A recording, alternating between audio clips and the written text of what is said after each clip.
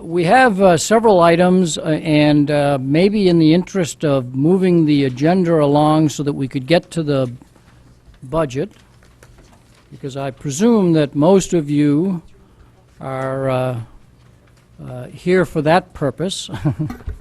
And so maybe there are some items on here that we could easily do at the end of the meeting, and therefore get to the budget quicker and handle the other items later. And those might be the approval of the minutes, number 3, and the old business, number 7, which is the 3 motions around the mission, goals, objectives, and whatnot. And if I suggest that we put that after item 8, A and B, so it becomes after item 8, just before number 9. And so if there's no objection of the board, and I ask for unanimous consent to move items 3 and 7 to follow number 8, that may help us to accommodate those who are here as well. So if I'm hesitating to see if, I'm not looking for a motion unless there's an objection, and then we'll, if there's a unanimous consent, then it's so ordered, and items number 3 and number 7 will be considered after we consider the budget. So thank you. Guess what? That puts the students up first. Now, you will make your regular report, but as I have reminded you in the past, there may be agenda items that you wish to make a comment about, and you should feel free to, making your report, make a comment about them if you wish, or just stay with what you normally do and whatnot. So, who wants to go first? We'll go. Okay. Mr. King. Good evening. There are some important things to discuss tonight, so we're going to keep it short and sweet. Over the past few weeks, juniors in Ludlow have been adjusting to a newer version of the CAPT, the SBAC, the Smarter Balanced Assessment Consortium. The test will take place in March and features math and English sections as well as a CAPT science section. While our teachers adjust to preparing for the test, the student body and administrators are adjusting to our evaluation system, which allows for, students to measure how well they understand course material. Seniors are continuing to hear back from colleges with notable acceptance rates at Penn State University, University of Connecticut, University of Vermont, and Ivy League schools such as Harvard, University of Pennsylvania, and Cornell. To end a great first half of the year, report cards will be distributed tomorrow in homeroom. Additionally, plans to increase the size of our cafeteria and to add on classrooms have been drafted in their initial stages, accommodating for our growing student body. While we have enjoyed our success in the classroom, at the same time we have thrived on the field. Our girls basketball team is off to a great season, beating Staples last night 53-31 to improve their overall record to 10-1. Boys wrestling improved their record to 7-2 yesterday, and our boys basketball team, boys ice hockey team, boys swimming team are also on track to make the state tournament, and our girls basketball team is a contender for the FCIAC title. Our past 2 weeks have been largely successful, capped off by the end of midterms and our first semester. The student body enters the second half of the year carrying the momentum of a great first semester, all in all. In a great end to the first half of the year for the Ludlow student body. Thank you. Any questions for our representatives from Fairfield Ludlow High School? Hearing none. All right, Ms. Clark now, is up. Ward. Good evening. How are you guys? Hello. All right, so our first semester ended, so that means we're rolling into the third marking period. Finals are ended, thank God, going well. But our electives are beginning the second half of the year, all that stuff. Currently, our modern, which is the class, what it's called, it's Modern European History. They're planning a trip to Paris, Milan, Florence, and Rome, which will be April 11th through 19th. So there's meetings going on about that. They're very excited. Tuesday, February 4th, we're holding a gap year program at Fairfield Ludlow from 6 to 6:30. Is anyone interested in taking a year off between high school and college? Very scary, but exciting. And then also a military career day, which will be held same place from 8 a.m. to 10 a.m. March 19th. One of our clubs at Ward, Raft, is presenting to our health classes about healthy relationships. That's going to be taking place all next week. Our school store is reopening Monday. We finally have some shopping to do for this weekend. From our midterms, we sold bagels successfully. And we have help from our business department this time, so we're collaborating with them. Our girls' basketball is 10-4 overall and 9-3 in FCX. Our boys' hockey is 3-2 in FCX and 3-6 overall. Wrestling is 12-3 overall and ranks 6th in the state, which is nice. Kate Allen won the 1,000-meter race yesterday at FCX, and our girls' indoor track team plays 4th at FCX. So we're very proud of our sports department.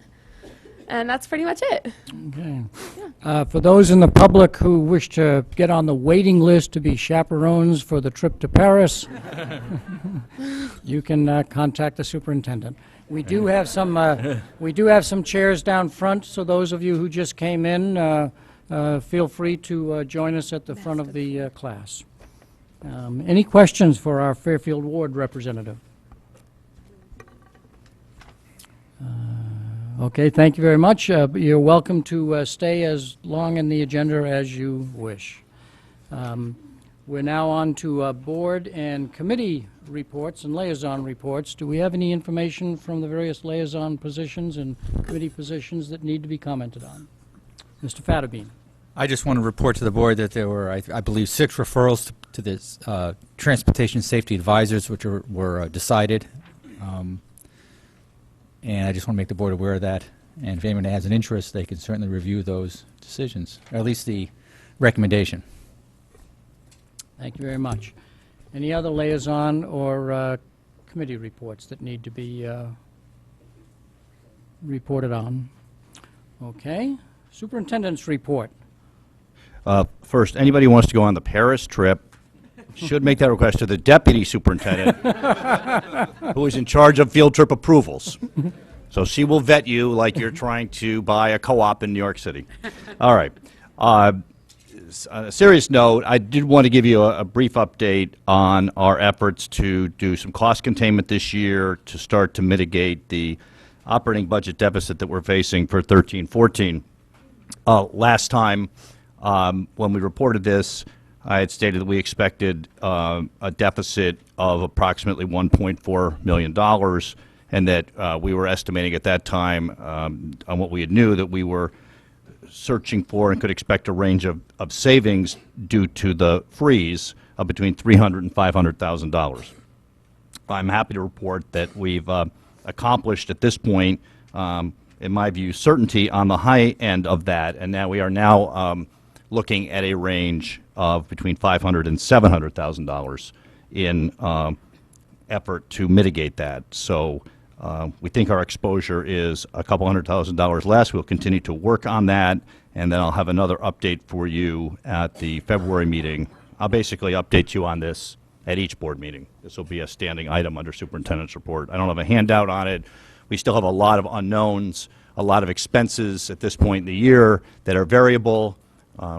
This heat wave we're having is not helping, and so there's still quite a bit to worry about on the operational side.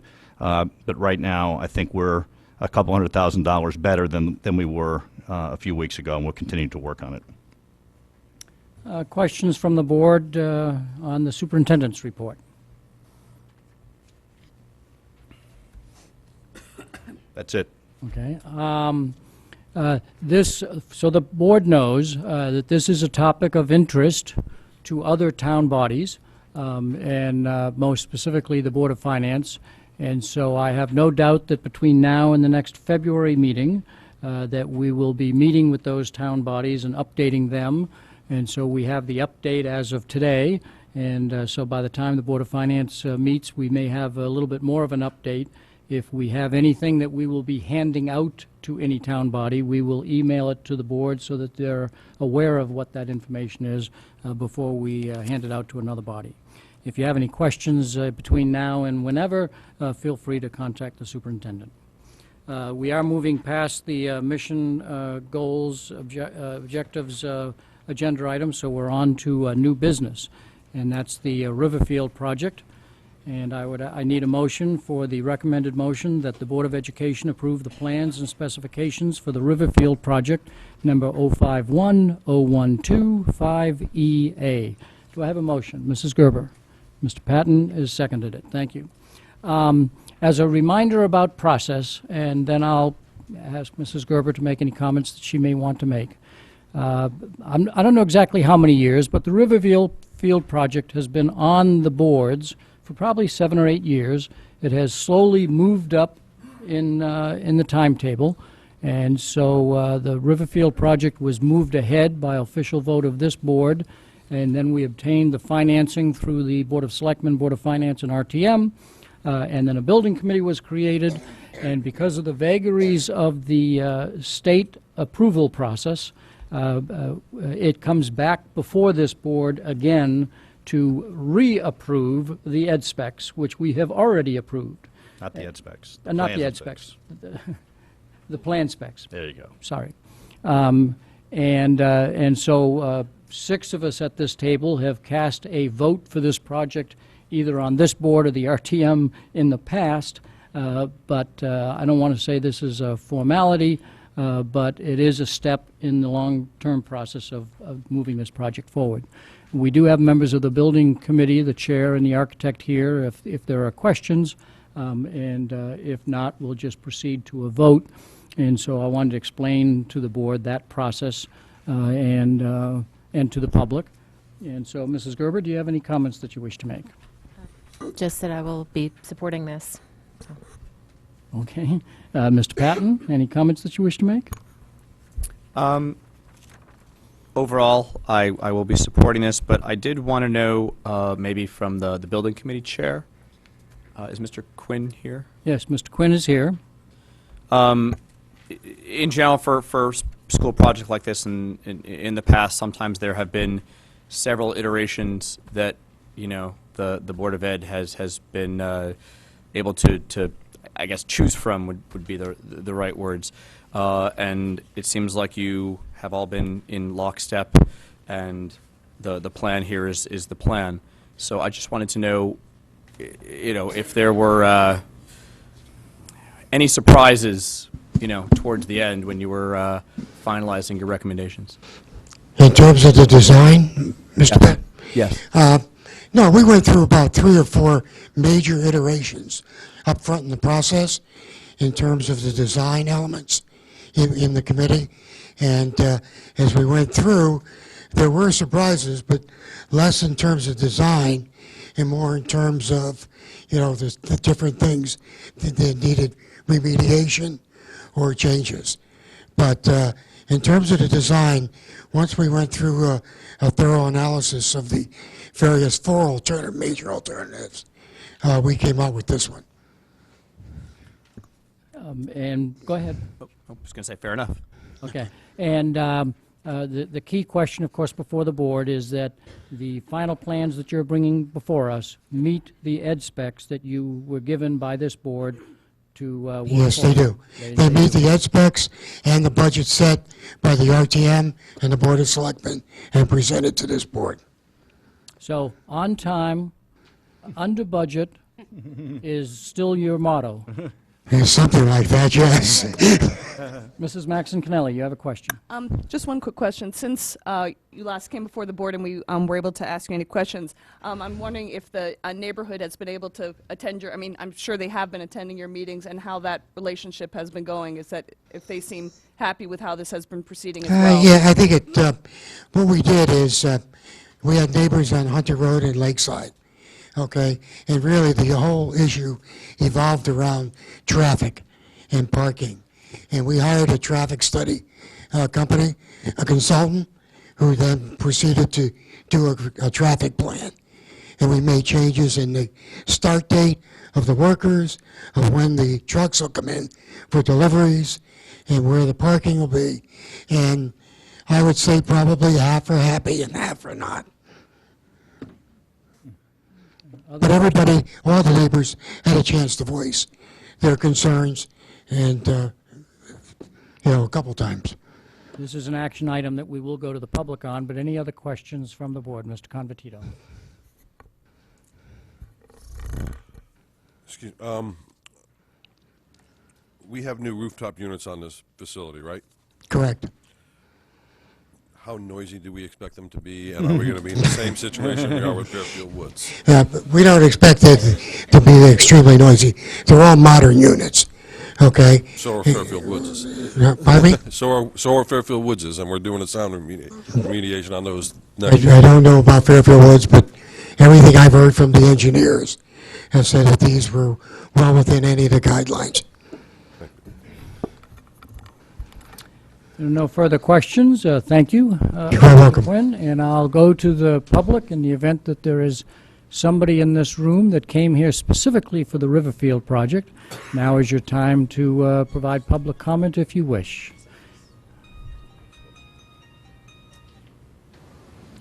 I don't see any coming forward, so therefore we're back to the board with no public comment. We're ready for vote, and we're acting on the recommended motion that's before us, that the Board of Education approve the plans and specifications for the Riverfield project number 051-0125EA. All in favor of the vote, please raise your hand. Wait a second. Mr. Convertito, Ms. Carnell, Mrs. Gerber, Mr. Dwyer, Mr. Fattabine, Ms. Maxon Kennelly, Mr. Patton, all opposed? Any abstentions? Ms. Lou McCormick, Mr. Llewellyn. Thank you. The motion passes 702. Thank you.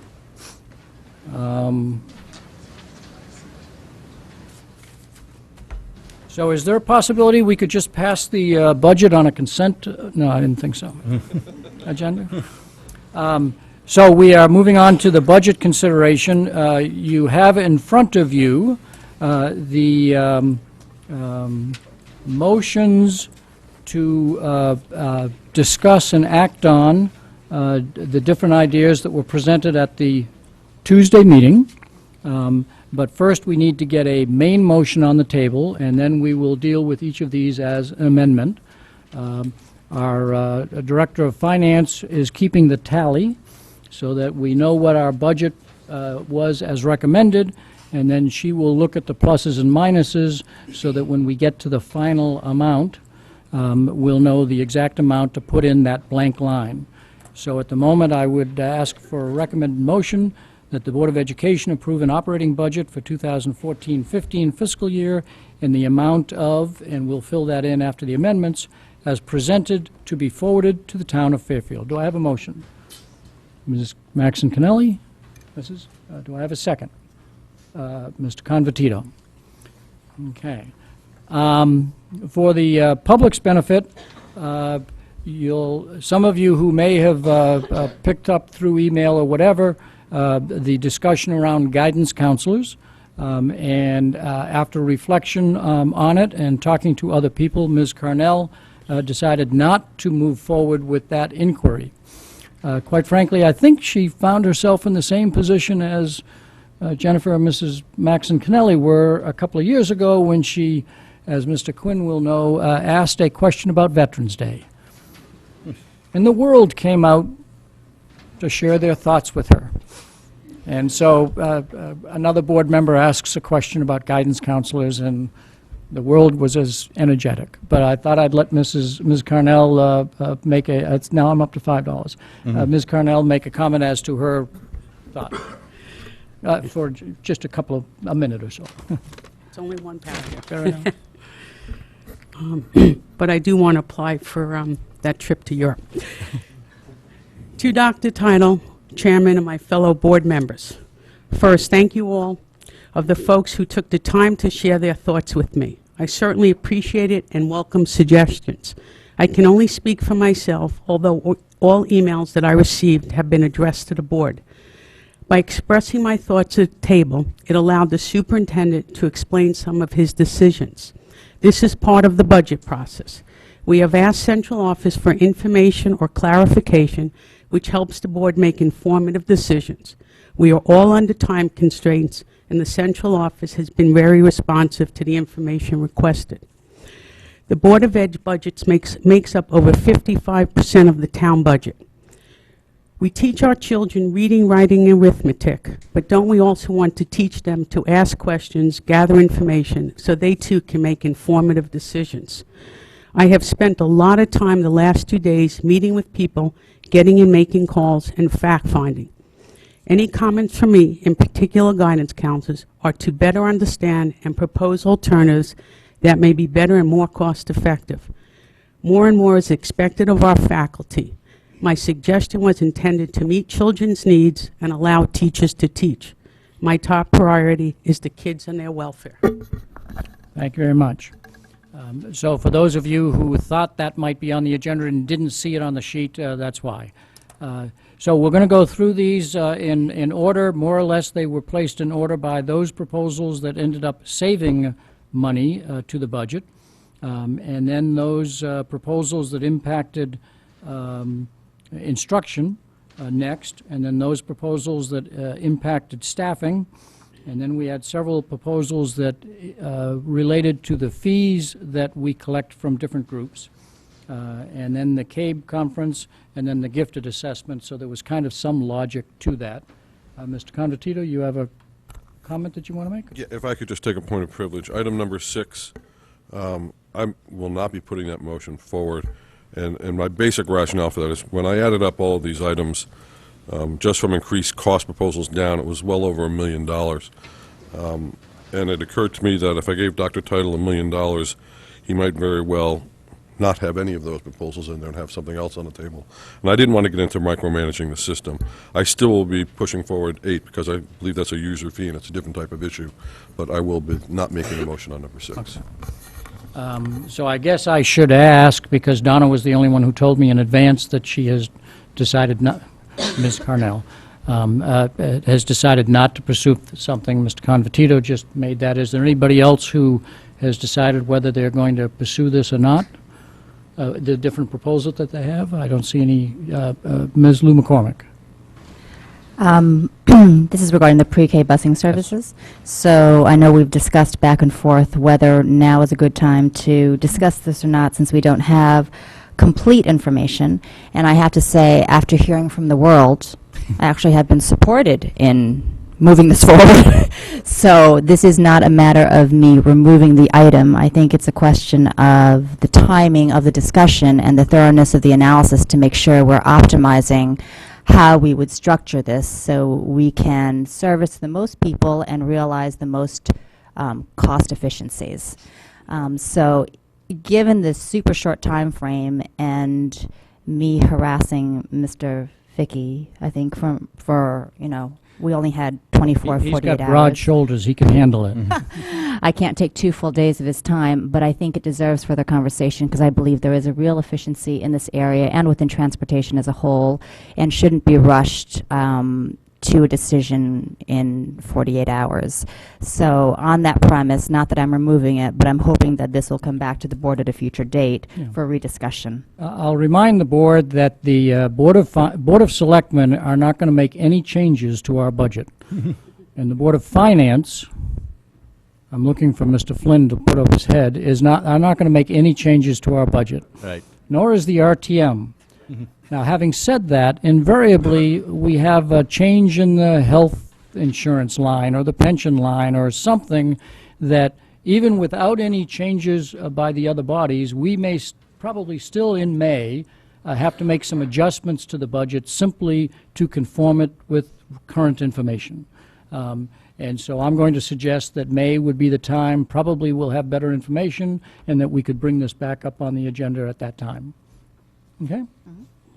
So, on to curriculum leaders. Mr. Llewellyn, we did not have a number in here. Dr. Title has worked up some numbers, but we did not get a formal, here's how I want to see it structured. Correct. So you're up next as to the curriculum leaders and anything that you wish to propose. Sure. So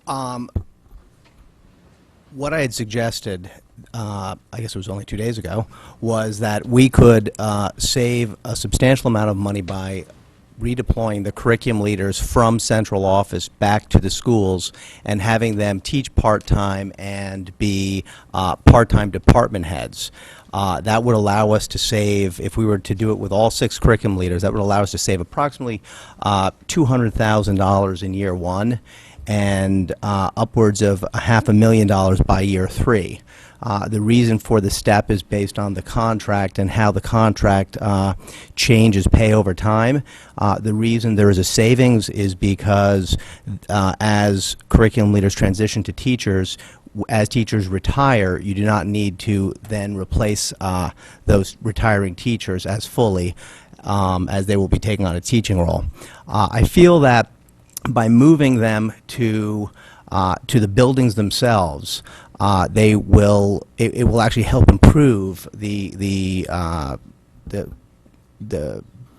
evenness between the different schools in terms of the connection to what's actually happening, and it will kind of level out what you find now is very a disparate application of the curriculum between the different schools. As parents share stories, they find that things are done in one school but not in the other. Mr. Llewellyn, we generally follow the process of a motion is on the table, and then we discuss and debate and whatnot. So do you have a motion that we can officially put on the agenda? Or? Well, if I may finish, then I'll put a motion on, because I'm going somewhere, okay? No, okay. So thank you. So I've got this, it's laid out there, and that's one of the options. Now, I share Ms. McCormick's view that 2 days is not enough time. What I would actually like to do is sit and work with Dr. Title and some others to evaluate how this can be done, and maybe there's a medium in between. But I do think that by having the curriculum leaders out of central office and in the buildings, there'll be a much better connection, and it'll actually be beneficial to the kids. So at this point, there are huge savings to be had here, but I would like to also defer this, and if in fact this budget comes back to us after the RTM, I think by then I would like to have come to some sort of number with Dr. Title and his staff so that we can be a little more specific rather than rushing into something. So I'm going to temporarily table this, but I do not want to remove it. Fair enough. One of the questions that has come up over the last 2 or 3 years as the board has debated this question, not extensively but discussed it, is depending on the model that you are suggesting, whether it's school-based or central office-based, and then you do the math, and there have been different viewpoints as to whether this will actually end up changing this to a school-based model will actually end up costing us more money, or as Mr. Llewellyn feels, will save us money.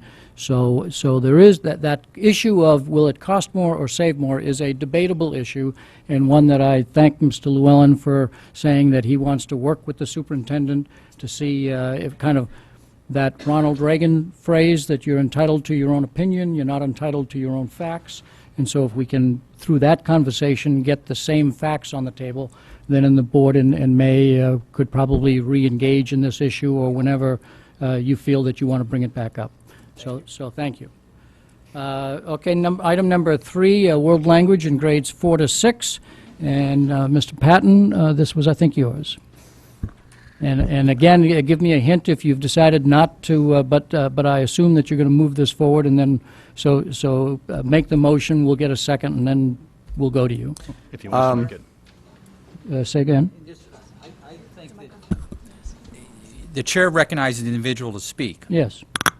In my opinion, I feel that individual recognized to speak can speak on whatever he wants and can conclude with a motion, in which then the whole body debates it. So I would.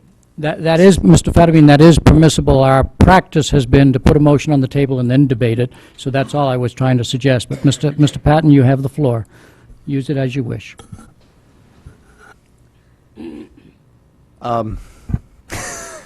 Okay. I'm going to make an official motion, and I would like to move to eliminate the world language in 4th and 5th grades, to take those funds and to increase the instruction from 2 25-minute sessions to 4 25-minute sessions in grade 6, thereby giving at least one of the 3 grades a full world language program. The net savings to this proposed budget is about $75,000, and those funds certainly can be used elsewhere. Okay. And so the motion, while Mr. Patton kind of summarized those last few words, the official motion will read, it'll change as a positive reduction of $75,029, of which $66,109 is salary and $8,920 is benefits, and that was included in Mr. Patton's motion. Do we have a second? Mr. Convertito. Mr. Patton, do you made the motion, you have the first crack at further conversation. It's fairly simple. This is in no way to take away the world language requirement that we've had for the last couple of years. But I have talked to, since the cut happened 2 years ago, that the program is kind of broken as it is, and the students don't benefit much. And as I've certainly talked to principals and 4th and 5th grade teachers, not so much 6th, is that they are thrilled with the extra instructional time that they have gotten. And originally I was hoping that we could just take 4th away and figure out how to get 5th and 6th up to snuff. And the money obviously is not there to do that without cutting something else. So I wanted to see at least one grade have a full world language program, with the hopes that we could slowly add back the others without having any detrimental cost to the budget as is. Okay, thank you. Mr. Convertito, you seconded it. Any comments that you want to make? I second it because I think it's worthy of discussion. My fear with the motion is that if we eliminate 4th and 5th, and I've been sitting on both sides of this table now going on 14 years, once something's eliminated in this district, it is extremely difficult to bring it back. And my preference would be just to restore 6th grade and leave 4th and 5th the way it sits, with the hope of re-elevating those to the pre-2010 levels. I mean, that's my position on it.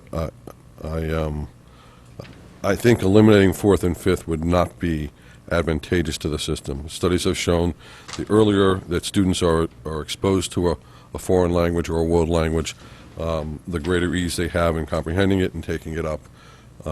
So while I did second it for discussion purposes, it's not something I'm willing to move forward on. Ms. Maxon-Connelly, Mrs. Maxon-Connelly. I haven't thought about it. I would like to put forward the idea of postponing this. I also agree that this is very worthy of looking at. I'm sure that there is a way to efficiently deliver education, and that's something that the district is doing all the time, and this program is no different. But a change of this magnitude, once again, because it's within such a tight time frame, I would want our staff to have more time to evaluate this and how could this be delivered. I mean, these are scheduling issues. We've got curriculum issues coming up. And for this board to make this decision, and we have yet to have anyone from the staff come up and speak about it, I would like this item as well to be postponed until we can hear from the staff on this. Perhaps at some point in the spring, perhaps to June, but that's what my preference would be. You might remember one of my first meetings, Paul kind of made I might want to suggest, and then I moved past him because I didn't hear him say, I want to move to. So before I move past you quickly. I would like to move that we postpone you this wanna move to postpone it. Okay. date future. Do we have a second for that motion? Do we have a second for that motion? I have a question. I need a second first before we can talk about the proposed. Mrs. Gerber will second it for the purpose of discussion. You made the motion. You kind of talked about it. Is there anything further you wish to say? No, just again, I think we need the staff to weigh in on it, just how this would be implemented and the value added. They just had to change the world language curriculum finally to accommodate the budget change of 2 years ago. And so what will this look like being reinstituted? I mean, I think the staff needs to have a shot at this and to give us feedback on how will this be value added. I agree with Mr. Convertito. It would seem on its face, of course it's value added, but I still would want to hear from the staff first. Mrs. Gerber, you seconded it. Do you have any comments that you wish I to make? was just seconding And for this the- is a motion to postpone, so the discussion is on the reason to postpone, not on the main motion itself. Yeah, I was made the second just so that we could discuss the item. So, Okay. Ms. Carnell and then Mrs. Lou McCormick. I agree with Mrs. Jennifer Maxim Kennelly about postponing it because I think we're in a time crunch. My question is, if we do postpone it for a May meeting, can, if possible, that be reinstated for the September start of the school year, or does it take longer for Through that? me to Dr. Title. Yeah. Well, it all depends on the budget situation. I would, just on the postponement issue, we did not propose in this budget any changes to the world language program. And there may be a way, we're concerned about instructional time for language arts, which presently is where the time comes from in the 6th grade in particular. And that's the logical place. If you can only add in one part because of the budget being what it is, 6th grade is a logical place to do it. But we need an opportunity to look at the schedule for 6th grade and see if there were a way that we could do a different tweak to the schedule in the middle school so that we might, if funds were available, again, how could we fully institute the world language in 6th grade without losing language arts time? I mean, it's hard to invent time out of thin air, but schedules, middle school schedules are quite interesting. So it's possible, and I know that Dr. Boyce is working on this, looking at the schedule in general. That, in fact, you might remember it's actually on our initiatives list for this year. So there would be two, obviously obstacles, to this. One would be, would the budget be able to support the additional FTE that's needed? And that figure was out in a prior Q&A. It's not right here, but we know what the dollars are for that. And of course, we would not be in favor of funding that by removing it from 4th and 5th grade. That would not be something that we would be in favor of. So I think the postponement to give us a chance to work on it, particularly in 6th grade, and so we can address several of those issues. So it's possible, but I can't say that it would be a certainty. But from a time perspective, I think if the money and all that stuff happened and the staff said, yeah, let's do it Right. in May, would that be able to be implemented by the September beginning? Yes. Then the answer is yes to you, Ms. Carnell. That's a long way to say yes. Okay. Other comments that people have? Mr. Fattabine. I had the comment next. I'm sorry, Ms. McCormick was first, Not Lou to cut you McCormick, off. and then Mr. Fattabine. Thank you. Okay, I would say that postponing it decreases our chances of being able to reinstate the world language program. The reason is because it's this simple. We understand right now that we have a couple of different opinions on the budget that are in the public. I think that's been very clear via all the emails. And in all likelihood, the pressure will be in one direction on the budget at that point in time. And at that point, we will be grappling with most likely purely reduction items, and the ability to add an item at that point, I think, will be very, very difficult. So at this point, if we want to include all the items that we want to consider, and at that point be able to reconsider cutting from what we've added, I think that that will be probably a more efficient, and it will assure that if we are interested in reinstilling world language, that it actually happens this year. Otherwise, I fear that we will defer it for another year, and the longer we wait, the harder it becomes to instill, and the more students that are impacted. And to me, that is the highest concern, that the longer we wait, the more students will be impacted. And to me, that would be a travesty. Thank you. Mr. Fattabine. My thoughts on the postponement are that I don't know if I would support a postponement simply because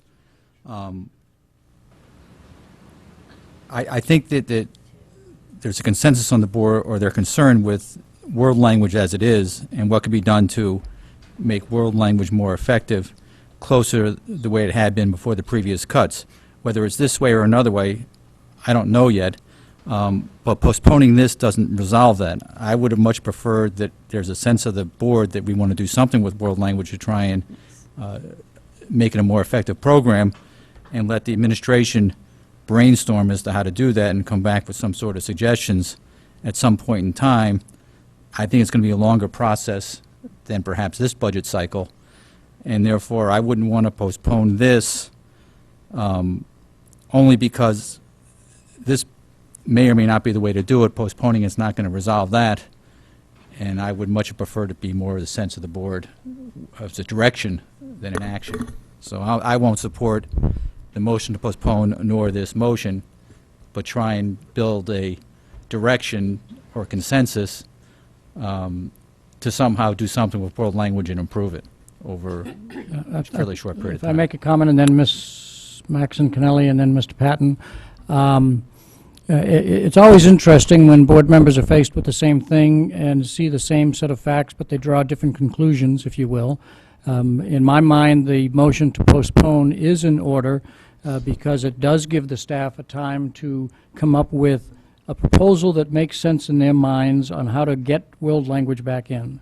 I think there is no doubt when you follow the campaigns of the 4 people that were elected this year and the 4 people who were elected last year, and Mr. Fatabean's long-term support of maintaining program, that this board does have an interest in having the staff figure out how to get world language back into the schedule. But we also have an interest in knowing, well, what's that going to impact? You know, what other instructional time is that going to impact? And so the motion to postpone, I think, gives the staff in the board a chance to mull those things over and come up with a proposal that makes sense to all of us. So I am in favor of the motion to postpone because I think it accomplishes ultimately what we all want to accomplish. Ms. Maxon Kennelly and Mr. Patton. I think one of the other points about postponing it is that it's, I mean, obviously, if we ask for it to be put on the agenda, I have faith that it would, and by postponing it, it brings it up at a date certain, that this issue will come up again. It doesn't say it with a, you know, a definitive time frame with a definitive outline of what it is that we'll be asking for, but it will bring the topic back. And to vote down the postponement and then to vote down the motion, there's no guarantee that the topic comes back up again and doesn't get crowded out by something else. So that's the other reason I'd be in favor of postponing it, because I want the topic to come back up as an agenda item. Thank you. Mr. Patton?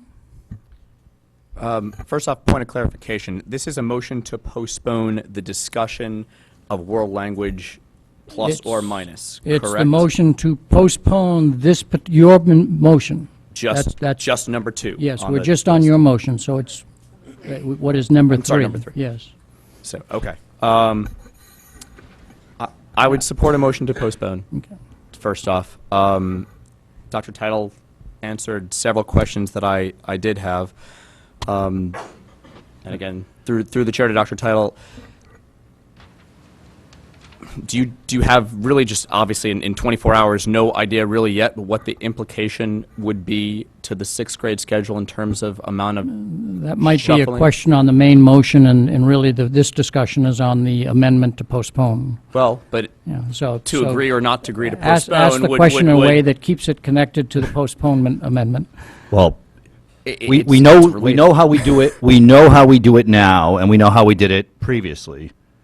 And to postpone this gives us how's that? To postpone this Thank gives you. us an opportunity to look at alternate ways, perhaps, to deliver it without adversely affecting language arts instruction, which, as you'll see when that curriculum comes forward, probably needs twice as much time as we currently have allocated for it. So, and I just want to point out, we're proceeding from an assumption that the program is broken in grades 4, 5, and 6, and the data and the evidence on that is not clear to me. Simply speaking to individuals or people's feelings or wishing the way it was is not data and evidence. So we need to do some internal assessment about how that program is running and make some decisions as well on that, because making decisions based on, anecdotal evidence may not always be the wisest course. Any Understood. further discussion on the motion to postpone? Mr. Patton, you have the floor. Yes. I would certainly, agree with that assessment.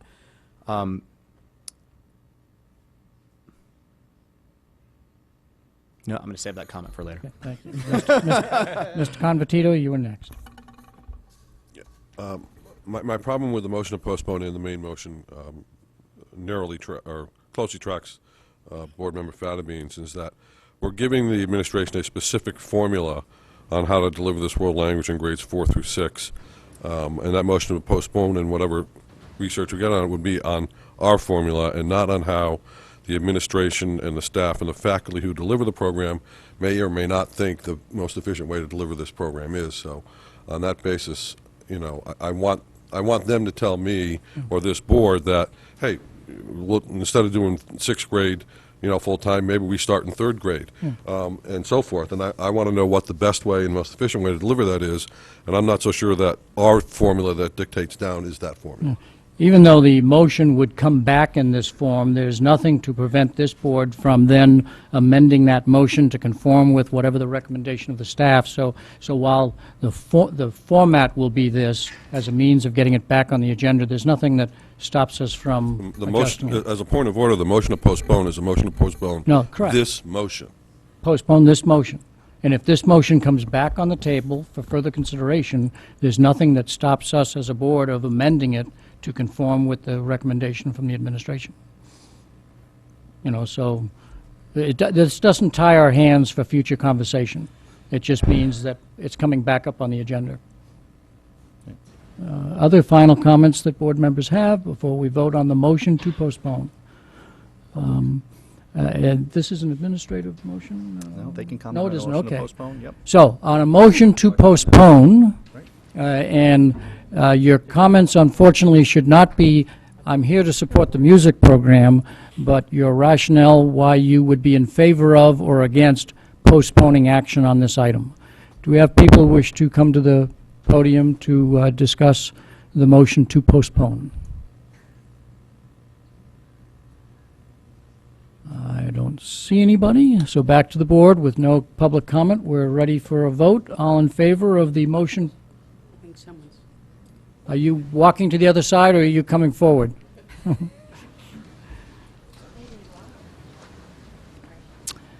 Please state your name and address. Thank you. Tricia Donovan, 164 Tainter Drive, or Patricia Donovan, 164 Tainter Drive, okay? J'aimerais vous parler de l'importance des langues étrangères. It's very important to speak a foreign language, and there are windows of opportunity for learning language as first mother tongue and then rote. And the earlier we start, the easier it is. We all know we learned as a teenager at 13, and we had to do the exercises in French class going E and U, and it's very uncomfortable as a teenager to make faces in front of your peers. The earlier we start, the less uncomfortable it is, the more we learn. The windows of opportunity, if you read the research on multilingualism, tells you that when we learn as a child, we learn as a first language, and beginning at the age of 7, we have to learn by rote. And it doesn't take away from instructional practice. Foreign language supports our mother tongue practice. If you talk to any of the parents in here, they'll tell you they learn grammar from foreign language classes. We have to learn what the predicate is. We have to learn what the passé composé is. We have to learn what a direct object is. Please do not roll back. Expand the program.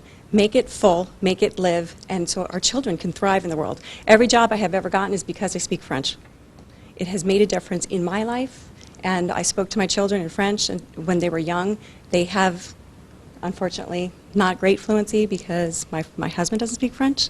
I'll blame it on him, but it's important. Please don't roll it back. Thank you very much. So that I can judge time, because this will be important as we go along on various amendments, if you are going to speak, it would be important to come up to the microphone so I know it, and we aren't waiting for people to kind of weave their way through. Thank you.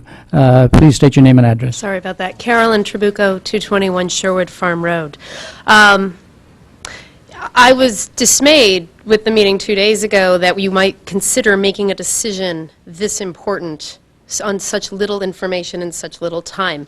I was concerned enough that I reached out to a friend of mine whose name is Helene Rassius, and she's the daughter of John Rassius, who manages the Dartmouth College Rassius Center for World Languages and Cultures. Dr. John Rassius developed the language learning methodology for the Peace Corps in 1964. I asked him to go out to their experts and say, if you had to choose either a full 6th grade program or a 4th, 5th program, which would you choose? They were split. Because on one hand, the research is so strong regarding brain pathways of language learning that it should be taught as young an age as possible. On the other hand, the research is nearly irrefutable that to get any benefit out of language instruction, you should have at least 100 minutes per week. So in effect, both answers are right, both answers are wrong. And based upon that, I do encourage you to postpone this, to debate it, to research it, and then come together with a curriculum-driven, research-driven, results-driven proposal to the board. Thanks. Thank you. And thank you for getting your comments toward the postponement question. Any other, as both speakers did, any other comments from the public? Hearing none, back to the board. If there are any additional comments before we take action. Any additional comments before we take action? If not, this is the motion to postpone. All in favor of the motion to postpone, please raise your hand. Ms. Carnell, Mrs. Gerber, Mr. Dwyer, Ms. Maxon Kennelly, Mr. Patton, and Mr. Llewellyn. All opposed? Ms. Lou McCormick, Mr. Convertito, and Mr. Fatabeen.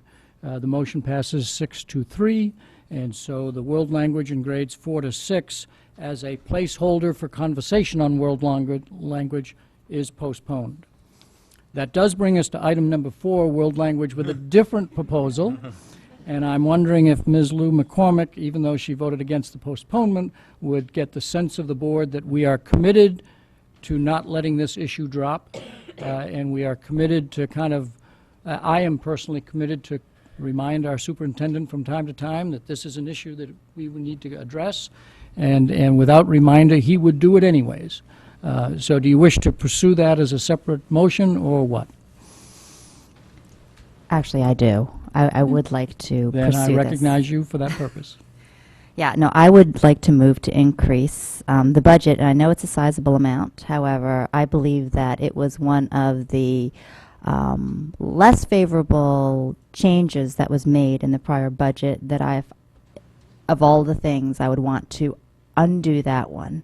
It was one of the things that moved me to want to even be on the Board of Ed, because I thought... Despite Mr. Fatabeen's comment, if you are going to put the motion forward, I'd like to at least get the motion on the table with a second so that we can then have discussion on it. So the motion that's actually on the paper in front of you, is that the motion that you wish to make?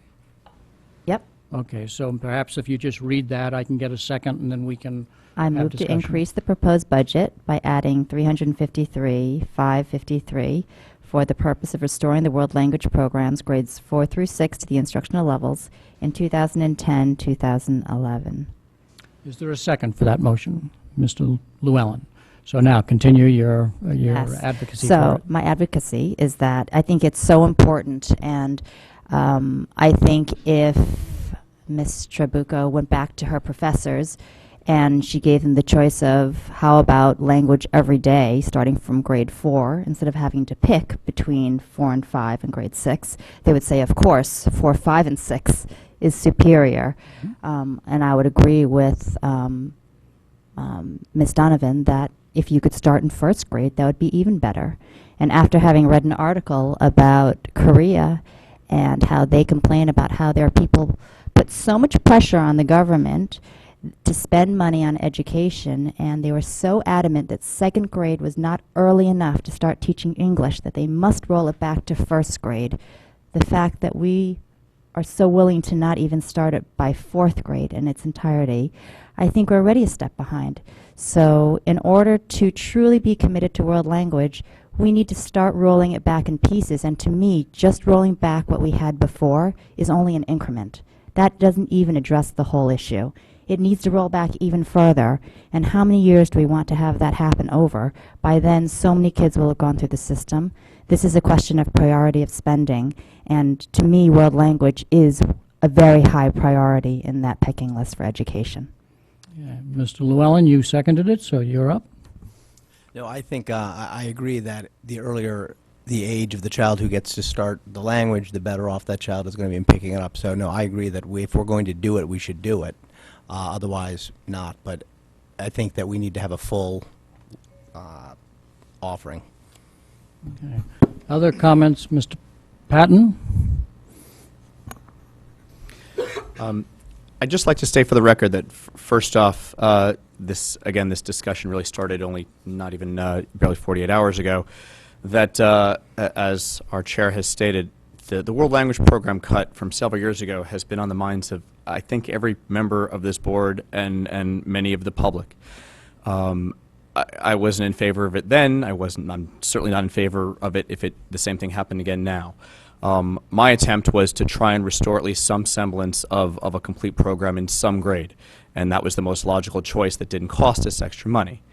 That said, I would love to see a full restoration of this program in grades 4, 5, and 6, and certainly if we could start earlier, that would be great. If that was, if that was able to be included on a curriculum. I'd also like to comment on something that's been said jokingly, perhaps, tonight and other nights, where the other town boards that will see this budget after us, will not cut or will turn a blind eye, as they say. But in all seriousness, there's been several years of cuts on this budget for blind cuts, cuts with no reasons, just to trim the fat, as they say. And these are the repercussions. So 2 years ago, the World Language Program was cut, and now we're struggling with a million different proposals to try and figure out how to bring it back. This is what happened. So I implore the Board of Selectmen and Board of Finance and the RTM, please think about these things when you do your analysis, and talk to us, and we can answer questions or find someone who can, that will hopefully prevent these sort of things from happening again. Thank you. Any other comments from board members? Mrs. Carnell. Chairman to Dr. Title, I just want to understand one thing. Is this world language a financial issue or a time constraint on the English language issue? It's both. We have real concerns about the time, particularly in grades 4 and 5, as kids move into strings and band and chorus, with instructional time in those grades. And if you're seriously going to be considering this tonight, then I need to bring some principals up here to talk to you about that. Okay? I mean, if you're really going to put this in, then we need to tell you some of the concerns. But given that you just postponed the last one, I don't want to go through all that, but it's both. And, again, I would prefer to have a little time to look at some options here that can meet all needs out there. But this is a financial issue. This is a huge increase. You'd be adding something that we're not recommending. But it's your call. If you're really going to push this, then I really need to have some elementary folks talk to you about the 4th and 5th grade. Or if we're going to really do it in May, then we'll do it then. So it's really up to you all. Mr. Patton. I'd like to make a motion to postpone this till the May discussion, where we can merge the whole world language discussion into one. Okay. Is there a second? You'll second it, Ms. Mark Carnell. Mr. Patton, do you want to make any further comments on the motion to postpone? No, I think I've said all that I need to say. Okay. And Ms. Carnell, do you have any further comments that you wish to make? Any other further comments from the board? Ms. Maxon Kennelly? Again, Mr. Convertito? I would support the motion to postpone for the same reason that I supported the other. I think this needs to be a comprehensive discussion. You know, this isn't a matter of just throwing money. If we're going to bring something back, I think time needs to be put into, I mean, I assume that this number here, the 353,000, that's a staffing indication through the chair to Dr. Title, correct? Yes. I mean, as we look to, if this were to come back whole scale, you know, the staff needs to have time to say, are we just going to do what we did before, or can we do that better, and is there a way to more efficiently do it, or to do it right? Would it have to actually be more than that? And we don't have answers to any of those questions now. Plus, I agree, we've just passed a new language arts curriculum for grades 3 through 5, which they're implementing. They've got new math, and there's a lot of moving parts here, and I want a thorough discussion on this, which is why I like the idea of postponing as opposed to voting something down. I want to have this discussion. Mr. Convertito.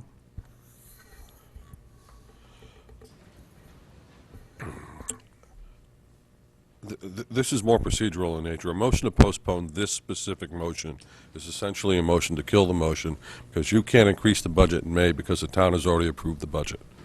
So I think the motion is out of order. Because of what might happen in the future, I think a motion to postpone is still in order. No, because you can't increase the budget come May.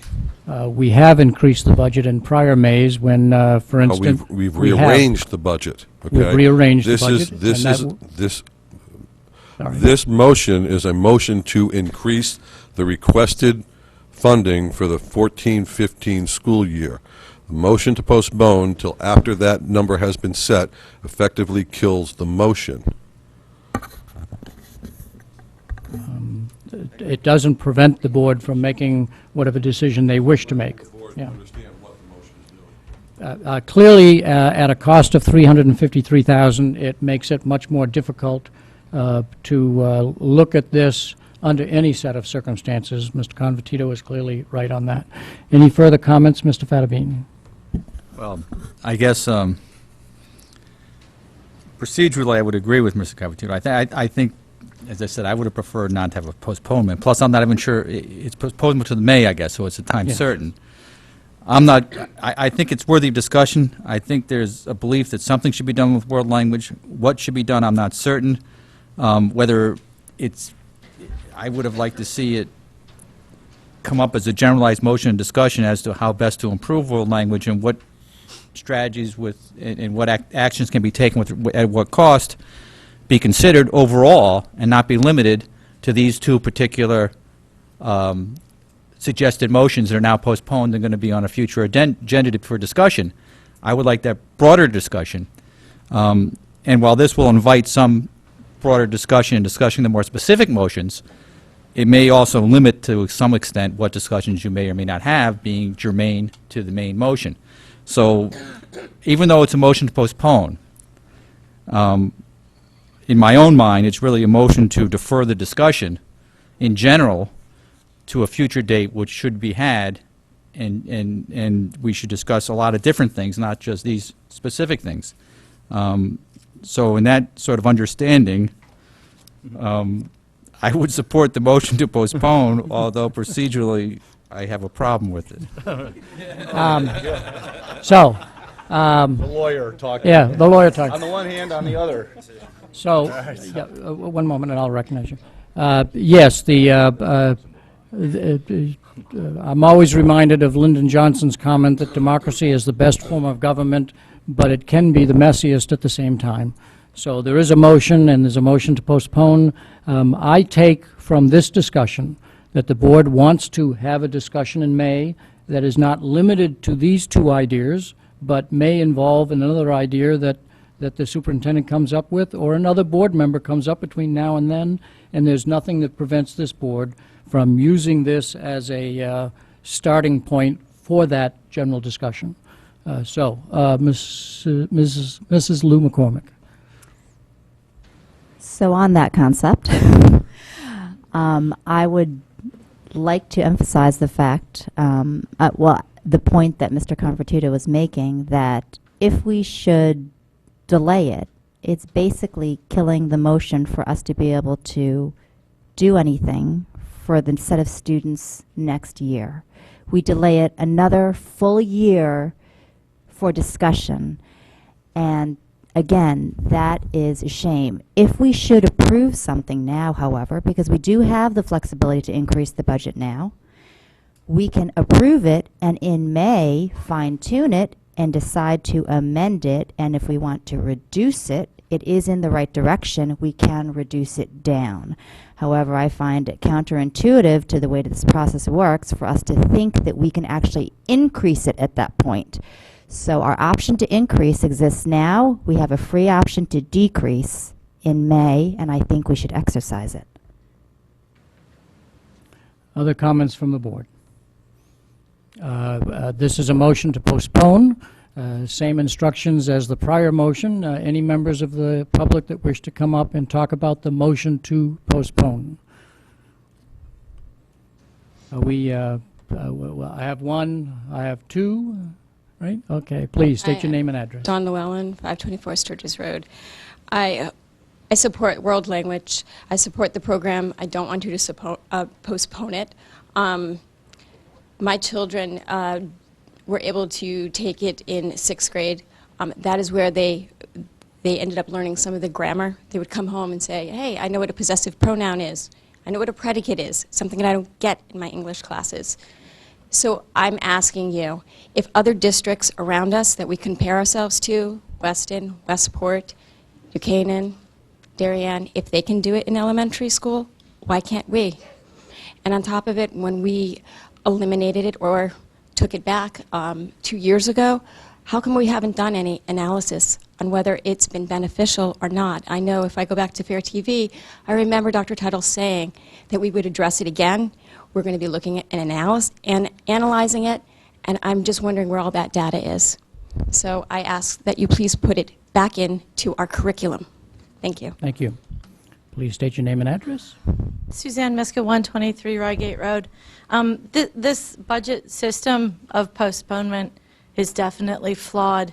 3 years ago, I stood in front of the Board of Finance when our pension number was cut after a lengthy discussion involving secretaries in the World Language Program.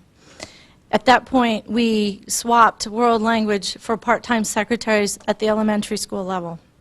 And then we got to the Board of Finance and found that the pension number in the budget book was incorrect and the money was decreased.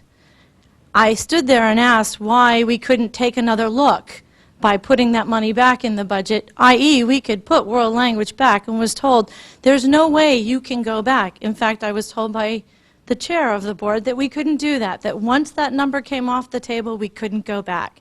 So a discussion where we think we can go back after the Board of Finance and the Selectmen and the RTM have cut the budget and put money back in is not going to happen. We will end up losing something else in order to make this work. My concern is I do not understand why the Board of Ed, the district doesn't give the Board of Ed members cost analysis of everything cut over the last couple of years and go over that before we even begin this process. We asked to have a process where the opinions and wants of the Board of Ed was brought forth. We're still doing this at the end hour. We need to stop being reactive and be proactive. This is very disappointing to watch again. Thank you very much. State your name and address. Once again, Tricia Donovan, 164 Tainer Drive. I would just like you to put the money in now because it is too late in May, and we also have to be mindful of the curriculum review calendar, and World Languages is up next year for review, and it might be too late in May to start looking at what we're going to add in and what we're not going to add in, so we need to be mindful of that, and starting a language at 6th grade is too late, especially when we're allowed to switch languages in 7th grade, so if you're going to start in 6th grade, you would probably have to offer the option of multiple languages in the 6th grade. Thank you very much. I think all of you remember my instruction to please get up to the microphone so I know how many to expect. So with nobody at the microphone, I assume we can come back to the board. Any discussion by the board, because the public did make comments? Any discussion by the board? If not, are we ready for a vote? And this is on a motion to postpone this motion to May, not dissimilar to the item number 3 that is postponed as well. Do you have a question on the motion? Yeah, just a quick comment through the chair to Dr. Title. When, or even to the chair, when is the World Language Program supposed to be reevaluated? It's in here. I don't. It's in your budget book, but yeah, And off the Next top year? of my head, next year. it is next year. Okay. So that it would be, next year would be the year that we would bring you the full revised curriculum, and that would be implemented the following year.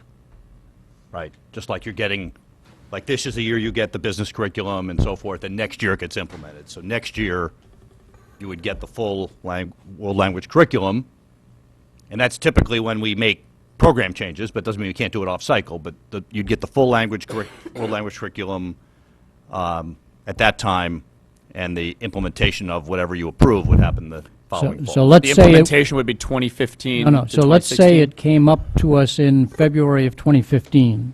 It would be implemented that September. Correct. Yeah. Right. So. A year from so fall. It's the same calendar year, but a different fiscal year, because of course we change on July 1. Right. Okay. Any further comments on the motion to postpone? Okay, if we're ready for action on the motion to postpone this motion to May. All in favor, raise your hands. Mrs. Gerber, Mr. Dwyer, Mr. Fattabine, Mr. Patton. All opposed? Ms. McCormick, Mrs. McCormick, Ms. Carnell, Mrs. Kennelly, and Mr. Llewellyn. Abstentions. Abstentions. Mr. Convertito. We have, who's got the count? It's 4-4-1, so the motion to postpone fails. So we're back to the main motion, which is I move to increase the proposed budget that's in front of you on number 4. Any further discussion on the main motion? Mrs. Maxon Kennelly. I think we have to take the stand that I completely agree that this is an important program, that it is important for the district. However, I don't think that doing it in this manner is appropriate, so that is why I voted against the postponement despite supporting the other one, because I think it sends a very poor message to the other town bodies that we just want to, the accusation will be throwing money after something with no plan. There's no plan for this besides just do what we did before. We haven't heard from the principals. We haven't heard from the teachers of this. We haven't heard an analysis of how we can do a better program. We've heard none of that. So to just put $353,000 plus into something without any idea of how it's going to be spent, I think we would justifiably be accused of being irresponsible, even as I absolutely want this program re-examined, brought back better. But until we have done that work to just throw money at it, we would, again, I think we would justifiably be called irresponsible. Other comments? Mrs. Lou McCormick. Again, I would say that just because we put it back on does not remove our right to amend it, change it, edit it, improve it at a later date. It will put it on the budget. It will allow us time to review it and edit it for May. We have time. The thing is that we don't have that option in May to put it back on. Other comments? Mr. Llewellyn. Yeah, I think what we're seeing here tonight is that this system is so badly broken the way it's been designed. So people have thoughts on how we can improve the district, yet we're given 2 weeks to look at a budget, and then we bring something forward and everything needs to be tabled because nothing can be increased. So, you know, it's disappointing. Yeah. Prior to Mr. Llewellyn being on the board, we do have a process that allowed board members some time in the fall to make general comments that might guide the superintendent. And then we have the conversation on the health and pension in December, and then these 3 meetings that lead to this meeting. And there's nothing that prevents any board member from bringing some subject forward at any time, if you will. But yes, the town charter that says this budget must be presented at a certain date, so other town bodies does force a constricted review time. So yes, that's that. I agree that we are always in that bind, and it's not a good bind, but some of it is just structural. Point of clarification, when you said the charter makes us bring it forward, that's the date you're talking about tomorrow. That's Yes. not when we can get this. We could have gotten this initial draft longer, or we could have started the discussion earlier, correct? Can I yes, but Thank you. can I have the the conversation on the world language program. Mrs. Maxon Cannelli and then Mr. Fattabine. I was going to respond to that point, so is that not appropriate then? No, I was just trying to clarify. Let's stay on the motion. Okay, you don't have Mr. Fattabine on the motion? The problem I'm having with this particular motion is that I do believe something should be done with world language to enhance it, whether it's bringing it back to the same level it was previously. I'm not sure it's possible, and I'm not sure it's necessarily the best way to go in that direction. So while I am in favor of enhancing world language in some way and trying to reinstall that program, I think that it's prudent to get more direction, to do it within 1 year cycle. I think it's difficult to do it in a deliberate and a way that's going to be implemented as well as doable.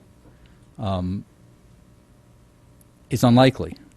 We're going to review the curriculum shortly, and I think a direction to try and enhance it in combination with the development of the curriculum would be good in the implementation and the rollout for the next even further cycle. I realize people are impatient. They want things done quickly.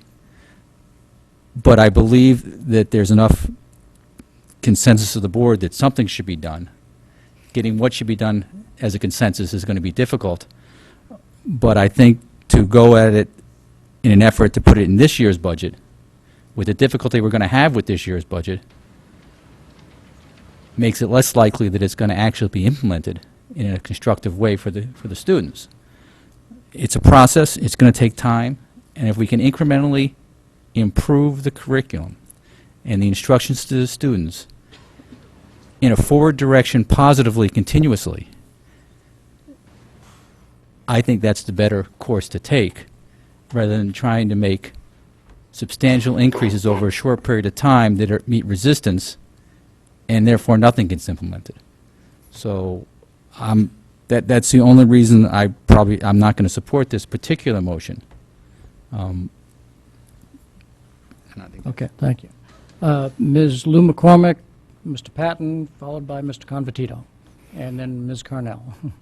I think we Help me often remember that order. I think we often get caught in analysis paralysis. Oftentimes, you jump in the water and you start to swim. And when the pressure is on you, I think people perform and they find solutions. We were able to cut it in 1 year and amend the LA curriculum very quickly.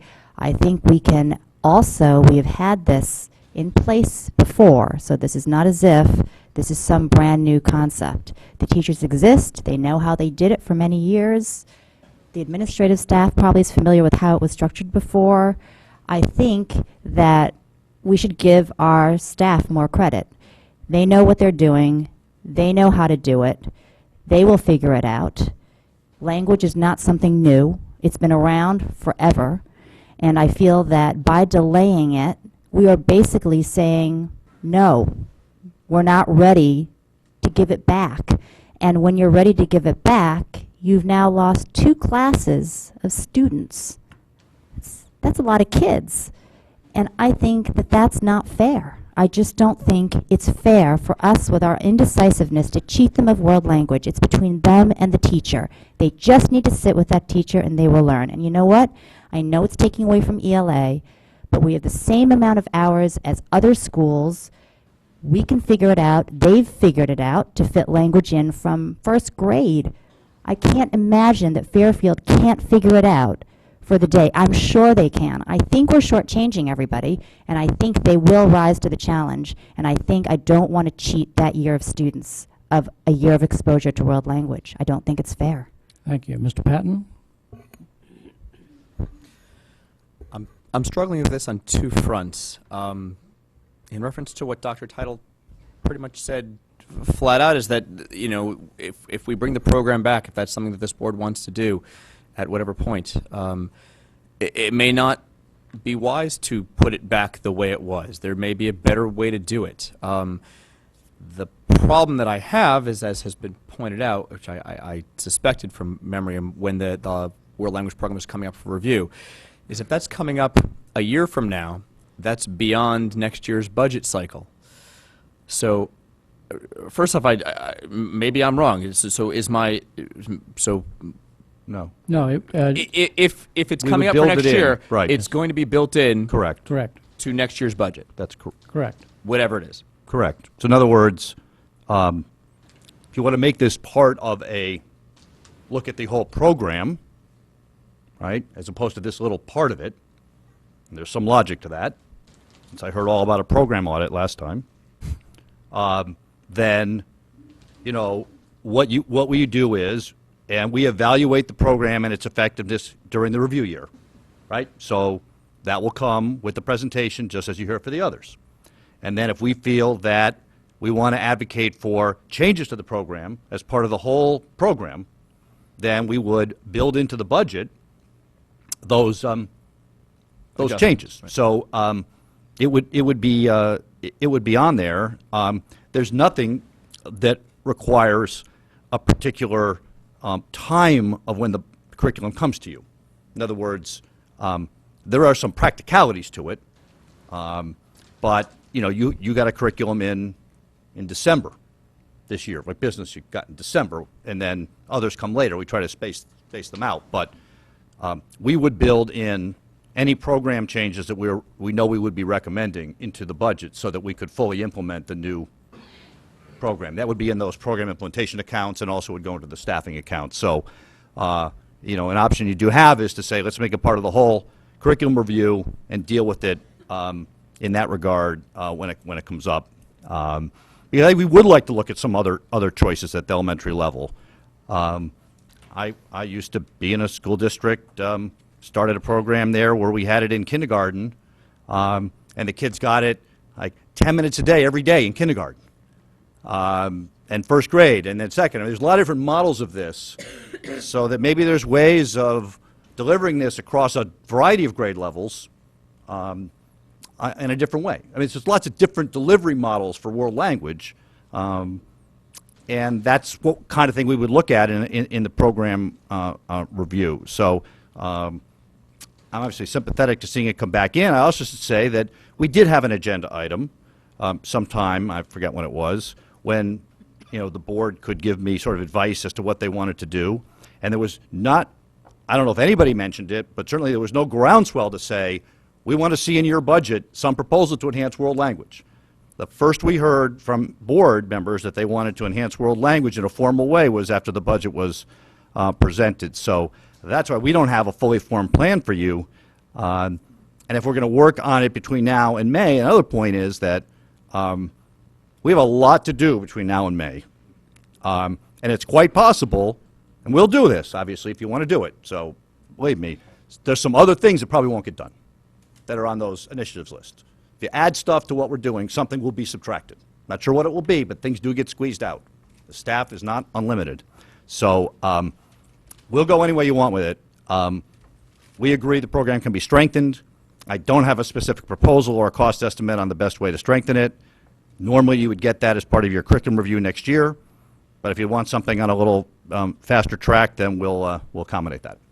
Mr. Convertito, that answered your question, Mr. Patton? Yeah, I did have Okay. something further, but Oh, okay, you still have the floor if you have another question. I think in good conscience that I can add $350,000 plus to the existing budget, as Dr. Title said, without a plan. So I would much rather like to see things like maybe there is a possibility of getting, you know, a language choice in 6th grade as opposed to when they can switch in 7th grade, so there's not that awkward transition. But obviously we can't do any of that without a review of the program and about more discussion on this. So I think it's best for now. I will not be supporting Thank you. reinstating guys. Mr. Convertito. Every fiber in my being wants to vote to reinstate this. I spent a lot of money and ran a referendum on this specific issue a number of years ago. Okay, and the comments that yes, we can change it later, you know, almost want me to, almost put me over the edge. The problem with that comment is that we are going before 2 more town bodies, and if we don't have a clear direction on what we're going to do, you simply put a big bullseye on this number. okay? And it's not going to move anywhere until we know that this is the best way to spend this money in delivering this program, okay, and restructuring our world language, which I think it needs to be done, okay. I can't support the motion, and it drives me insane that I can't. It pains Mr. Convertito especially because he put his heart and soul into a referendum, and it pains those of us who worked with him on that motion, on that referendum as well. I think Ms. Carnell was next. I'm okay. You're okay? Any other final comments on that motion? If not, we can go to the public. We have a similar topic, but this is on the main motion as to increasing the proposed budget by adding $353,000 for the purpose of restoring the world language program in grades 4, 5, and 6 to the instructional levels in 2010-11. Do we have members of the public that wish to speak on this motion? And again, a reminder, if you wish to speak, it will save us time if you start lining up, so I get a sense of how many speakers we have and whatnot. Thank you. Neil Fink, 70 Crest Terrace. Thank you. Same place I live every time I come up to the microphone.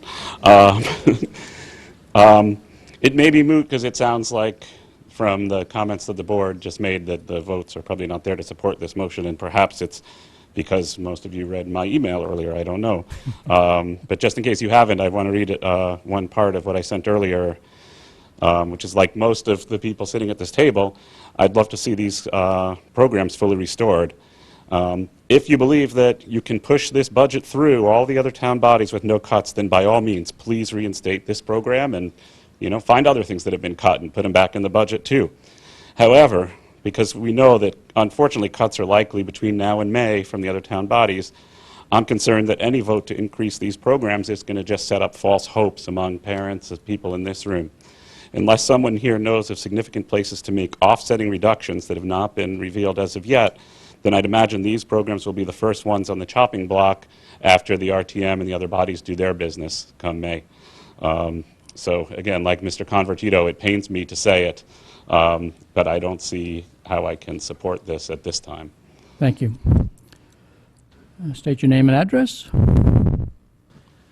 Hello, Matt Wagner, 168 Grassmere. My first time speaking to you guys here. But not your first time before a lot of us. No, I'm one of the registrars of voters, and so I'm familiar with the later stages of this budget process. I guess as I'm listening, one of the things that strikes me is that we're talking about a program that was in place and was cut primarily due to a budgetary concern. To me, it seems that it may be that the plan is in place, it was established, and this discussion is mainly about funding a curriculum structure that was already implemented at one point. It doesn't seem like we need to reinvent the wheel to fund, to come up with a plan. We know what the plan would be because it had been in place previously. So I think that there's a couple of people have said that this would be a very soft budget target for the later boards, but I guess what I would encourage you to do is to look at what you really want the curriculum to be and to advocate for it, because you as a whole are in negotiation with these other bodies. You're right that it's going to be the softest target, that when the Board of Finance or the RTM comes, they're going to say, well, there was some debate about this, we're not sure, maybe that's the first thing that gets cut. But even if that happens, that's going to protect the next $500,000, the next $1 million below that from also being cut. So I would say advocate strongly for what you think should be the curriculum. If restoring what you had as the status quo a few years ago with world language is what you want to do, push forward with that. I would say try and be brave about it. So thank you very much. Thank you very much. Seeing nobody at the podium, back to the board since there was public comment. Any other further comments from board members? Seeing none, are we ready for a vote? And the motion is the main motion to increase the proposed budget by adding $353,553 for the purpose of restoring world language programs in grades 4, 5, and 6 to the instructional levels in 2010-11. If you're prepared for the vote, all in favor of that motion, raise your hand. Mrs. Lou McCormick, Ms. Carnell, Mr. Llewellyn. All opposed? Mr. Convertito, Mrs. Gerber, Mr. Dwyer, Mr. Fattabine, Mrs. Maxon Cannelli, and Mr. Patton. The motion fails 7-2. 6-3. 6-3, yes. Before we move on to music, I think we have a vehicle to follow up on this conversation, which is the postponement of number 3, so that we have a vehicle with which to essentially try and come to an answer that the board members have been struggling with. And so my vote against it was based on that. On to the music proposal, and that's Ms. Lou McCormick. Same basis as the other. I prioritize language and music. I consider them important. I don't think we should be cutting from those areas. I'm sure there's other areas within the budget that if I had to choose, I would prioritize student programs over those areas. I will continue to advocate for student programs and for education that I think the children should have. I don't know that our program is as robust as it could be. I also don't know that we necessarily are going to have enough funds to cover everything that we want, because we never do. However, I put these items as things that we need. I don't call them wants. I call these needs, and I think we have other wants within our budget that we could prioritize. And this is our opportunity, if we want to reprioritize items that we think should have been needs, that we characterized as wants, this is our opportunity to do so. Music is a smaller budget item. I think it is less oppressive. I think we should at least show that we have an intent to focus and prioritize student programs above all else. I didn't want to interrupt your commentary, but I would remind board members I would like to stay with the process where you put the motion on the table and then begin the debate. Sorry, I'll read it. Begin the debate. So I do need you to I put the motion move on the to table. increase the proposed budget by adding $34,000 for the purpose of reinstituting the second, fifth grade general music class by adding a .5 teaching position. Do I have a second for that motion? Do I have a second for that motion? Mr. Llewellyn. Do you have further comments that you wish to make on the motion? I already said them, thanks. Okay. Mr. Llewellyn, you seconded it? Yeah, I thought I would second it so we can get other people's views, so if no one else on the board does, we can all see what the public has to say as well. Any other comments from the board on the motion to restore the fifth grade general music class? Any other conversation from the board on that motion? Mr. Patton. Is it possible for us to hear from at least one principal to see what the ramifications might be for So this? through the Dr. Title, you could ask that question, yes. Thank you. Sure. We have a principal volunteer, or Dr. Kataya Leonard? I see several principals out there. Okay, so please state your name and address, and do you have a Address, he's an employee. your My address be my school? of the address Kevin of Chase, the school. Principal Mill Hill Mr. Elementary. Patton, did you have just a general comment or a specific question you wanted to ask him? No, again, if we add, if we have to add, this class back in, we've had at least 4 months of school without it. I'd like to know what happened, and if there's any general implications, you can tell me positive or negatively to put this back in or to leave it out. Thank you. I would be Please, go ahead. speaking to my school only, but I can tell you that we've had the one concert out of the 2 major concerts that we have at the elementary level. And I will say that the performance was an excellent one. I think parents would agree. I think staff would agree.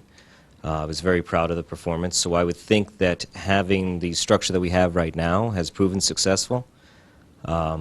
We're basically still looking at, per week, 75 minutes of music instruction. That does include a choral program, 45 minutes per week. So, you're taking that 35 minutes, those 30 minutes out of the week. So that is the impact toward the general side of it, but the choral side still remains as it is right now. And I think Mr. Patton asked, and if you had to carve out time for that general music class, where would it come from? Mr. Patton, I think you asked that. And I know that you can't answer it for the whole district, but from your school's perspective. Well, it would impact, obviously it would impact some level of core instruction, more than likely math, reading or writing in some way, shape, or form. It has also afforded us an opportunity to work a little more collaboratively with the 5th grade, and we've been able to use some of the extra time for data team meetings and determine specific needs for students and then move forward with those needs with recommendations and professional development. Any further questions or comments that you wish to make? Ms. Maxon-Connelly? Just one question. I had heard that, and I know at my child's school, that the concert was a little bit different from what I'd seen in years past. Was that also true at your school, that the reduction in music, did that impact the I mean, the concert is always wonderful, but I was curious if it was any different. Again, I don't feel that it was. I can't speak to the concert and I'm sorry, I don't know what school, but the concert at our school was excellent and was just as sound, no pun intended, as it has been in the past. Right. I guess, and I'd also received an email from someone, and I apologize, I don't remember who, with the about 400 of them, but that there was actually a component of the concert that was left out, and that if that was in any way a result of the lower level of the reduced amount of instruction, but no. Again, I have to say, excuse me if I don't recall, but I don't feel like anything was left out. The choral ensemble and the other portions of the music that were, it was the full orchestra, the 5th grade orchestra, that is, the 4th graders join them in the spring as a more accomplished group, and as does the band. So just the two components that we had seem to be exactly what I've seen in the past. Other comments? Mrs. Gerber?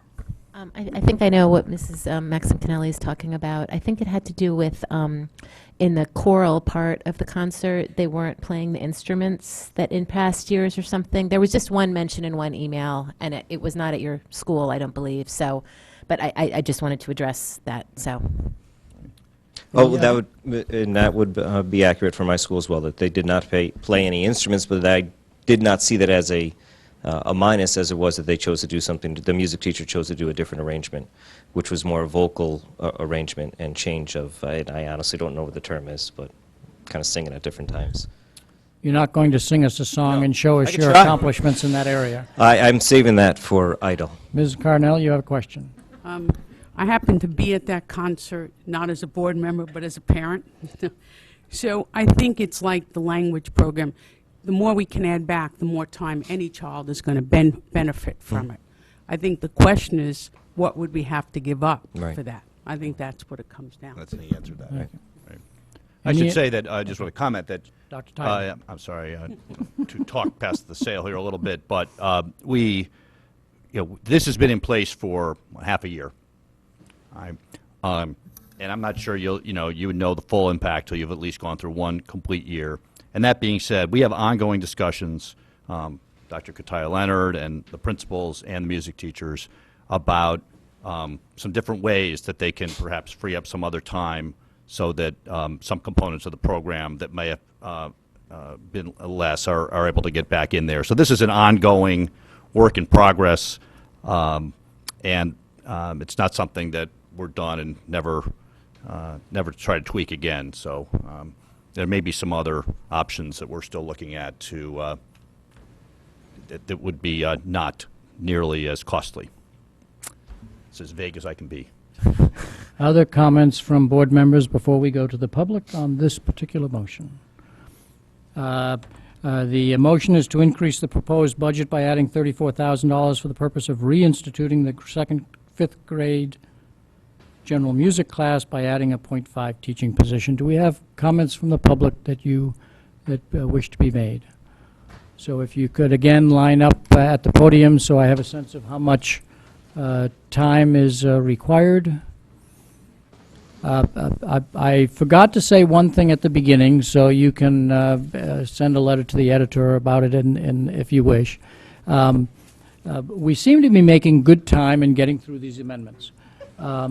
At some point, I may have to limit conversation or comments to 1 minute instead of the traditional 2 minutes, simply so that we can make sure that everybody is here, is able to speak, and yet still finish our work on time. So if you could make your comments as quickly as possible, it would be very much appreciated by me. Please state your name and address. Ellen Jacobs, 637 Cedar Road in Southport, and I am RTM rep for District 9. I just picked up a copy of the budget book, so I'm not even going to comment. I'm ignorant, but I do have a lot of emails coming in. They're divergent points of view, and the scary part is I agree with all of them. And I do feel sorry for you as a board. It's a really difficult situation this year. We have many people saying we can't afford ourselves as a town. My district was hit heavily with taxes, and so there's a lot of feeling of we can't do anymore as much as we'd want to. But the two emails I want to talk about were in favor of the budget as is. In favor of the budget or this particular motion? No, but the reason they were in favor was about this motion. The real concern of the parents has been the restoration of the instructional programs, and language and music were both mentioned repeatedly. My feeling is there was eloquent speaking about why you have to catch it early enough, why it's terribly important you lose the opportunity, the door closes. Learning instruments on music really does start in school in the 4th, 5th grade. And the absence of that in your concerts is one of the symptoms. What happens later on when they get through to high school is you start missing. I hate to interrupt a member of the RTM, but we do have a 2-minute limit, and you've reached it. So if I could ask you to relinquish the mic so that we could have another speaker. Okay, summing up, though, that we're not necessarily going to... I can't let you sum up. I'm sorry, because I need to keep with the same rules fit everybody, whether they're whoever they are. Okay, I'm one member who won't vote against those things. Okay, thank you. Please state your name and address. Jennifer Hoffman, 118 Whitewood Drive, and since I have limited time, I could tell you how much I believe in music, but I think it'd be better to share with you the letter that my 3rd grader decided to write after she saw the concert. I have 2 children. They both enjoy music immensely. My 5th grade, she's now 6th grade daughter, probably learned more in her music program than she did in any of the core subjects. It gave her great confidence that sometimes the core subjects took away from her because the curriculum that we are pushing down is not necessarily appropriate for their brain development processes right now. But regardless, my 3rd grader is very upset that this music program has been cut, and she will not have the same opportunities as her sister. And I will tell you, Dr. Title, she saw you in the grocery store, and I had to restrain her from going over to tell you how much. Yes. So she's written a letter. I don't know the best way to read it. She's included her donation for the music program. She tried to get her 3rd grade class to write letters, and I do have copies of their letters, but because she brought them home, I'm not their parent, so I don't feel I can submit their letters, but I would So hope if that you wish would to submit reinstate it, this. give it to our clerk, and she will make copies and make sure that each board member receives it. Thank you very much. State your name and address. John Noyes, I'm the general music teacher at Holland Hill School. A couple of facts. The cut to music that occurred, the general music classes were previously 1 hour per week, which totals 36 hours roughly per year. And so when that was cut in half, we now have 18 hours of instructional time with the children. Another fact, one of the things that was cut from the curriculum was music composition. The students would compose their own compositions, oftentimes performed in the spring concert, so it wouldn't have shown up in this past concert. It's a devastating cut to the music program. It really is impacting what we do in a very deep way, composing being my specific that I'll deal with for now. Previously, at Holland Hill open houses, when I was asked to speak about the program, I would always state that in the Fairfield Public Schools, whereas many towns in Connecticut, in the nation, are cutting certain programs in order to put more time into what is tested, I would tell the parents that that doesn't happen in Fairfield. And I could proudly say that Fairfield really supported the whole child, the education of the whole child. I would implore you to continue to do so. Please consider the fifth graders who have been cut with this time. Thank you. Thank you very much. State your name and address. Martha Vosberg Alward. I teach music at Stratfield. I've been there for 29 years. Needless to say, we're passionate about what we do, and I've been in the district long enough to be there, to be part of building this beautiful, wonderful, fantastic music program we're all proud of. And we have a strong program because at the elementary level we build it from kindergarten on up. We learn the elements of music. But the thing that got the most cut was the creative aspect. When you, as Mr. Noyes was saying, 18 hours of instruction, 36 cut to 18, and we can't do as many things. One of the things that I am most proud of is we learn how to make our own songs and write our own words and make our own movements, and we use the Orff instruments to accompany the students. In fact, we sometimes make pieces with the instruments, and just each class shares and plays their part. It's part of their general musicianship to be able to accompany the students as they're performing. That is the part that was not part of my program, but that's, to me, is the most important thing, is the entire culmination of what we do. I want to clarify, there's a difference between what we do in regular general music with a smaller class and something different with 100 students. We're learning the vocal skills. The general music is the building of the foundation, and the synthesis of all of those skills is put together with the chorus at our performances in the winter concert. So what I'm saying, yes, 30 minutes of instruction, but we are teaching. We reach language arts through poetry, through reading. The language of music is a universal language. It's not like we're cutting into instructional time. We're enhancing it. We're enhancing the curriculum. So I don't want to take away from anybody. I think we should find a way to fund all our programs, all our children, and to reinstate the second general music class. Thank you very much. Can you state your name and address, please? Yes, Sharon Cardello, and I teach at Sherman School. I'm a product of the Fairfield schools. In fact, I went to Sherman School, and I'm now back there, which is kind of interesting. When I went to school, we sang songs. It was limited singing songs, perhaps listening to recordings. I did not get a music education degree, but when I came back and saw later on what was happening now in the schools and how music has expanded, I did go back to earn my music education degree, and I've been teaching here since.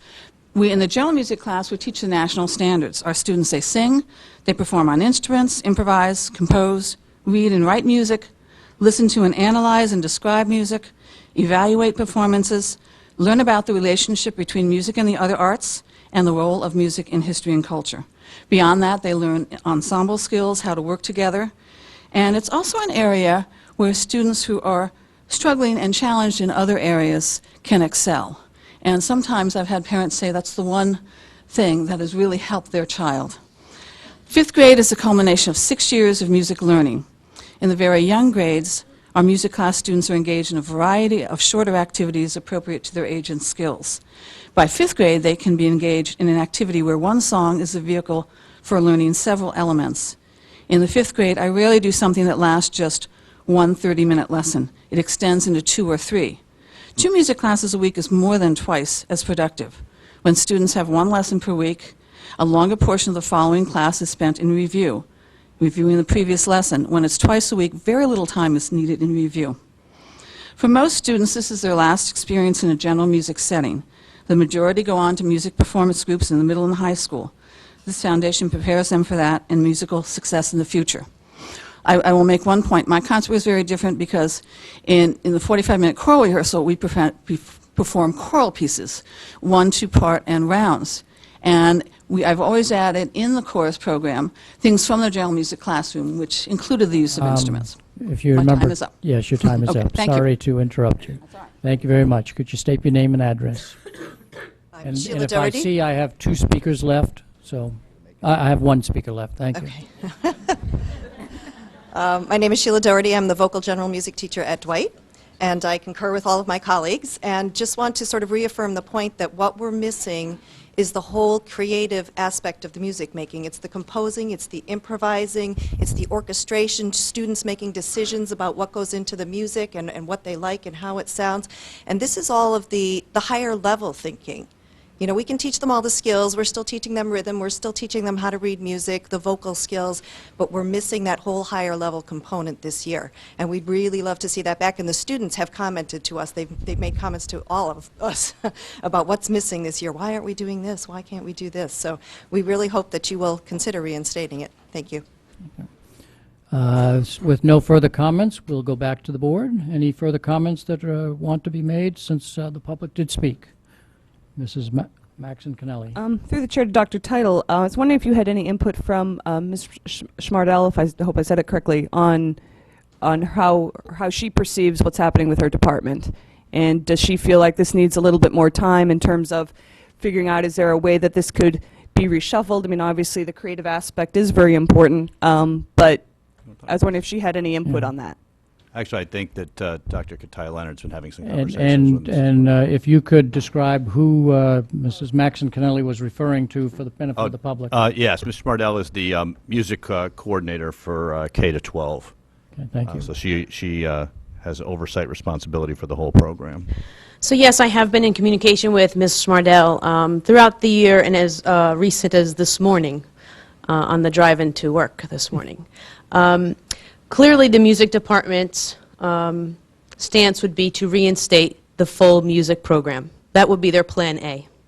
But our conversations this year have been, can we come up with a plan B? And that's what I think we need a little bit more time on. Because we do want to be able to deliver the full music curriculum. And as stated by Mr. Noyes, the music time has been reduced. And we have been challenged with implementing the full music curriculum. So we'd like to spend a little bit more time with the music department, the elementary school principals, to determine if there is a way to do that more fully without reinstating the full 60 minutes. And so we're in discussions about that. I'd also like to expand the picture of music in 5th grade a little bit. So yes, there's 30 minutes of general music, 30 minutes of chorus, but please remember that 5th graders also have the option of joining the orchestra, and that's a 30-minute period during the school day. 5th graders can also choose to select the band, and that's also a during the school day 30-minute period. And 5th graders could also come in before school for lessons, for 45-minute lessons in orchestra and band. So in 5th grade, there are multiple opportunities for music and instrumental instruction. It's not just the 60 minutes that we're discussing right now. So as an elementary team, I would request of the board a little bit more time to have discussion on how to fully implement the music curriculum with the cut as it is now. Thank you. Any questions? Let's see. Who had, Ms. Maxon Kennelly, you had the floor. Do you have any other questions or comments? No, I appreciate that feedback. Thank you very much. And I guess on this front, while I do enjoy the creative element and I enjoy the music classes, and as a moment of personal privilege, a thank you to Dr. Alward for a wonderful concert at Stratfield, as I've been able to see for all of my 8 years at that school. But that I think that it's in our best interest to listen to administration on this and find and see what they can come up with, and or if it does need to come back with a greater investment. Okay, thank you. Mr. Fattabine. I'd like to propose an amendment to the motion. Okay. What do you have in mind?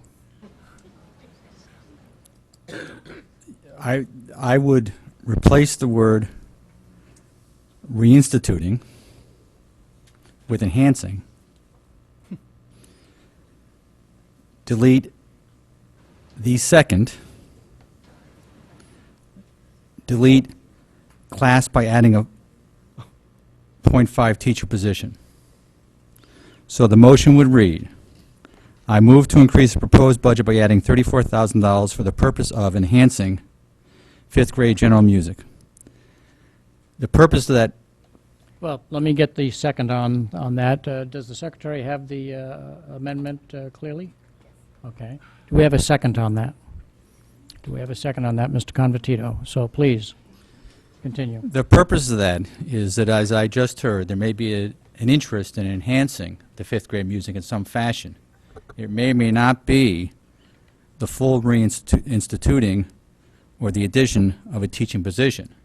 But there should be monies there, I think, to have a proposal to enhance the program, and that may or may not include a position or a .5 position. But if it does, it does. But I think that that is a motion that I'd be willing to support to the extent that it does have a consensus that music, some energy should be devoted and some resources should be devoted to enhancing that music program to some level. So I think that's effectively does a similar thing but leaves some flexibility to decide how that is best to do. Mr. Convertito, you seconded it?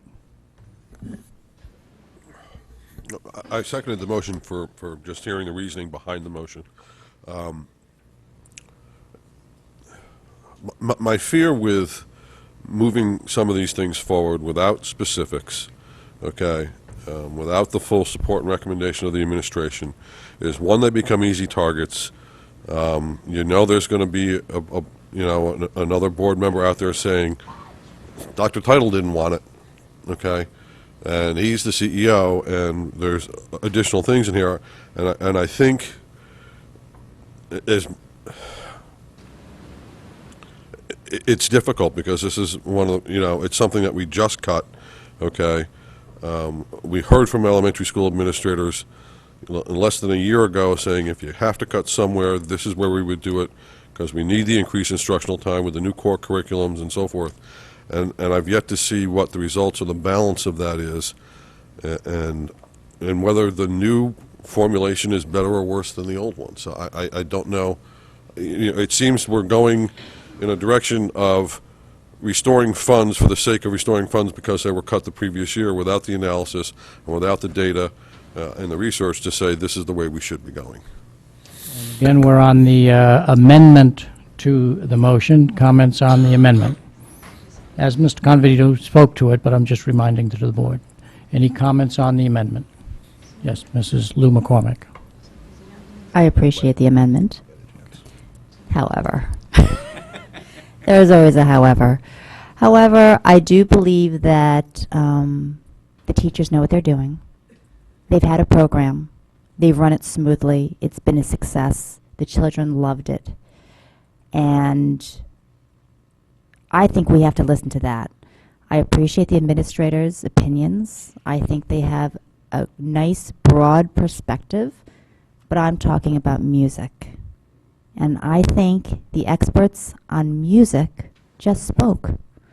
And I'm going to listen to what the children, because they are my priority, and the teachers, who are the best resource to instruct those children, which is why we are here as the Board of Education. For education. I could spell it, but I'm not going to, because I know we don't have time. And if I'm limited to 2 minutes, I'm going to say that I would like the entire music proposal as is restored for the benefit of the children and to trust our teachers. Thank you. Other comments from board members? I'll only make one comment. Having tried to sell funding requests to various foundations and government agencies and private donors for 43 years, I have no doubt that the music teachers are passionate for the amount of time that they need. And if we had $34,000 and we asked each of the teaching disciplines to come forward and say, could you use an extra $34,000, I'm convinced that the science department would come be effective advocates, as the English language people would be, and as each of our disciplines are. It's not a question as to whether each of the disciplines could use more time in the school day. It's a question of where you balance things out, and that's always the struggle. I don't think any board member here is not putting the students first. I think every board member is doing that. They just have different viewpoints as to what is in the benefit of the entire student body and school district. Any other comments? And Is that on the motion? I have a Dr. I have a question, unless it's clear this isn't going to pass. No, because no, Dr. Title has a question. I have a technical question, because we have to now put this into a budget. So where would we add this to the budget? Under your proposal, do I add this to staff, music staff? Do I add this to program? I mean, what? Well, and I'm just curious. I just need to ask you. Or I would suggest? Yeah, I mean, you what? want to know what I would suggest? Yes. The maker of the amendment. That's why I asked you. Yes. No, the maker of the amendment Just a technical question. could make a suggestion if you wish to make one. I would suggest you put it wherever you want, because as we normally do, every quarter we readjust and rebalance the accounts to where it would necessarily be needed. You want to leave that up to me? Then That'll that be is an fine. accounting question that the staff will answer. Okay. We'll put it wherever we If want. there's no further commentary on the amendment, we would go back to the public. I would beseech the public that you have had an opportunity to talk in favor of the addition. This is a technical change as to putting the money and then letting it be determined later exactly what the best way to do it. However, to stay with our process, is there any member of the public that wishes to speak on this particular amendment to the main motion? I don't see anybody coming forward, so since nobody has come forward, back to the board for a vote on the amendment. And can I ask the secretary to read the amendment? Okay, move to increase the proposed budget by adding $34,000 for the purpose of enhancing fifth grade general music. So that would be the amended motion, and so a vote on the amended motion and the amendment only. All in favor of that amendment, raise your hand. Ms. Carnell? Mr. Fattabine? Okay. Yeah, I you said got Ms. two. Carnell, Mr. Fattabine. Got it right. All opposed? Ms. Lou McCormick, Mr. Convertito, Mrs. Gerber, Mr. Dwyer, Mrs. Maxon Kennelly, Mr. Llewellyn, Mr. Patton. So that motion fails. Back to the main motion, which we have already had public comment on, and so we are now ready for a vote. All in favor of the main motion, which is to increase the proposed budget by adding $34,000 for the purpose of reinstituting the second fifth grade general music class by adding a .5 teaching position. All in favor of that motion, raise your hand. Mrs. Lou McCormick, Mr. Convertito, Mr. Fattabine, Mr. Llewellyn, all opposed? I'm sorry. When I was going around, I didn't catch your hand. Ms. Carnell, I'm sorry, let's do it again so I don't lose. If you're in favor of the motion, Ms. Lou McCormick, Mr. Convertito, Ms. Carnell, Mrs. Gerber, Mr. Fattabine, Mr. Llewellyn, opposed. Mr. Dwyer, Mrs. Maxon Kennelly, abstentions. Mr. Patton, the motion passes. Number 6 has been withdrawn. Number 7 is Mr. Fattabine's. This next motion. And if I could get it on the table, unless you wish You to will. explain that you're not going to A do little it. preference, then I'll do the motion. I guess since I have the floor, I have some discretion, I guess. This also reinstates something that was cut last year that I don't believe I was in favor of. But the motion is, I move to eliminate the sports facility rental fees collected from participants, resulting in a loss of $56,000 in revenue in the operating budget. Thank you. Is there a second? Is there a second? Mrs. Maxon Kennelly, please advance your argument. As everyone knows, a sports participation fee was instituted for certain sports that had rental fees. I did not like that at the time. I still do not like it now. I think certainly there's a lot of emphasis on activity of young children or young students these days. I think anything you can instill or try and get them more active is important. Anytime you put a disincentive or a barrier to that, I think is detrimental. When many years ago, when we converted from a single high school to a two high school town by reopening another high school, much of the debate centered, and the rationale for doing that was to permit more students to be able to participate in athletic activities. And there was a lot of concern as to whether the students could participate in those athletic activities or not. With a single high school, it would be more limited. With the two high schools, it would be more likely that the children can participate or the students can participate. So I do not like, I just don't believe that philosophically to institute a fee for participation in sports. I don't think it's appropriate in a public system. And for that reason, I would like to eliminate that fee, which unnecessarily or unfortunately has the consequence of increasing the budget. Thank you. The second came from Mrs. Maxon Kennelly. So what the administration has very nicely called the participant sports rental fee, which I'll just call an arbitrary tax.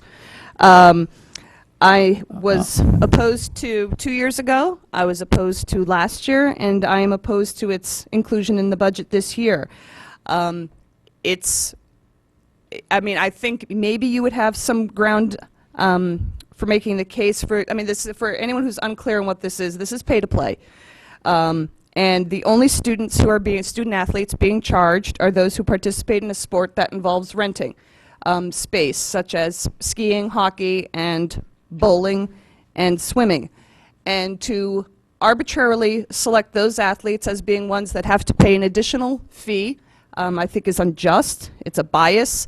Never mind the additional costs that all of the other sports, football, basketball, baseball, carry with them, and that we're putting a $200, again, I always come back to it as the bowling tax, the $200 fee for bowlers. And it is a bias. It is arbitrary. I believe Mr. Convertito used the phrase, and I might get these in the inverted order, a difference without a distinction, that these athletes are being asked to support the school budget for participating in something which enriches their educational experience every bit as much as the music program does. And that we are charging them to do so is just wrong on every level. I mean, truly, I think we should be able to go to the other town bodies and say, we are not going to tax this select group for this. We don't go back to them for the drama students who have that as an extracurricular, an art club, a newspaper club, all of which have their own type of fees. We just pick the athletes who use facilities that we have to rent. And in every size, shape, or form, I'm opposed to this tax. A fee that was included in the budget this year because the board voted that policy last year. Mr. Llewellyn. Yeah, I agree that if it's it's a tax. I would rather wait, and if the town bodies come back to us for a cut, I'd rather go take cuts out of some of the overhead that we can do. It is in effect a tax, and if we're going to do it, it should at least be equitable across all sports. But it certainly should be singling anyone out. Other comments from the board? Mr. Convertito. I think I've made my feelings known on this since we started it. I would just please ask the board to refrain from using the word tax, okay, in this setting. Again, it's a distinction without a difference against the sports. If you want to, do something across the board, that's fine. I'm in favor of eliminating it altogether. I don't think it's appropriate there. We're required to have sports programs as part of our accreditation, and it seems to me to be, fundamentally against the grain of a free public education. Other comments from the board? Mr. Patton. I just have one general comment that I would hope that board members would keep refraining from commenting on the other town bodies inevitably cutting our budget, because you don't want self-fulfilling prophecy, and I don't want it to happen again, and maybe they've learned their lesson after the last 3 years. Thank you. Thank you for that general comment. Back to the motion. Mrs. Maxon Kennelly. I do want to reiterate Mr. Dwyer's point, though, that this is an idea that the board owns, that it is only put in the budget because the board voted it in last year. Dr. Title included it because it was the wishes of the board. So this is not an idea or a notion or an unnecessary fee that was the idea of the central office. The board owns this, and it's up to the board, in my opinion, to get rid of it. Thank you.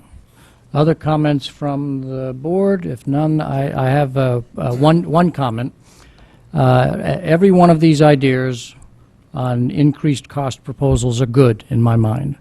And my guess, I know, because Dr. Title has referenced this, there were many, many, many $1 million worth of requests for enhancing this school district. That in looking at composing a budget, that probably the most common phrase I heard in the email is, I support Dr. Title's budget because it is a responsible budget, which means choices had to be made. And I see that all of these are choices that have to be made. And when I looked at this list, I said there's probably one or two things that I could choose and still stay within the definition of a responsible budget.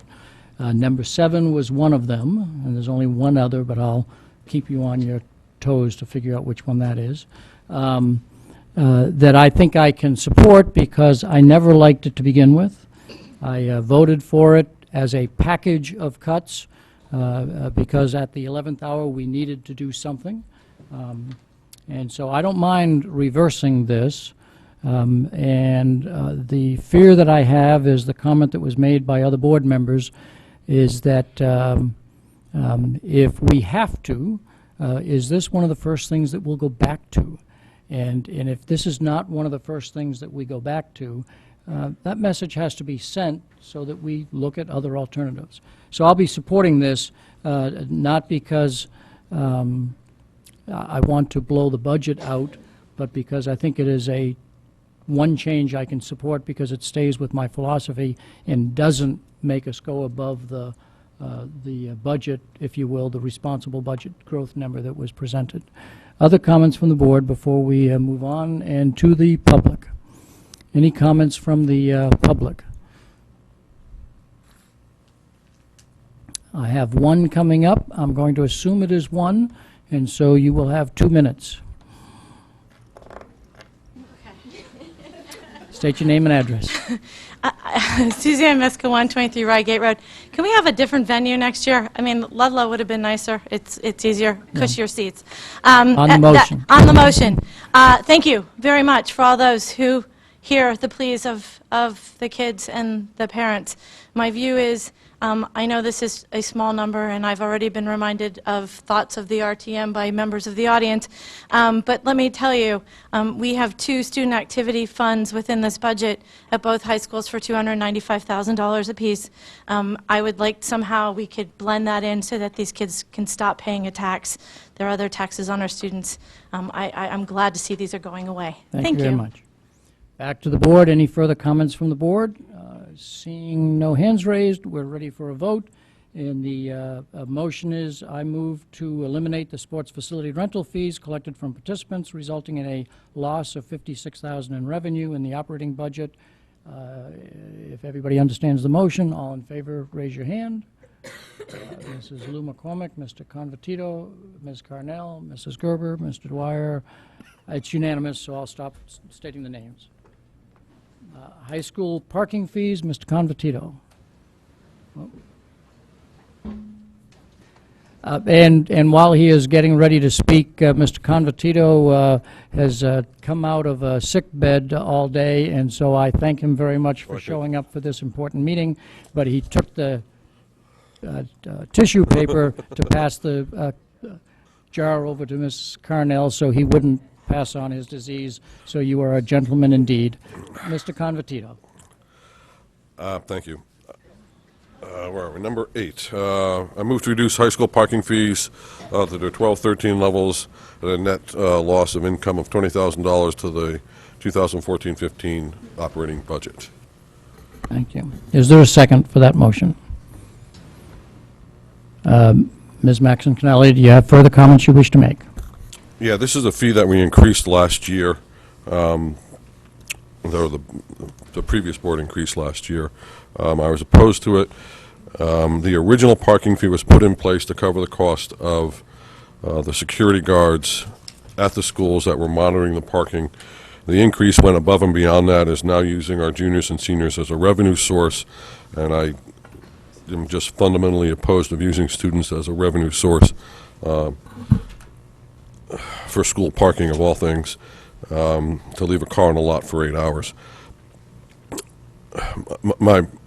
Some of these students are working after school, some will leave early, some of them have internships, and I just think that this should be a revenue neutral item that covers the expense of monitoring those parking lots. Thank you. To the seconder of the motion, Ms. Maxon Cannelli, do you have any comments? I want to through the chair to Dr. Title, follow up on Mr. Convertito's point. Is this in fact going above and beyond the security cost, and by how much? And I apologize if that was in the budget book, I don't recall it. No, we didn't I don't think break that out separately, but no, there's no question that this increase last year was a revenue to fill a hole in the budget so that we didn't have to cut programs for kids. All of these fees that went in, the number 7, number 8, number 9 on here, all of those were put in as a revenue source. In that case, the parking fees, since we already provide transportation, this was a privilege as opposed to a right, and the board chose to increase the fee. So it was not designed to simply cover costs. It is clearly a way to offset a cut so we could maintain our programs.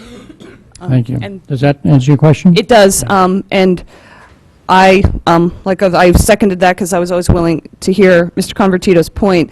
But that said, I feel very acutely the number of students who are opting for cars, who do not in fact need it, who do in fact have the bus as an option, that is a cost to the district. And because this is a privilege, I don't feel comfortable removing this source of income just yet, and that even if we did, it would be one of the first things.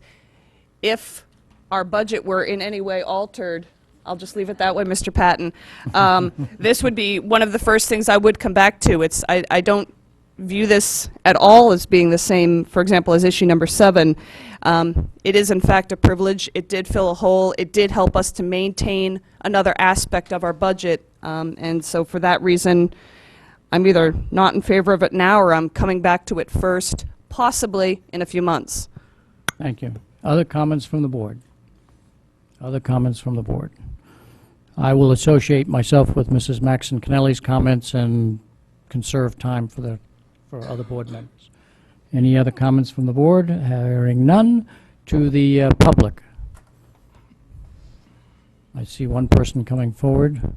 Is there a limit on the number of times a person? No, I didn't think so. Don't even do it. I don't want to go down that road. I don't think so. I should just sit. Suzanne Please state your name and address. Suzanne Miska, 123 Rygate Road. Look, the original intention of the parking fee way back when was to cover the cost of a security resource officer at both schools. His salary at both schools, I'm assuming Ward has a he as well, is covered. Okay? On top of that fee that you increased, which I understand was done to cover a hole, we also charge $75 if you park in the wrong space and we boot your car. Now, I don't know where in the budget there was money for a boot, but I think this is a little ridiculous, especially when I have to go around a pothole the size of the high school to exit the parking lot every day. While I appreciate it's a privilege, all I think we need to do is bring it back to where it was before. It will cover the cost of what it was intended for, the security resource officer. And can we stop using this as a revenue source off of our children to cover our holes in the budget? Thank you. Thank you very much. Seeing nobody else at the podium. Nobody else at the podium. Back to the board. Any comments from the board based on public comment? Any comments from the board based on public comment? Okay, to the main motion, I move to reduce the high school parking fees to their 2012-13 levels at a net loss of $20,000 of income to the operating budget. All in favor of that motion, raise your hand. Mrs. Lou McCormick, Mr. Convertito, Mr. Fatterbean, Mr. Llewellyn, all opposed. Ms. Carnell, Mrs. Gerber, Mr. Dwyer, Ms. Maxon Cannelli, Mr. Patton. The motion fails 5-4. Next. Next, number 9, reimbursement of custodial fees. Mr. Patton.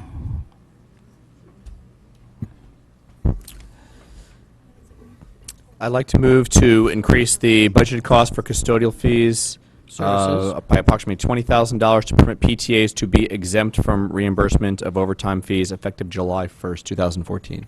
Is there a second on that motion? Mrs. Gerber. Back to the maker. Do you have comments, further comments that you wish to make on the motion? Yes, this was something that when I was on the other side of the aisle there that I spoke out against. The PTAs in this town are an immeasurable source of volunteering resources, both financial and pure bodies to help out in schools.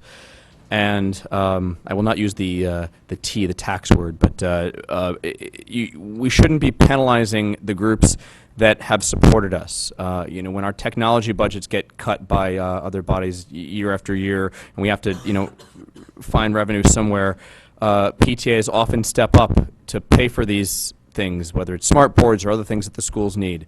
These are the parents, these are the people paying taxes in this town already, and they're paying more to add, enhancements to their school that we would hope would be covered by this budget. So it's not a lot of money. Again, I'm really not in favor of adding anything to an existing budget. I looked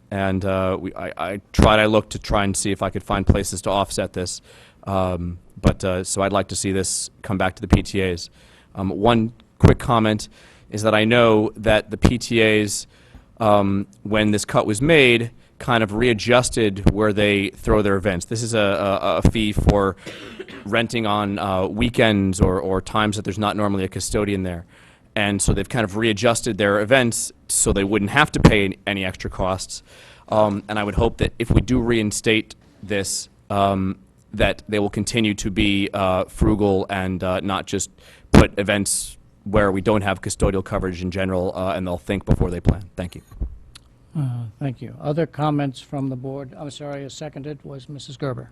Yeah, I voted for this last year, and my understanding of what I was voting for was different than what it turned out to be, so that is why I'm supporting that. Any other comments from the board? Mrs. Maxon Kennelly. Through the chair to Mr. Patton, and again, I apologize if this was clear before. Where does the number 20,000 come from? Specifically? I'll have Dr. Title mention that, expand on that relative to the year before this year's use when there was no restrictions. Right, because we looked at this in the policy committee, and when Mr. Convertito brought up this issue, we were looking at a number of well over $100,000. So Yeah. that's where I'm unclear on this number. Dr. Sure, Title. that's a fair question. This item last year, just give a little context to this. This item was in total a $100,000 hole plugger in the budget. It's probably not a real word. I think I just made a word up for you, right?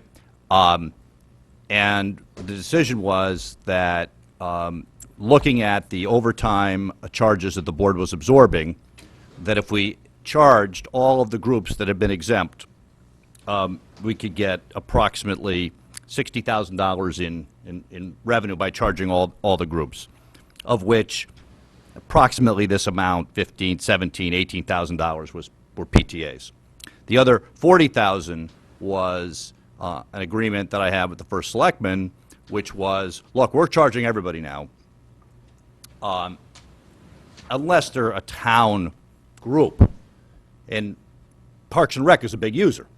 And so the agreement was that the rental revenue we get from renting to outside groups, instead of that money going to the town, in consideration of the fact that we're charging everybody, we would get to keep that as an offset.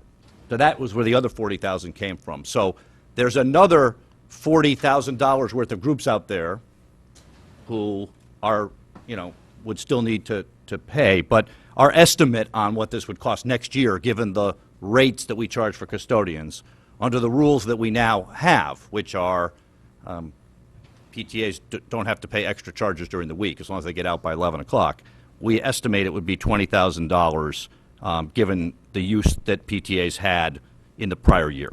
That's where it came from. But this whole item was about a $100,000 item. Just to refresh your memory on the fun we had with this one. So you have a follow-up question? Yes, follow-up question, just as, based on an email that all the board members received about, because Dr. Title was sensitive to the point raised by Mrs. Gerber, that what we had approved is not then exactly what we saw enacted, and it was causing a great deal more hardship to the PTAs than what we had thought was going to take place, and that was being fine-tuned. And I know one thing that thought of was almost giving PTAs a certain level of allowance so that they could do this while not going back necessarily to tremendous use, for example, of weekends. What kind of a difference do you think it would make if this number were, say, halved, or just a certain amount went to each school for them to use at their discretion, as opposed to a full 20,000? Is that something that would be extremely onerous to someone here as a staff member to take care of, that, i.e. that a school could use a certain amount, but after that it would fall on the PTA to pay?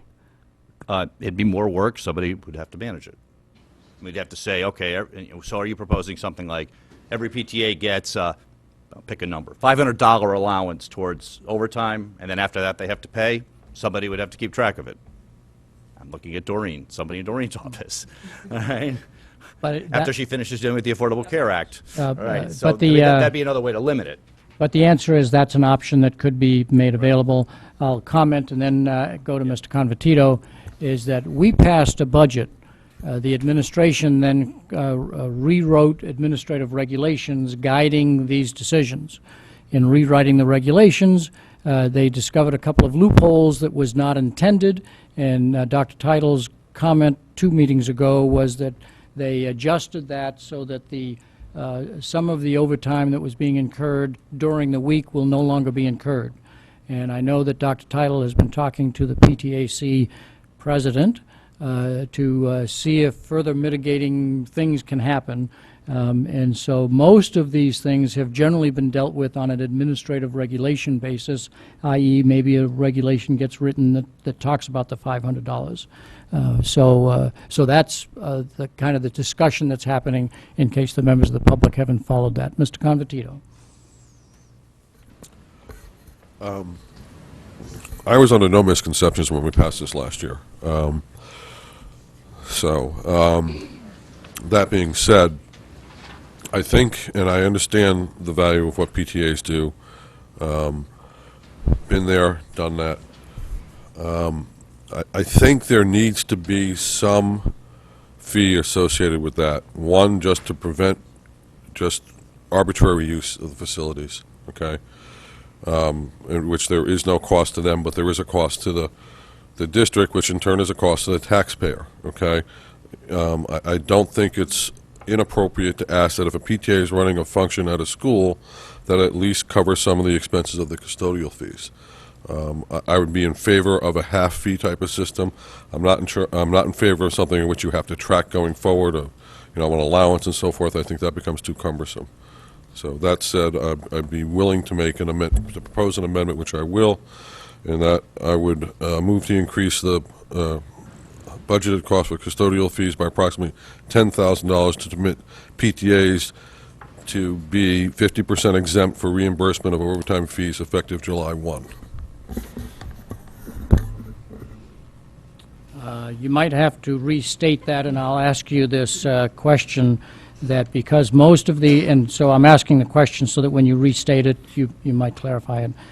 Most of the details of how this happens are handled through administrative regulations. You're kind of writing a statement that might be in administrative regulations. If you just pass the thing at $10,000, then Dr. Title would have to write the regulations to accomplish that goal.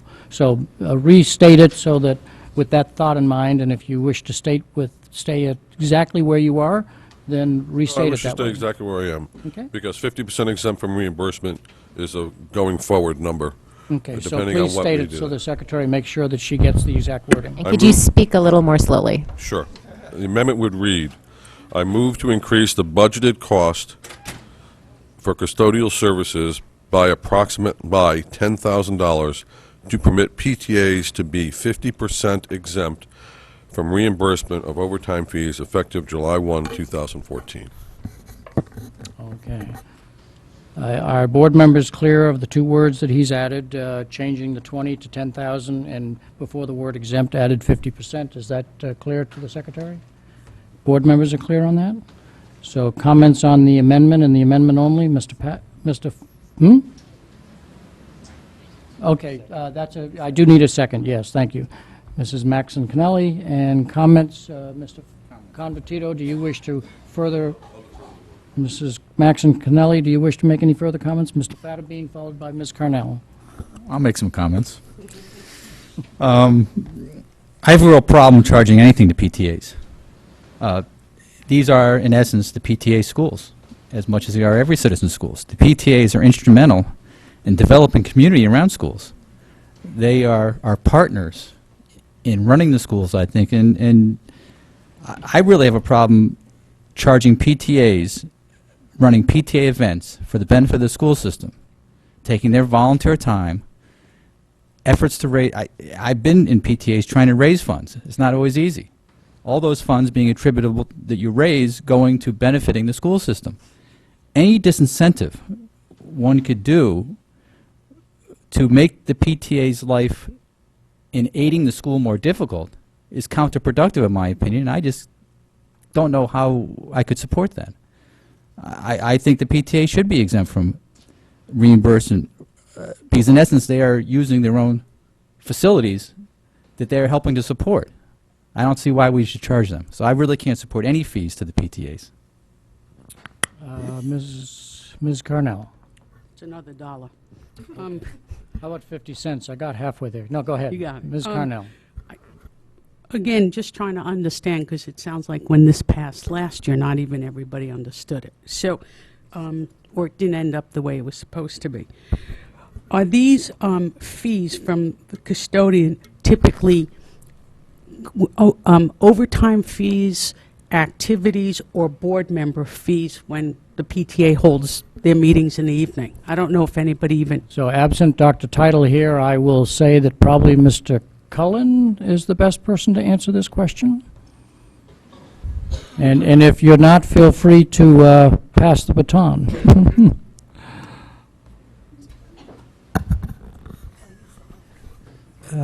Most of the fees for the custodial are overtime fees.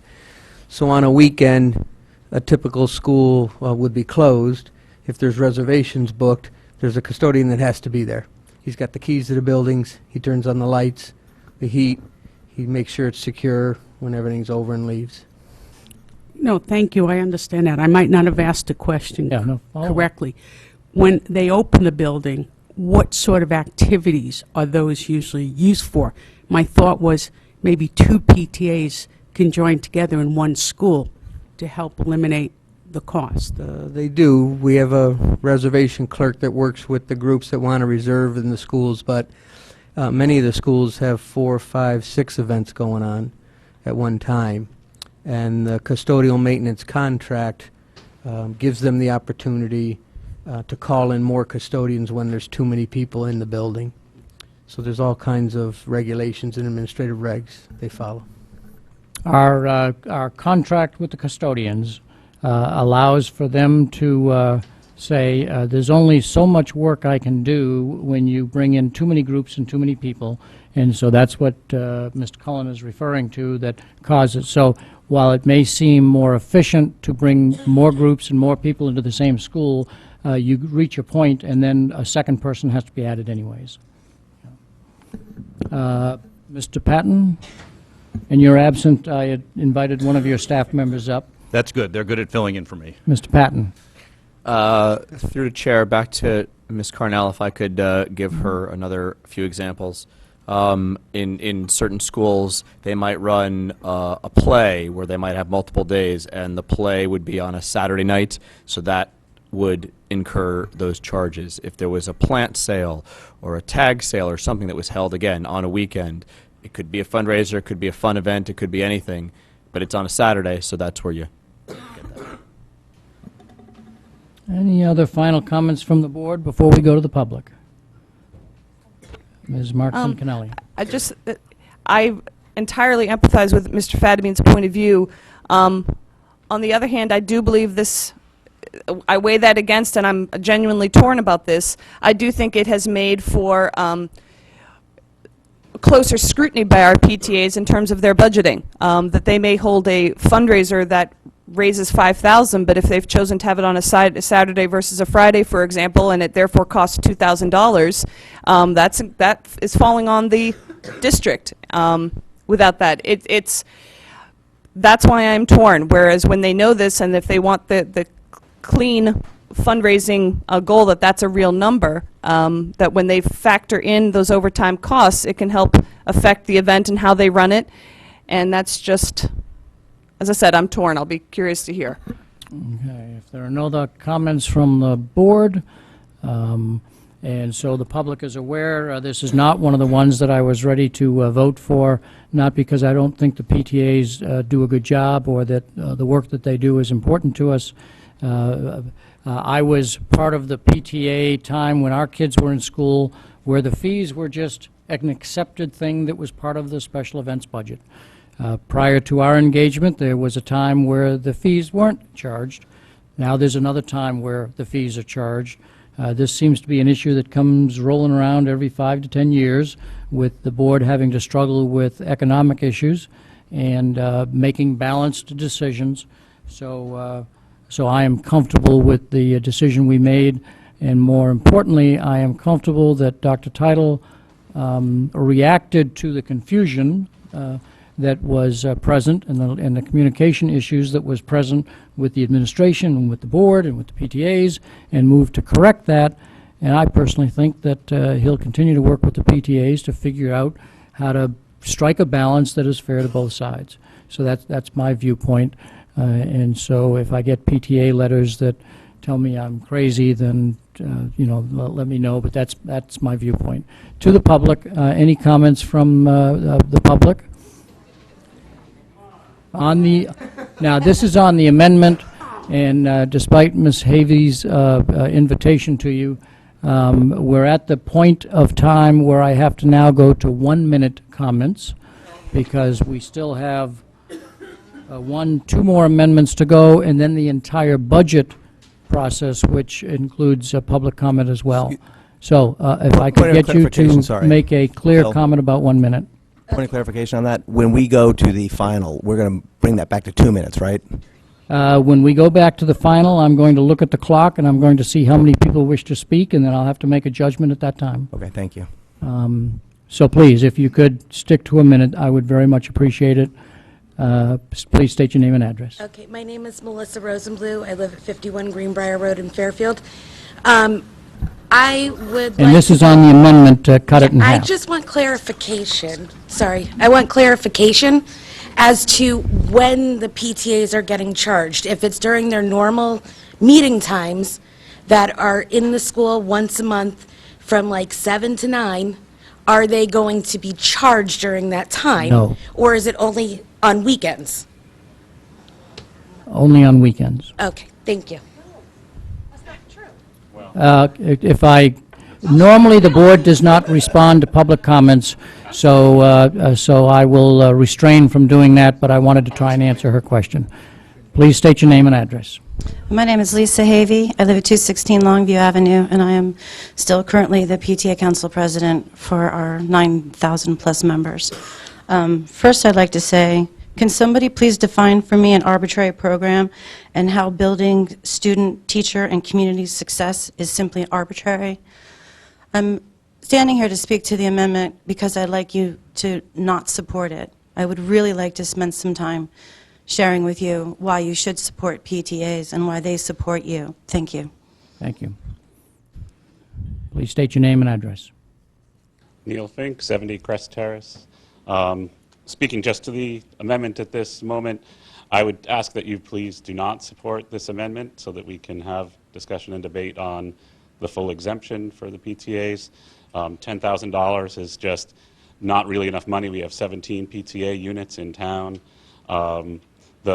Just based on the current run rate of billing to date, we're going to exceed the $10,000, and that's it with the PTAs being very frugal already about how they're using their time in the schools. We also know there's a lot of time that the bills have yet to go out. So I'd imagine that the actual cost to date has been far more than that $6,000 in billing. So please give us a chance to speak to the actual motion by turning this down. Thank you. Thank you. Please state your name and address. Ann Harvey, 363 Hemlock Road. I do not agree with this amendment at all, nor to any PTA fees, and I can speak to that greater, larger issue when it's back on the table, but I am opposed to this. Thank you. Thank you. I keep getting somewhat confused by the person standing there, so I'll assume that you're not speaking and that you'll wave your hand so I know clearly that you wish to speak. Back to the board.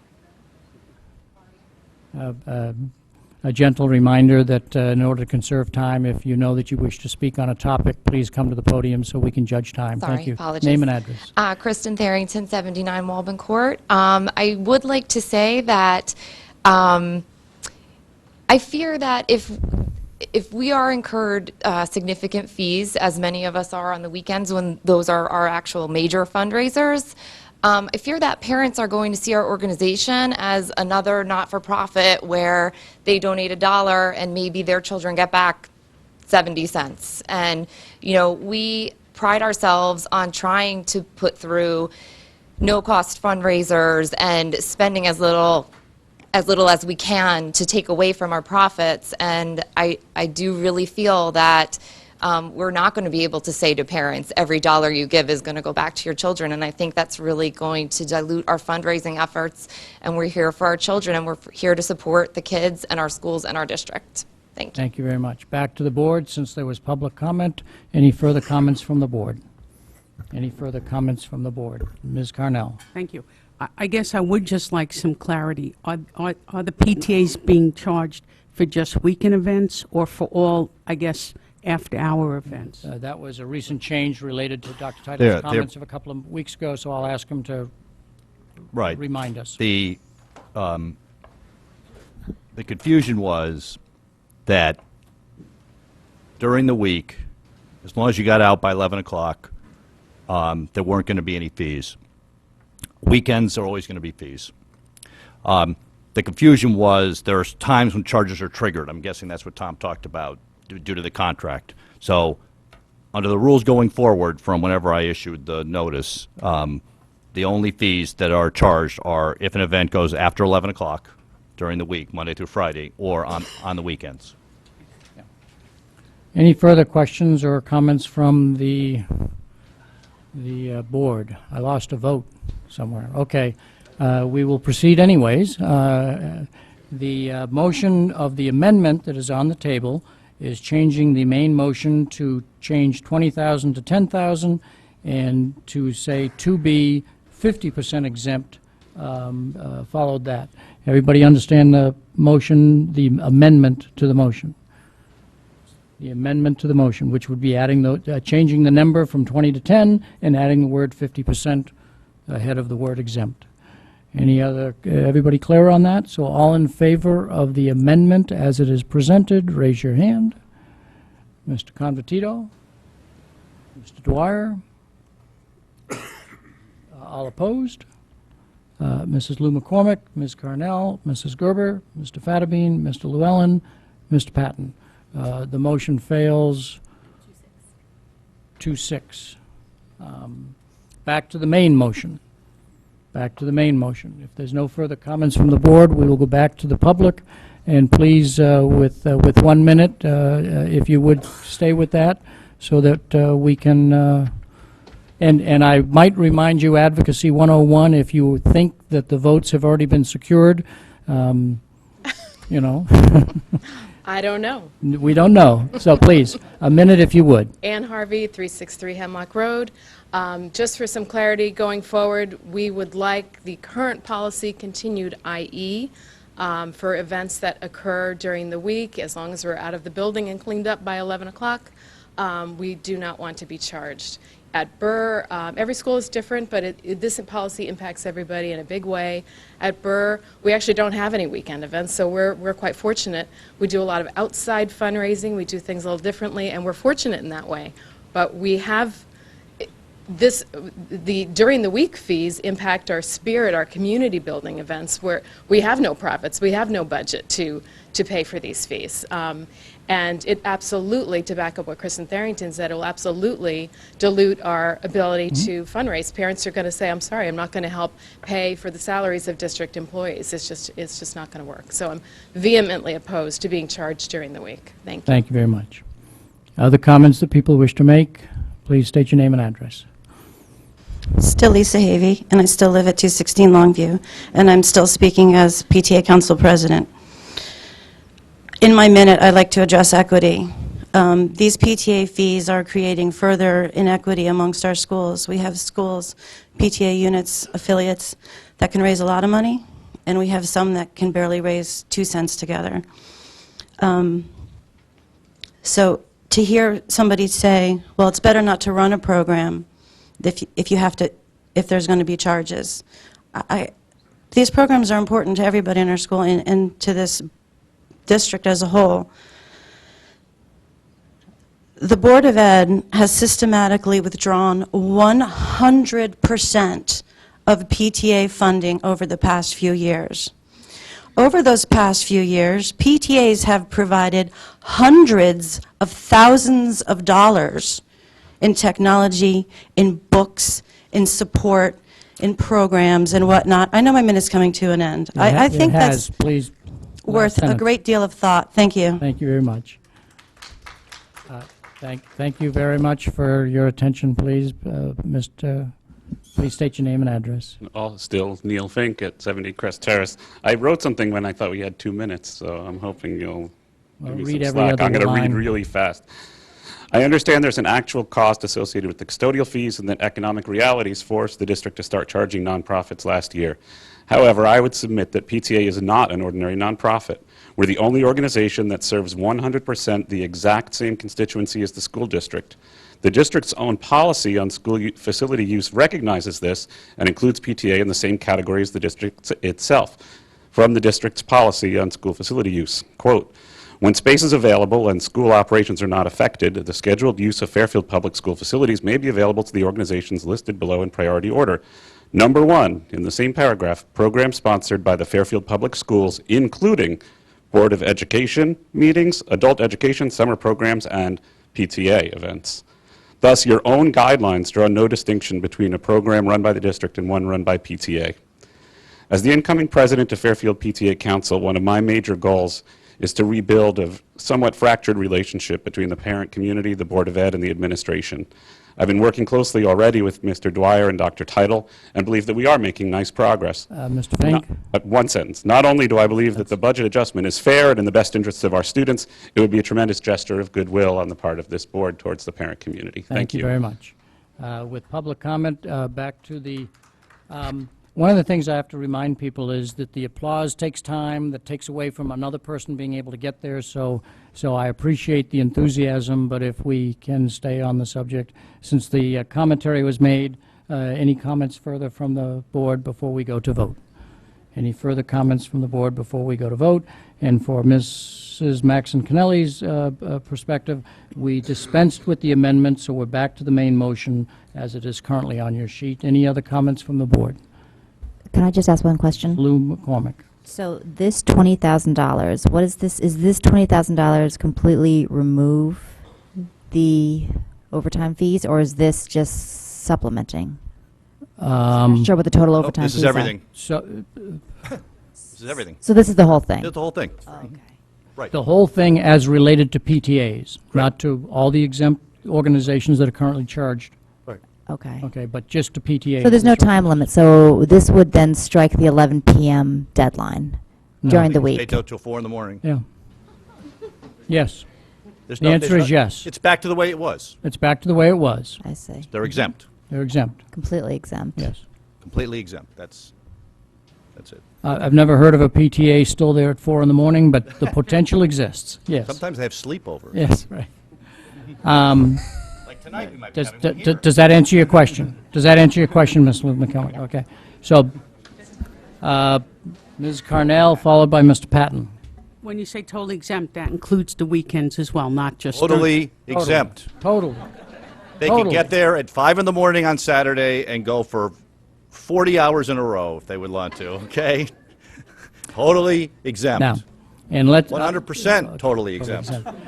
And I want to make very clear. Superintendent's getting giddy. Yeah, I want to make very clear that Dr. Title changed the regulations with his staff a week or two ago. Prior to that week or two ago, bills did go out for certain costs, overtime costs during the week because they fell into the custodian contract provision. And he has reminded people that bills that are already outstanding still have to be paid. So those bills are not exempt, but going forward from the date he issued that, they are exempt going forward, and next year, starting July 1, they will be exempt totally if this motion passes. Let me get to Mr. Patton and then back to Ms. Lou McCormick. I'll just finish by saying that while I appreciate the superintendent's enthusiasm, I again would encourage all PTAs and PTA presidents to try and keep to fiscal responsibility and try and keep your events out of the overtime status, even though, you know, this exemption may or may not go through. Mrs. Lou McCormick.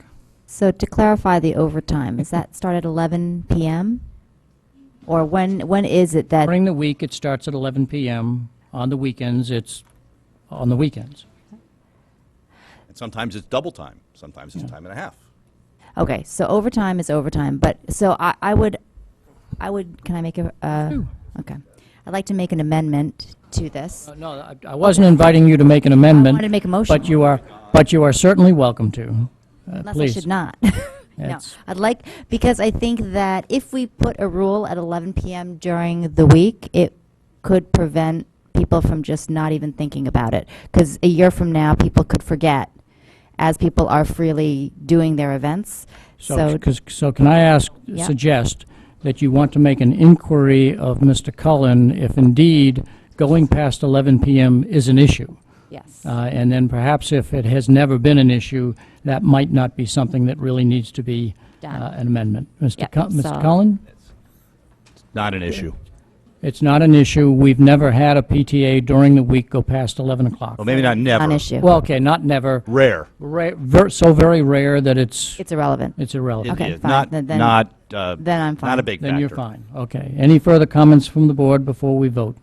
This is on the main motion to increase the budgeted cost for custodial services by $20,000 to permit PTAs to be exempt from reimbursement of overtime fees effective July 1, 2014. If everybody understands the motion, all in favor of the motion, raise your hand. Ms. Lou McCormick, Ms. Carnell, Mrs. Gerber, Mr. Fattabine, Ms. Maxon Kennelly, Mr. Llewellyn, and Mr. Patton, all opposed. Mr. Convertito, Mr. Dwyer, the motion passes 7-2. We're down the home stretch. The CABE conference fees, Mr. Fattabine, that's yours. Right. I'd make a joke about that's the longest motion we have from a lawyer for the least amount of money. I did give this one a lot of thought, though. And Please make the I motion. will read the motion, but first I'll preface this. There used to be a budgetary item that would permit attendees or board members to go to the CABE conference. Everyone knows what the CABE conference is. It's a conference once a year given by the state of Connecticut to all the boards of education and other things. So it's like a board of education conference where we meet other people and discuss other things. But in any event, I will read the motion now if the chair wants me to. This is a long motion. I move to increase account or object code 319, conference and travel, comma, subaccount 69, Board of Education Services, line item 54490, workshops and conferences in the proposed budget from $0 to $2,400 for the purpose of paying the cost of Board of Education members to attend the annual CABE/CAPS conference, comma, with priority of payment being given to the Board of Education members last elected and with any remaining balance being apportioned among the remaining attending Board of Education members if requested. That if requested, I think, is an important item, but Yes, okay. the intent No, basically... I think, Anita, I'll second the motion, and then Mr. Fattabine. Now, I realize it's a tough budget year, and I realize any increase is looked on carefully, especially when it relates to our members on the Board of Ed as it is. So I gave it a lot of thought, and it was cut last budget year. In thinking about it, I thought that may have been somewhat premature in the sense that it's a relatively small amount of money, but I think the benefit it will give the district by having Board of Education members, especially new members, that's why I included preference being given to the members last elected. They would benefit greatly, I think, in running and understanding boards of education generally, understanding state issues, how they affect the district, and it will be instrumental, I think, for especially new members to get that knowledge and understanding, and will make meetings hopefully more productive, decisions being made better, and will enhance the overall management of the district by the Board of Education. So while it is a budgetary increase, my feeling it was a fairly small amount that would have much better benefit to the district with that better knowledge Board of Education members would gain, and enhance and actually save the district money and time, effort, and energy, and even making better decisions. So I think it's a prudent investment, so to speak, in that expense. The reason I came to $2,400 is through past experience it costs about $600 to attend one of these seminars for an individual. There are 4 new Board of Education members. The primary intent is as an incentive for the new Board of Education members to attend that conference and benefit from that attendance in managing their remaining three years on the board. So that, you know, I was sensitive to increasing the budget in this manner, but I do think it's an investment, and one in which hopefully will have benefit to the district in running a better board. Okay, thank you. I voted to cut this last year, not because of the dollar amount, because it doesn't save us maybe a couple of number 2 pencils. You know, it wasn't the dollar amount, it was that when we have to have cuts, the board should participate in those tough decisions and spread the so-called wealth. The reason that I'll support this time, and again, is not because of the small amount of money that it adds, but because Mr. Fattabine added those last 2 words, if requested. Last year, funds were not there for reimbursement. 4 of your board members went on their own dime to the conference. And maybe some others didn't go because of time, and maybe some others didn't go for money. But in the future, I would hate to have board members say, I can't run for the Board of Education and serve the students of this town because I can't be trained and I can't afford to go to the conference training. We shouldn't have that kind of circumstance, so that because I've asked for money my whole life, I will say that for those board members who felt that they could cover this out of their own pocket last year, I would encourage you to do that, whether you're new, old, or the oldest. Most experienced, Mr. Fattabine, is our senior board member, because then that allows other board members to participate. So I think the words "if requested" is an important concept. Other comments that board members wish to make on this motion? Mrs. Maxon Kennelly. 2 quick words. First, an assurance to the public that genuinely this can correlate to savings for the districts and better decision-making for the districts with the range of workshops it offers. I did have a question through the chair to Dr. Title as a budgetary issue. In our budget book, this is on page 86, what I had wanted to ask about was not increasing the budget, but to move $2,400 down from under personnel services, which saw a sizable increase up to $20,000 from an actual of $2,143. And I'm not denigrating the need for that money. I understand that it's going to special ed, pupil services, mental support. but that is a sizable increase where we don't know exactly where it's going to be needed to be spent, and could it come from that line instead? I don't think that would be a wise decision. I think Ms. Leonardi explained several of the staff categories in her department that are in need of additional staff training. Those aren't really conferences. That's a combination conference staff development line in her department. That's really the staff development for the specialists there. And more we need those folks updated on things. I think that would be a bad trade. My feeling would be, if the board feels this is important, as you have with some others, add the $2,400, and if you don't use it, you don't use it. I don't want to touch that one if we can help it. Thank you. Any other questions from the board? Mr. Patton, before we go to the public. Through the chair to maybe Ms. Munsell or to Dr. Title, the line item used to be $3,000 before the cut was made last year. Correct. Did we always use the full 3,000? Did we need more of it? Would more I mean, I'm trying to remember what the cost of the conference was, but it didn't seem like it was $600. I guess my point is if more than 4 or 5 members want to go and they can't afford it, what did you do before with the 3,000? If that was the only amount budgeted. I don't have the history of that Any line. clue? It's just, I mean, I think that was about the right number. Every year, different people went. Some people go for 1 day. Some people go for 2 days. There's different rates for that. Some people stay over. Some people don't.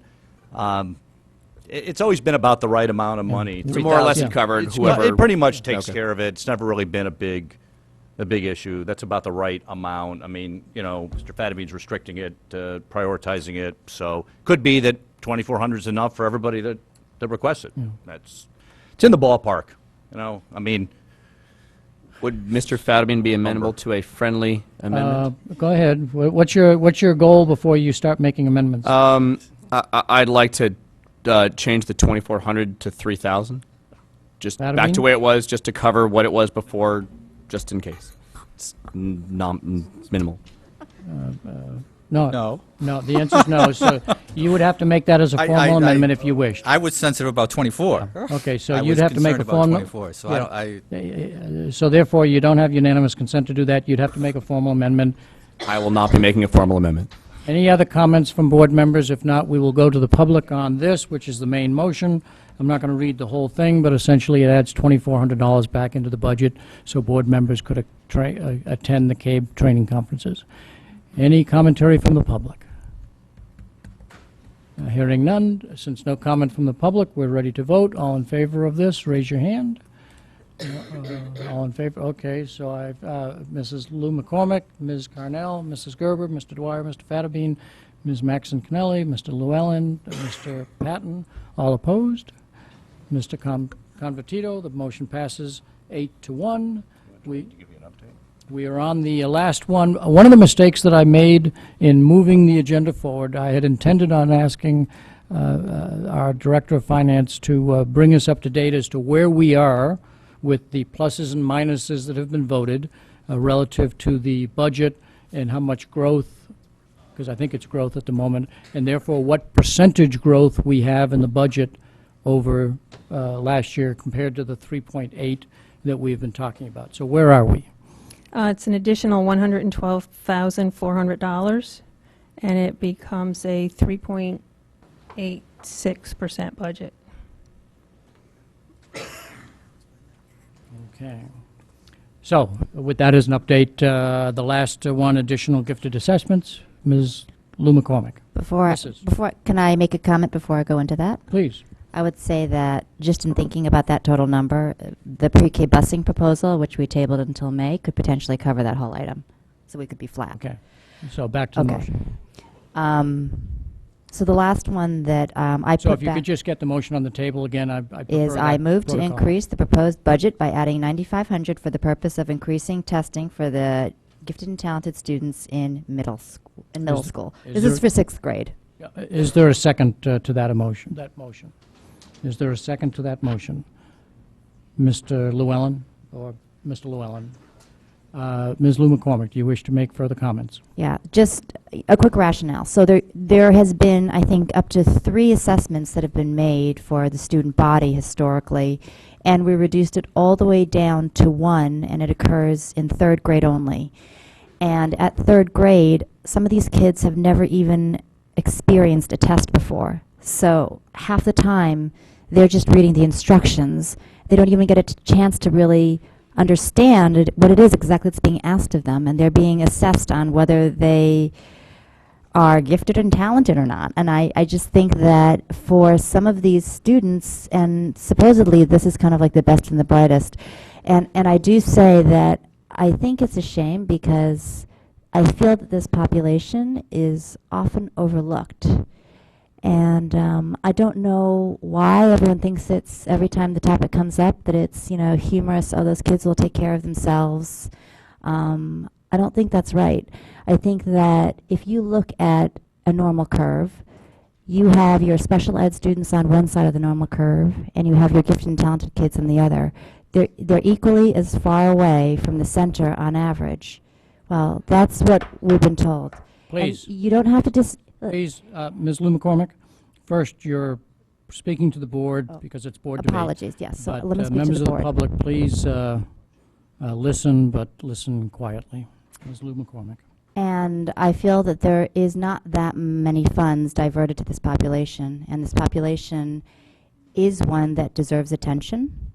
And I think that they do deserve to be identified and receive services like any other group of students, as opposed to continually being chipped away at. I think that at this point, because it happens in third grade, kids develop at different speeds, and their maturity develops at different rates. And sometimes third grade just isn't the right time. I think we deserve to give our students another chance to take a look, reassess, and sometimes they develop at that point. And I would, you know, sometime in the future hope that we can enhance the education and the focus on the students in middle school and beyond, because again, this is the best and the brightest. A lot of these guys will become the inventors that will create the iPhone or the iPad or create the cure for some disease. Do we want to ignore this population? I think that Fairfield should be focusing as well, and I say as well, not over and above on this population, as well, because they are an important part of this community, of the success of our country, of the success of the world. And I feel strongly that this is step one in making sure that the board shows equitable deference to all the different populations, including the gifted and talented. Thank you. Mr. Llewellyn seconded it, right? Any further comments? No, I think I Okay. think said it. Thanks. Other comments from the board? Mrs. Gerber. Yeah, through the chair to Dr. Title. What is the percentage of students in the gifted program in middle school right now? Approximately. I don't need an exact number. I don't even want to guess. Anybody know? Does a staff member want to approximate that? 20%. 20%. Can I get clarification on that? I'm sorry. Wait a second. Does that answer your question? Yes, thank you. Okay. Mr. Llewellyn. 20% is based on the, is that on the Riverside test? Oh, it's, which is done by whom? Please come to the microphone if Yeah. it's more than a one-word answer. Right. Go ahead. It is more than a one-word answer. The current population in middle school is primarily based on the old identification criteria, which is on the Riverside COGAT. Well, my understanding, there was a testing error that came back, one of the most recent tests, and that a letter was later sent saying that there was an error. Is that not true? I thought the population was actually... Testing error? That an over number was identified, and then the district never said anything about that. No? Interesting. Okay. I don't believe that there was a testing error. I'm not sure if you're referring to 2 years ago. In the correction? No, I'm sorry. Finish your answer. No, okay. No. Any other comments? No, the answer is no. Okay, any other comments or questions from the board? Let me see if there are any others from other board members who haven't talked already. Mr. Convertito? Through the chair to the administration, is the third grade test the only means by identifying a gifted or a talented person? Back to the microphone. I'm sorry, I didn't hear your question. Is the third grade test the only means by identifying a gifted or talented student? No. There are two assessments that are given in third grade, the Naglieri and the COGAT. And for those students who meet a 135 and above, and it's an automatic identification, then thereafter there is a request for review process that could be initiated by a parent or a teacher that occurs each spring. And it's a thorough and full review of a child's portfolio. And there are a percentage of students identified through that process as well. Mrs. Lou McCormick. Oh, sorry. Oh, I'm sorry. Were you? I thought you got the answer. Do you have further comments? Yeah, my comment would be, and keeping in previous comments earlier in the evening, if we're going to trust our teachers and our professionals, then I trust them to be able to identify a gifted and talented student and ask for a test. Thank you. Mrs. Lou McCormick. So my understanding is that there's a large percentage in the middle school, because before we are identifying gifted by saying 135 on English, and then also if you did 135 on math. So clearly that would be a larger population than if you said you have to get a 135 on both math and English. The over-identification of students that exist in the middle school is not because we moved from a subject-based identification to a composite score. It's because the cut-off score was 10 points lower, and there was a flexible, I will refer to it, implementation of that cut-off score prior to a full program review, which was conducted in 2009, I believe. Exactly. So based on that review, we moved forward a new testing structure by grade level, added the Naglieri, and we increased the cutoff score and went to a composite score because we changed the program. And the program is more holistic in nature, curriculum and unit-wise. So we felt the need to change the identification, the criteria as well. So no, the over-identification is not because we went from a language arts and math to a composite. Okay, so we moved the cutoff lower. So now the percentage of students... Cutoff is higher. I'm sorry, the cutoff is higher. So the percentage of students now that are identified via the cutoff are much lower, correct? Well, it's going to take a couple years before that percentage hits the middle schools. So at this time, we are, what we believe, truly identifying the gifted students, where at one time the pool included gifted and high-achieving students. Agreed. So now we're at the point now where we've eliminated that 20% phenomenon and we've cycled it down to a more manageable, reasonable, what you would expect. It just hasn't hit the middle school yet. Exactly. So therefore, what I'm proposing is something that would hit the kids moving up, where there is not going to have that anomaly of 20%, but is geared towards that smaller population with a more fine-tuning, so that the kids that get missed in that opportunity who mature later and who now had experience with what a test is, now have another opportunity before they enter middle school, which would be 6th grade, to take this test and see if at this point now they actually qualify. And I think this is going to be, it'll be a much smaller population. A couple of things, if I Thank may. you. Do No, you have a good. comment that you want to make on her comments or not? Well, another year of testing will identify more students. Mhm. So if we're really trying to identify gifted students, there is a window of opportunity. And I don't know that I know of any research that shows 3 years of maturity will make you more gifted and now you can be identified. So we feel like at 3rd grade we have a gateway into gifted education as well as requests for review for years to come after that in case we did miss any child. Thank you. If there are no more comments, I'll go to the public. Again, could I get a sense of how many people wish to speak on this particular topic? And we're still under the 1-minute provision, if you would. This will I be see short two- and sweet. I see 2 people there. Thank you. State Ju- your name and address. Julie Gottlieb, 153 Applegate Road. I would just like to make a point of clarification that a child can be both gifted and special ed, that those are not mutually exclusive. That's correct. Thank you. That's an important distinction. no, I point well appreciate that you taken. making it. Hi, Marcy Spolier, 110 Brookridge Avenue, Fairfield. I just want to question, I understand your need to want to support that population of gifted students. However, I'm questioning if this is the best way to do it. The middle school program is weak. I know last year there were cuts in the middle school program for the gifted population, and I think we need to spend that money on strengthening the program, not the testing. Again, when you're tested in as gifted, you're you're always gifted. You don't, it's not something you learn, giftedness. It's something that you have, and I think the middle school program needs to be strengthened for that population, and that could be better use of the resources. Okay, thank you. Mrs. Llewellyn, before you come up, I have 3 people remaining, right? I guess So I need to prepare the audience for a quiz I'm going to give them right after this motion passes.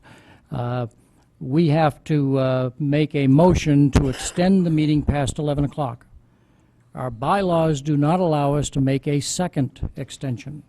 So we have to pick a time that accomplishes our goal of acting on this budget and allowing public comment. And so the question I will ask is to get a sense from both sides, raising your hand, how many people may want to speak on the total budget main motion. So I can then, no, I'm not doing it right now. I'm trying to prepare you for it so that when I ask you, you will have had a chance to think of it, so that when I do ask for the motion to extend, we might have a better sense of what the proper time is for that. So, sorry for the interruption. Please, your name and address. Dawn Llewellyn, 524 Sturgis Road. I agree with you that the gifted program should have been extended. We should have had the funds last year. It was supposed to, in the middle school, we're supposed to use it possibly as unified arts, and it didn't happen. I also agree with the person who mentioned about the twice exceptional student, where you can be gifted but also special ed, and that's why the composite score, where you're going to look at math and language arts, you should look at them separately, because you could have children who are dyslexic but are very gifted in math, and that is overlooked. And still, though, even though we do have experts in the field and teachers, that is overlooked time and time again. The other part was, I was on that subcommittee for Talented and Gifted, and the 5th grade class that year was very large under the new criteria, the 130 composite score. And I remember there were 10 boys just in Sherman that ended up qualifying, moving over into elementary. There was a problem with that test. You were going to go back, you were going to look at it. Mrs. Llewellyn, unfortunately, you're at the 1 minute That's time. fine, but I know that that wasn't an anomaly. Thank you very much. And those kids were pushed forward. Thank you very much. Name and address, please. Ellen Jacobs, 637 Cedar. Speaking of boys, they do tend to mature later and academically later as well. So it would be an argument in favor of a later testing period. Thank you. Thank you very much. And this is the last speaker on this particular topic. Please state your name and address. Maureen Sawyer, 43 Thorpe Place. I've had 2 children who have tested into this program. They both went through the middle school, having had wonderful elementary school experiences with this program. It shuts down a middle school. If you're going to put any money towards this, forget about testing, put it to the middle school. Thank you. Thank you very much. Back to the board. Any final comments since members of the public made comments? Mrs. Maxon Kennelly. 2 of the public comments were saying exactly what I wanted to say, but I also wanted to clarify one point, that last year's budget did not cut anything from middle school gifted. What we cut was Dr. Title's attempt to invest in the program and improve it. And so the cut last year, it wasn't to the program as it was to Dr. Title's attempted enhancement. And I couldn't agree more with the idea is not to test more people into a program that the administration already knows needs work. It's the program itself needs improvement before we look to that assessment. So I would not be supporting this motion. Okay, final comments from board members. You wish to make the last comment on this motion. I'd like to make an amendment to my motion then. I know you hate that. Well, it's, okay, so if So that is the case. I can kill my motion, right? I can withdraw my motion. Okay, yes, you can. If you ask and if the board agrees, it's withdrawn. May I withdraw my motion? To withdraw, any objection from the board? The motion is withdrawn. Thank you very much. So now, back to my... Whoa, but I wanted to amend it and replace it. I wanted to change my motion. So if I withdraw it, I told you I wanted to amend it into something else. So if I withdraw it, can I? Until the motion is actually on the table, you are free to change it and then put it on as a main motion, because I've not put it on and I've not read it, so therefore, what is your intent? Okay. So now, think about it, write it down, and let me do my quiz and get a motion to extend the meeting, and then when I'll come back to you so that you've had a chance to make sure that you know what you want to do. So the quiz is on the main motion, which is once we adopt the budget, which at the moment has an additional $112,000 in it, rough numbers. How many people will want to comment on the main motion of adopting the budget? I've got 1, 2, 3, 4, 5, 6, 7, 8, 9, 10, 11. Don't stand up because I can't see hands then. 11, 12, 13, 14, 15, 16, 17, 18, 19, 20, 21. Roughly 2 dozen over there. And 1, 2, 3, 4, 5, 6, 7, 8, 9, 10, 11, 12, 13, 14, 15, 16, 17, 18. So I've got roughly 45 one-minute presentations. 45 one-minute presentations. So that you know the rules and you know the number, we've got at least 45 minutes, and the board is also entitled to have further conversation on the main motion. If I assume that I don't see a lot of the board members saying, now that we've done with all the amendments, we probably won't have too much extended conversation on the main motion. Is that a fair assumption that I'm making? And I'm also going to make an assumption that that the items that we table to the end of the meeting by unanimous consent, the minutes and the mission, will not be addressed tonight, and it will be carried over to the next night. And so once we do the budget and go to public comment for general comments, we're done. And so we have, let's say, an hour at the current with 45 minutes, maybe 15 minutes to get through the rest and get to adjournment. So we'd have a motion that would say we'll extend to midnight unless board members want to give more time. So who wants to make a motion and give me a time? Mr. Fatterbean. I'll make a motion to extend to 1 a.m. 1 a.m. I will second that motion as much as it Don't have to use pains the me. time. We only have one option Yeah, to extend we time. don't need to use the I'd go for time. the extra time. We don't have to use it. Mr. Patton, but if have you people seconded want that to motion? speak, I Well, want to be let here. me get it on the table first. Yes, I'll second that motion as much as it pains me. Can I assume that there's unanimous consent to extend the meeting, or not? She's not here, so she's not voting. Well, okay, she's come in. So the motion on the table is to extend the meeting to 1 a.m. That doesn't mean that we have to use all the time, but Mr. Fatterbean is giving us a cushion. Any other comments on that? It's an administrative motion, so we don't go to the public on that. All in favor of that motion, raise your hand. We have a unanimous vote. Okay, so now, back to Mrs. Lou McCormick and how she wants to actually introduce the motion that is here. All right. I had grappled basically with the recommendations that some of the public had voiced with the assessment, and so I will move to increase the proposed budget by adding the $10,000 to enhance the middle school gifted and talented program. To enhance. Okay, so did you get that, or shall I? Okay, so I'll read it and tell me if I'm correct, and then Mrs. Gerber will get it. I move to increase the proposed budget by adding $10,000 for the, keep taking that out, to enhance the gifted and talented student program students in middle school. Did I get that right or not?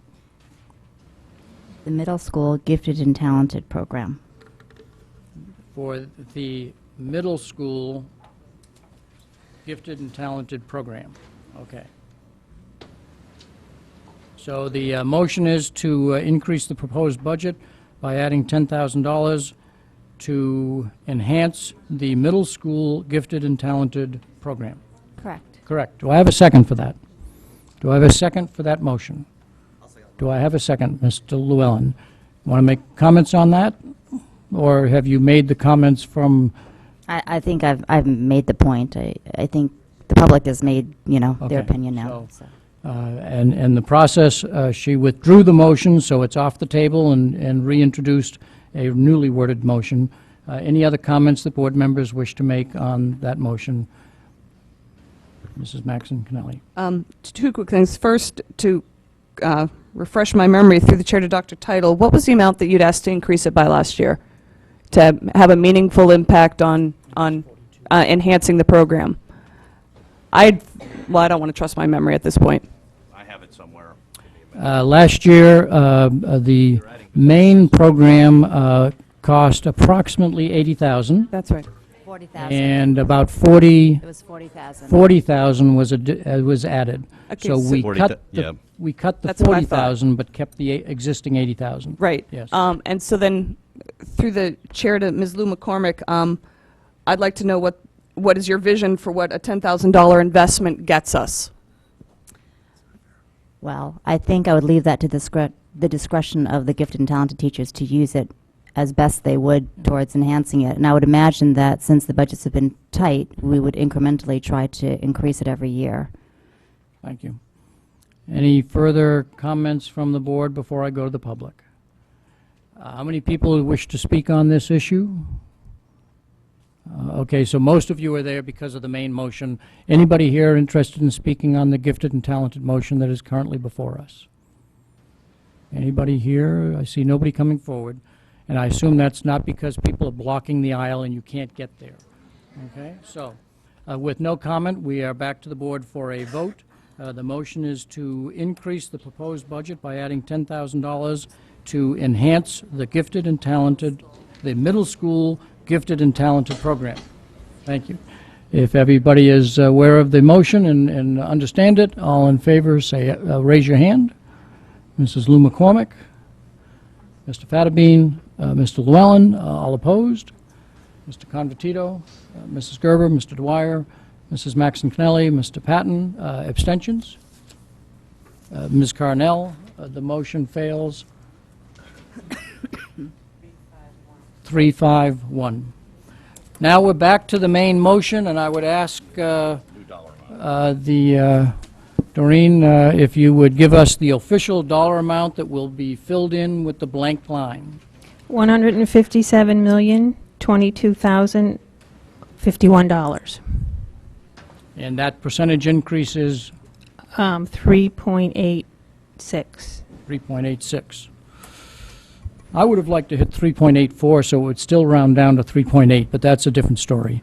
So I would remind the board that the main motion, and remind the public that the main motion is the Board of Education, that has already been moved, that the Board of Education approve an operating budget for 2014-15 fiscal year in the amount of $157,022,051. As presented to be forwarded to the town of Fairfield. That motion has been moved and seconded. Any final comments from board members on the main motion? Any final comments from members on the main motion? We're ready to go to the public. You had a question, Mr. We'll Llewellyn. have the opportunity to speak after the public. If no member of the public speaks, the answer is no. I got a feeling that you're covered there. So please, state your name and address, and again, I have to say 1 minute, because the groans in the crowd that's thought that they might be here till 1 in the morning, I heard. So please, 1 minute. Kevin Chase, Principal, Mill Hill Elementary School. I first want to say that I support the proposal of the superintendent's budget. I want to say that I'm appalled at a recent comment this past Tuesday. A board member referred to our curriculum leaders as overhead. I want to state also that I completely agree with a comment that Mrs. Lou McCormick had made when she stated that the board should listen to the experts. And I consider my staff experts, and they have written a letter to you in support of our curriculum leaders. They were appalled as well when I shared with them what the proposal was for the cut, and that we continuously benefit from their direct presence. I know there was references made that they are not in the schools, that their presence is not directly felt in the schools, and I will tell you firsthand that it is, and it is a great presence. From modeling to providing exemplar teaching models to being open to feedback and I'm dialogue. sorry, but your time is up. Thank you. I have so much more to say. Yes, right. You were close but did not go over the line, but I would ask speakers, we do not, I'll say, encourage or allow comments that are directed to individual board members, and so you may want to speak about comments that were made, but I would ask you not to direct them to individual board members or, in fact, to members of the public. We try not to aim things at people. So please, your name and address. Nancy Haberly, Duck Farm Road. I almost didn't come up to make my comment tonight because you've read it in the papers, how I feel about the proposed budget relative to the special education outplacements, but I also feel like many of the public comments fall on deaf ears. But there are bigger issues at hand, and that you see them coming from the top down, and they're intertwined themselves in our policies and curriculum. When are we going to start being forthcoming with our procedures? When will we see consistency from school to school? Why do I feel like that my children's education will be compromised when I speak out on issues and services that by law they have the right to receive? All the students need to be treated equally and on a level playing field. If 17 outplaced students can happen in 3 months, then what about me, who has fought tirelessly? How do you think that makes me feel, and others who are in the same situation, and how do you think that makes me perceive this system? I'll tell you how. Deceitful and one-sided. When is the administration going to stop playing favorites? The bullying needs to stop, and I'm not talking about the kids. I'm talking about the administration. Stop creating such an unhealthy environment. I don't want to feel like I'm fighting on this system on a daily basis. I completely understand parents and residents expressing their support of the educational budget, but our problem in this case lies in the deceit and mismanagement of our funds by our administration. Thank you. For those who might have noticed, we did go past the time allotment, but Mrs. Haberly had shown up at the last meeting, and our bylaws kind of prevented going beyond the 11:15, so I gave her a little bit more time. Your name and address, please. Lisa Davy, 151 Wilton Road, and I'm a newbie. First time I'm speaking here. I am the parent of a special education child, and I was shocked by the amount of outplacements we had. Thrilled that we're outplacing children if they need be, but shocked that that many children could go unidentified, and in 3 months' time, we have $1.6 million, $1.4 million blow up. I hope we figure out a way not to have this happen again. But my concern is that last year, the budget support information for this said that approximately 50% of the students that are placed in residential outplacement for 24-hour care. And that for us to do something like that would be very costly, and we would have to consider that.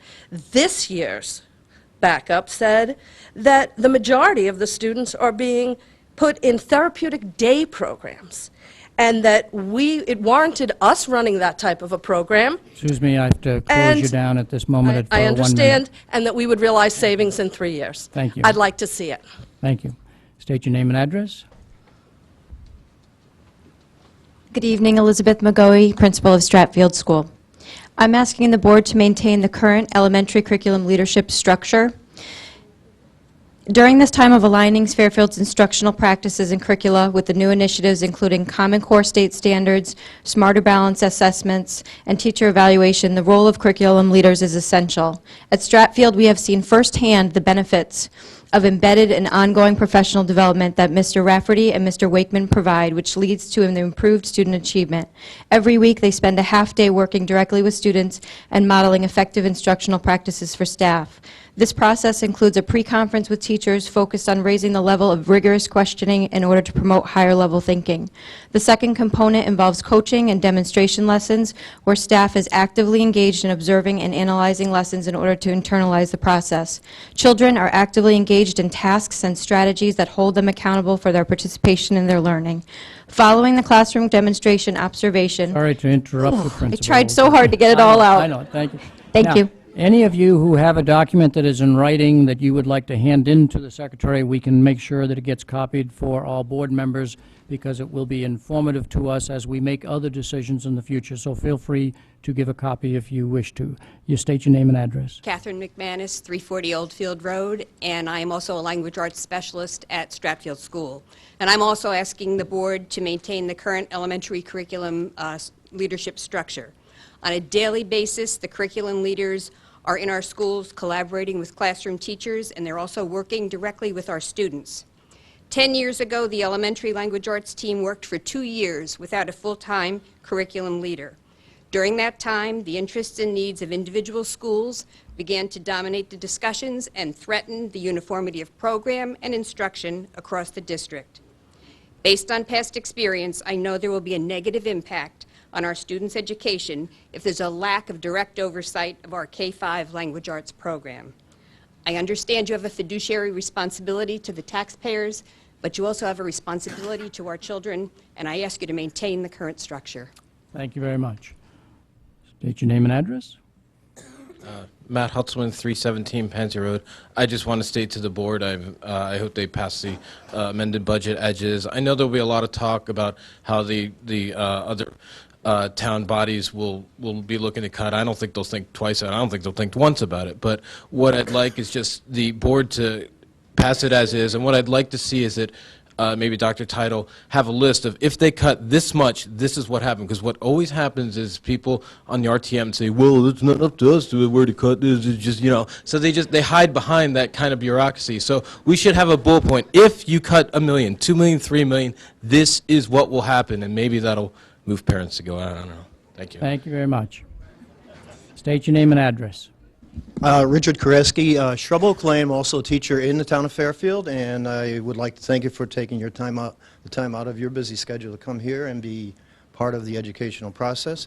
I have several requests that I would like to kind of have the board reflect upon, and one is how many members of the board have actually taught within an elementary classroom within the last 3 or 4 years, so that you know how it really feels to teach with your children that you send to us. And then secondly, what would be the educational benefit of eliminating these 2 positions that are up for, I guess you might say, review? During my time of teaching here in the town of Fairfield, I've seen boards of ed make decisions that were unpopular with parents and teachers alike. They had to be remedied later on because of the negative impact that they had on elementary education process, elimination of foreign language programs, closing of schools, increase in class sizes, and later on just to have to rethink what their actions were in order to remedy the situations. Thank you for your comments. Thank you very much. State your name and address. Hi, good evening. Kristen Tharrington, 79 Walben Court. I would like to say I do support the budget as proposed. I hope you all do too. With respect to overhead, I understand the concept of attempting to streamline overhead, but I do caution what we deem overhead, including the curriculum leaders. And beyond what our educators have told us tonight, I think it's important for you to know that these people are living and breathing in our schools, so much so that beyond my knowledge of what function they perform, my children and the children in our school know their function. They may not know their title, but it was not uncommon for me to hear last year, Mr. Wakeman did math in our classroom, Mr. Mike read with us today. Our children know these people are present, they know they support their learning, and they know they support their teachers. Thank you very much. Name and address, please. Gina Lujay, 40 Sherwood Farm Road. I am opposed to cutting curriculum leaders. From my own past experience as a teacher, I know that curriculum leaders provide a critical support system that impacts the classroom teacher's daily work by giving direction and guidance on both content and instruction. From my own experience as a parent in the district, I've seen firsthand their value. Mr. Wakeman came to Dwight last year and walked us through the math curriculum and textbook topics that were hot last year, provided a good comprehensive view to all the parents at Dwight. I understand that other districts do implement the model of curriculum leader as department head, and I actually worked in one, but our district, Fairfield, is much larger than most, and I would find it hard to believe that consistency across multiple schools can be achieved without someone at the helm at the central office level. Also, with the shift to Common Core, now is not the time to pull the consistency that we do have out from under us. Thank you very much. And I applaud all of you who have been pretty much staying within the minute. Thank you. State your name and address. Ann Harvey, 363 Hemlock Road. I would ask that you, as a board, support our professional educators, our teachers, but our superintendent, our professional administrators, our curriculum leaders, our central office staff. We support them as a family, and I feel that we hire them to do their job, and we should let them do their job and show them the respect that they deserve. Even to mirror what Kristen said, even my daughter knows who Mr. Wakeman is. She said, "Mom, we had a mean sub the other day for an hour, but it's okay because Mr. Wakeman was teaching my teacher math." So she gets it, and I hope you do too. Thank you. And hopefully that sub is not in the room so that I don't have to... So please, name and address. Franklin McLean, 90 Woodbine Lane, Fairfield, Connecticut. I'm also a language arts specialist at Nurse Stratfield School. I want to speak on behalf of maintaining the current curriculum leader positions. In order for our elementary school students to be successful today, especially, differentiated instruction is critical. Our Fairfield Elementary students are very fortunate to have our two curriculum leaders, Mike Rafferty and Walter Wakeman, leading the instructional initiatives provided to them. Mr. Rafferty and Mr. Wakeman's levels of expertise and years of refining their own teaching practices, which they use firsthand in all of the schools, as you've heard already, are invaluable in promoting the high level of instruction our teachers deliver. For more specific examples, I refer you to the letter sent to you from the entire North Stratfield School faculty. Thank you. Thank you very much. Name and address, please. Elise Archibald, 135 Amherst Street in New Britain, Connecticut, but I'm a math science teacher here at North Stratfield. And I'm also speaking to ask for you to continue with the curriculum coordinator positions here in Fairfield. I've heard a lot of references to comparing to other districts in our area, and so I'd like to make some comments and observations about that. I know that you've probably seen this budget, and I couldn't help but notice that our per pupil expenditure is the second lowest in southern Fairfield County. Additionally, while enrollment has increased in the past 10 years, our administrative staff, including Walter Wakeman and Mike Rafferty, have essentially stayed the same. If we really want to compare our neighboring, ourselves to our neighboring towns, our budget should be almost $20 million more. And so then that would deem the proposal to eliminate these positions moot. Thank you very much. Thank you. One comment while the speaker's coming up. Out of courtesy to our professional staff, we generally allow them to give the address of the school they work at rather than their personal home address. But those of you who wish to give your personal home address are welcome to do so, but don't feel compelled to. Name and address, please. On that note, I will simply say my name is Bethany Winchester, and I teach at Riverfield School.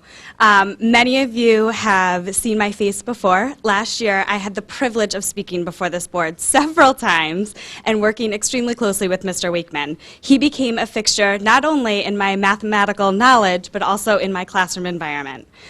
One of my biggest concerns tonight was the misconception that curriculum leaders are not in classrooms. Last year, Walter was in my classroom on a very regular basis. And last year, before this very board, the chairman mentioned that with Mr. Wakeman's guidance, we weren't taking the easy road. But he believed we could do it. I agree with this statement wholeheartedly, but I know that none of it would be possible without Mr. Wakeman. I have also had the pleasure of working with Mr. Rafferty. He came into my classroom, modeled lessons for me. He talked to me individually about my students. Together we brainstormed the type of instruction they needed, how to implement it, and how to individually target each of my students' needs. Mr. Rafferty sat at my reading table time after time, sharing his knowledge with me, helping me become a better... Time, if you would. Thank you very much. Name and address, please. Sure. My name is Martha Murphy. I live at 720 Wellington Drive, mom of 2 boys in the public schools and a teacher at Riverfield School. And we also, the entire certified staff at Riverfield School, we submitted a letter to the board. We hope that you've seen that. We hope that you take that into consideration, where we wholeheartedly support our professional colleagues, Mr. Walter Wakeman and Mr. Mike Rafferty, and we hope that you do consider keeping the structure as it is right now. We also have what we call in the educational world an artifact. I'm going to read this really quickly. Dear Mr. Rafferty, thank you for the books for our classroom library. We love them. We have been reading them every day. We love the nonfiction most of all. We hope you can come to our classroom to check them out. Here are some pictures of us with our favorite books. We hope to see you very soon. Your 2B friends. Thank you very much. You want to keep this? Hand it in to the clerk if you would like. Brenda Anziano, principal of Riverfield Elementary School. I just want to echo everybody else's sentiments. I went to Riverfield last year as a new principal, and the work that Mike Rafferty and Walter Wakeman did with me, with a staff that they already knew that I didn't know, was amazing, and we have come a long way in a year and a half, and it's because of their work, shoulder to shoulder with teachers and shoulder to shoulder with me. So I really would hope that you will support keeping those positions at the elementary level. A new principal to Riverfield, but you have shared your skills with this district many years in other schools. Name and address. Good evening, Annalisa Sherman. I'm the math science teacher at Burr School. The math science teacher team did send a letter to the board earlier today, but I'm going to read that aloud right now. At the Board of Education meeting with help, on Tuesday, January 28th, the suggestion was made to reconfigure Fairfield's elementary curriculum leaders' positions. As math science teachers, we feel compelled to support our elementary math curriculum leader, Walter Wakeman, in the importance of his position. Mr. Wakeman's expertise, knowledge, and vision have placed Fairfield ahead of the curve in terms of curriculum and instruction.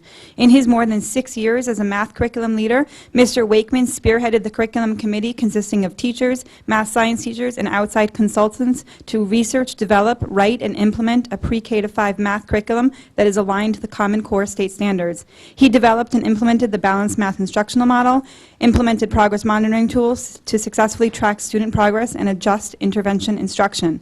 Mr. Wakeman continues to lead the charge to remain ahead of changes in curriculum before the implementation of the Common Core state standards. There are two of you standing there. If you can finish up in another 30 seconds, because that extends the 1 minute in honor of the fact that both of you are at the podium at the same time, please.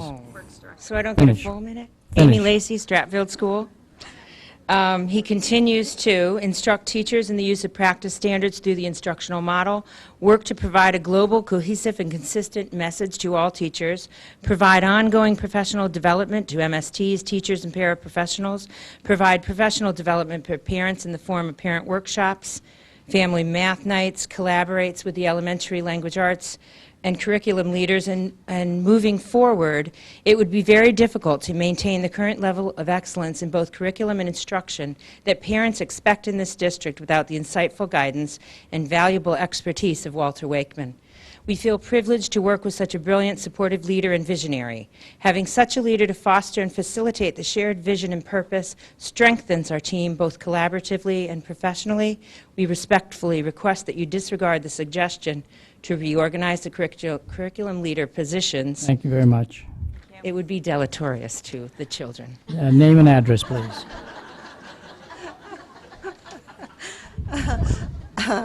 Sorry. Hi, I'm Pam Williamson. I'm the math science teacher at Riverfield Elementary School. Those even considering reorganizing curriculum leaders do not understand the importance and value of all that they do day in and day out. Walter Wakeman and Mike Rafferty work tirelessly, always focused on best instructional practice for students and supporting teachers in implementation in this instruction. These are critical, essential positions, not overhead. They're far from excess, and they're critical to the successful instruction of all students in Fairfield Public Schools.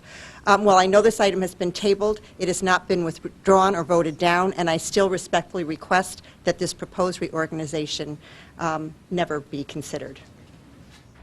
Thank you. Name and address, please. Good evening. My name is Lori DeAngelis. I am a language arts specialist at Riverfield School.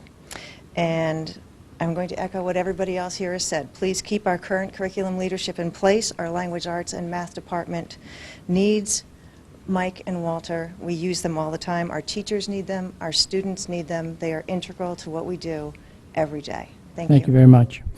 Name and address, please.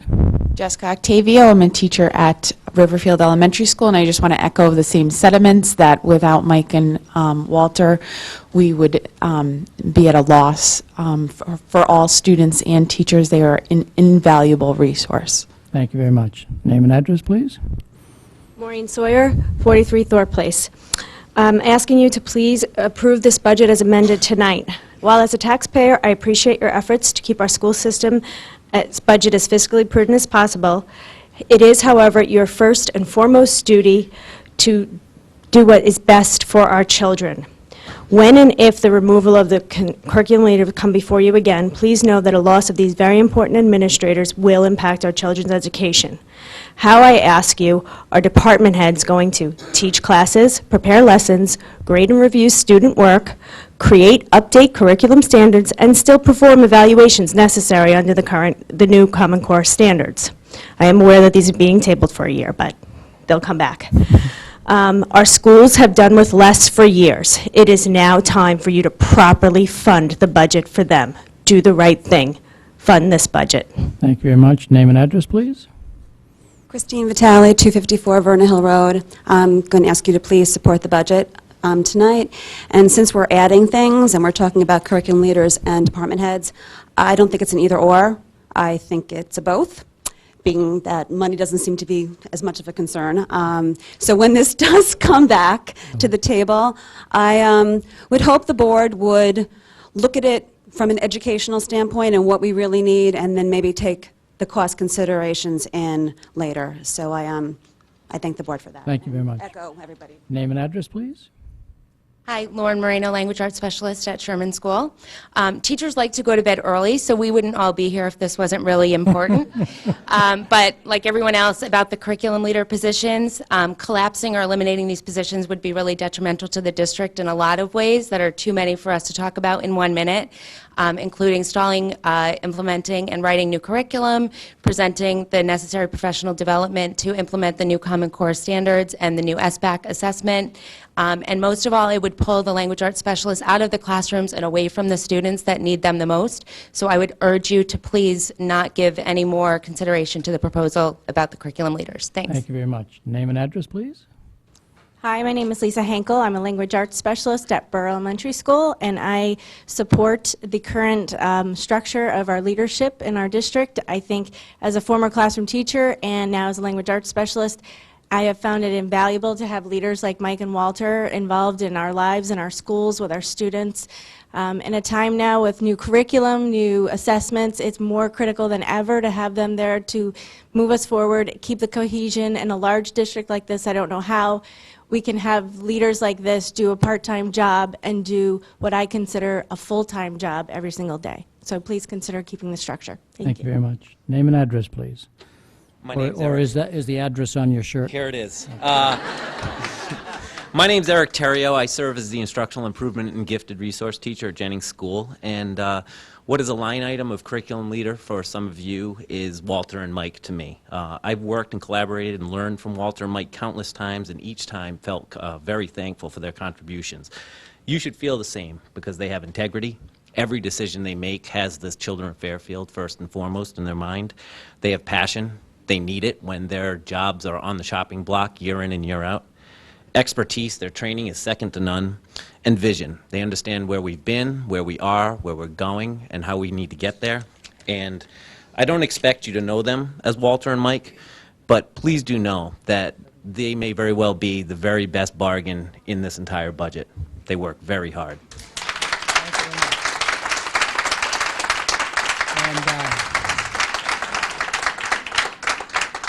I don't know how to go after Eric now. And so now, for 4 hours you did very well around clapping and whatnot. If you could just appreciate the comments that are made. I'm Megan Bolton. I'm a second grade teacher at Jennings. I came from a district with no curriculum leaders, and when I came to Fairfield, I very quickly learned who Mike Rafferty and Walter Wakeman were because of their presence in our classrooms and their presence in our professional development meetings with insightful, innovative ideas of how to advance our students' thinking. I've spoken with colleagues, and we are shocked and dismayed that these positions may be on the chopping block. 2 years ago, I had my new teacher orientation, and my second day began with Mike and ended with Walter.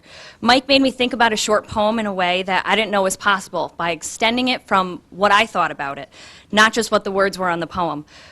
He said, "You'd be amazed to see what your children can do when you ask the right questions. I invite you into our classrooms to see what the kids are doing because of the things that Mike is teaching us." Walter began by quizzing us on basic math problems and told us to solve it, and then he recorded our thinking on the board, showcasing how we all arrived at the same answer, but differently, and that was okay. No one was afraid to share their own thinking because of his positive demeanor. Walter showed us that children, too, can think that way, and they sure do. Again, come into our classrooms and see what they've helped us show our children and see the learning that's really happening. Thank you very much. Name and address, please. Okay, we have a tandem team here. Kathleen Finish. Rupert, Jennings School. Again, students are sharing their thinking, exploring their learning, and having high-level conversations with their peers about how this connects to the world around them. Not a week goes by without seeing both Mike and Walter walking the halls or sitting in the classrooms of Jennings. Their presence is always known, and it is always there to push me to be a better teacher that I can be, whether it's an impromptu feedback or a scheduled observation. I know this is a sentiment shared with by Jennings teachers. With the new Common Core state standards and push for rigor in our new evaluation and standardized assessments, how are we going to have the opportunities to learn rigorous teaching techniques tailored to our needs and the needs of our students if our curriculum leaders are split between 16 schools and have teaching responsibilities of their own? This is why Mike and Walter are vital to student success. They are 100% devoted to helping your children reach their full potential. Thank you very much. Name and address, please. Hi, I'm Sarah Bocari. I live at 111 Casimir Drive in Fairfield, and I also teach at Jennings Elementary School. And there's a saying that it takes a village, and Walter and Mike are the head of our village.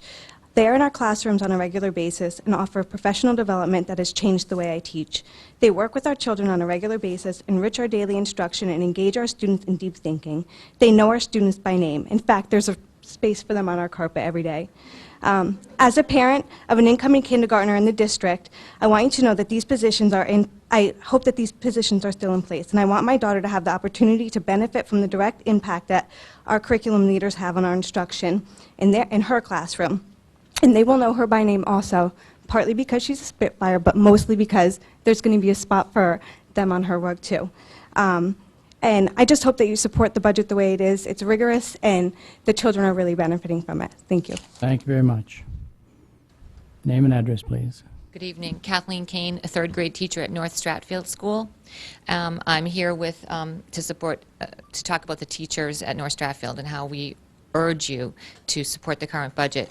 The curriculum leaders have been invaluable to me as a third grade teacher. I spend many hours planning lessons for my students, and I rely on the curriculum leaders to provide me or my building LAS and MSTs with new techniques from research-based practices. My teaching is based on sound curriculum and assessment practices that has to keep changing to meet the demands of society, as we all know, for the good of my students. So I urge you to continue with the budget, and I echo all my colleagues' sentiments. I don't know why my students call Mr. Wakeman, but Mike with the white hair. I'm not sure, but anyway. Thank you very much. Name and address, please. Good evening. Debbie Jackson, principal of North Stratfield. I'm going to help Kathleen with that last comment and just say that some other things that the students at North Stratfield have referred to Mr. Wakeman and Mr. Rafferty as have been, oh, look, there's our math guy. And not long ago, as I was walking with Mr. Rafferty, a student remarked, I think a kindergartner, look, it's Mr. and Mrs. Principal.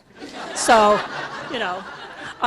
But I also teach adjunct courses at the Graduate School of Education at Sacred Heart. I just want you all to know that we are really highly valued as an educational facility amongst our students. And that's students in all areas going right up to the high school level. Just last night, one of my graduate students asked me if it's really true that in Fairfield, curriculum leaders work hand in hand with teachers. And I think that just really talks about the reputation of our curriculum leaders, both Mr. Wakeman and Mr. Rafferty, and all the way up. So, thank you very much. Thank you. Name and address, please. Andrea Leonardi, 245 Unclewa Road. I have never spoken at a public meeting. As a citizen of Fairfield, I've relied on the community to police itself, and up until this moment, they have done so beautifully. I have got to speak in support of all of our curriculum leaders. This town has done this before. 20 years ago, when I came into this town, we had eliminated this level of support for the district. At that time, 17% of our students were identified with disabilities. I would challenge you to say many of those students were what I would call curriculum casualties. There was no reading program at the elementary level. There was no written curriculum at the high school level. It was the wild, wild west. A diploma from the Fairfield Public Schools did not tell you what the coursework was that any child did. That was all teacher dependent. This was not because teachers were not quality teachers. This was because of a lack of leadership. At some point, this community has to understand to run a school district this large, leadership matters. Thank you very until much. you do, you're going to see problems. Thank you very much. Thank you. Name and address, please. Hi, Monica Shaper. I'm a language arts specialist at Jennings. I can say without hesitation that I have not witnessed students and staff in this town benefit more from a language arts curriculum leader than they benefit from the wealth of knowledge, experience, and passion from Mike Rafferty. Mike not only brings to the children of Fairfield a vision for high achievement, he lives this vision every day. Mike can often be found working with teachers implementing curriculum to ensure that all children are learning. In addition, Mike has guided language arts specialists, such as myself, in our work with struggling students. We have learned the most effective teaching strategies based on his professional development. I am a better teacher because of Mike. My students who I teach every day are learning because of Mike. The reason why the role of the LA curriculum leader should not be eliminated is not simply because of what Mike personally brings to the table with his contagious passion, vision, and open-mindedness. The position brings the professional certifications, experience, and qualifications that are rare and should be highly valued. This role cannot simply be filled by another teacher on a part-time basis. Thank you. I know. Thank you. From time to time, as I'm listening to the speaker, my eye does not catch the time, so that's why I slip sometimes. Can you Name do and that for address, me please. as well? My name is Tara Hyder. I'm a language arts specialist at Jennings School. I've been teaching in Fairfield for 17 years, and I continue Monica Shaper's sentiments. As for the math science curriculum leader position, I often witness Walter working with teachers and with students implementing math curriculum. Walter has vision like no other. Walter's leadership has transformed the way that our children think, problem solve, and communicate. This profound impact on students has happened because of the math science curriculum leader.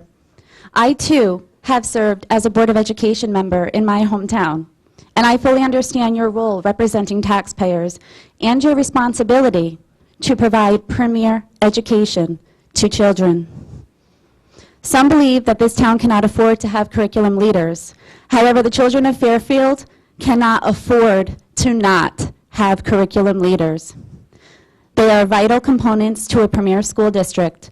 Highly qualified, experienced, Thank you very passionate, much. knowledgeable, and effective curriculum leaders are crucial. Thank you very much. Name and address, please. Hello, I'm Mary Ellen McKee. I am a parent of 3 children in Fairfield. I'm also a language arts specialist. I'm Mill Hill. Today I'd just like to speak as a parent. What concerns me is that we have 11 elementary schools, 3 middle schools, 2 high schools, and the educational needs and social needs of our kids are so varied and great. And what unifies the education of these students is our curriculum leadership. Without informed leadership devoted to the education of these students, then each school will be independently directed. We will become 16 independent states of Fairfield. Curriculum in one school will look very different from another. Students across town will experience different and unequal education. The district will struggle with unified educational vision to prepare our children for this complex world. I urge you to consider maintaining the curriculum leaders for math and language arts. Thank you very much. Name and address, please. Hi, Tony Voldo, principal of Jennings Elementary School. I echo the sentiments of so many, and thank you for what you do, but I'll add a few thoughts. So I speak on behalf of my entire staff. We strongly urge you to support Dr. Title's proposed budget as it stands and implore you to keep the structure as mentioned tonight of the curriculum leaders. The budget is lean and fiscally responsible. These positions and the people who fill them make us all better. The community and students of Fairfield deserve only the best. As a school system and nation, we are facing unprecedented changes, change in standards, evaluation, types of learners in our classrooms. It is our charge to ensure that the students of Fairfield are provided with safe classrooms that allow them to be progressive thinkers. The notion of rigor is a hot topic in schools today. The fact is that under the direct guidance of these gentlemen and all curriculum leaders, we can say that our classrooms are more engaging and more rigorous. We can say that we are better equipped to meet the needs of all learners. I would say that we are supporting the needs of all students, and these gentlemen have provided the vision to do so. Thank you very much.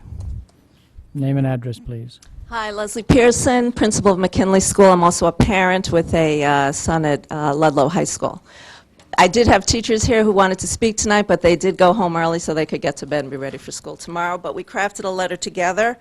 I'll just read parts of it in support of Mike and Walter. We feel that a change in their leadership roles would have a seriously detrimental effect on student achievement, especially at this critical time when we are transitioning to achieve the increased demands set by the Common Core state standards. These individuals are experts in the teaching and learning of the most important foundational subjects, reading, writing, and mathematics for elementary school children.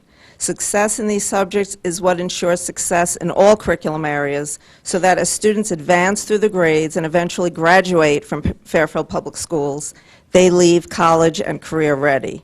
Just specifically what Mike and Walter do for us at McKinley, they work daily with our teachers and me to guide our work in implementing our school improvement plan. Thank you very much.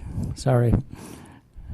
But if you haven't sent the letter to us already, you're welcome to. Your name and address, please. Hi, I'm Kristen Bruno. I'm the coordinator of early childhood special education, and I believe you received a letter today from the 7 district preschool teachers. When Dr. Title first presented the budget to the board and to the public, he talked about a district priority of closing the achievement gap. The work that we do at the preschool provides a solid foundation for our English language learners, for our students with socio and economic challenges, and for our students with delays and disabilities. In order to provide a solid foundation that prepares these students to go on to kindergarten in our 11 elementary schools, the work of the gentleman that our students know as Reading Mike and the Math Man is essential in modeling lessons and working with our teachers to develop and implement curriculum, in helping us assess and analyze student achievement to adjust our instruction.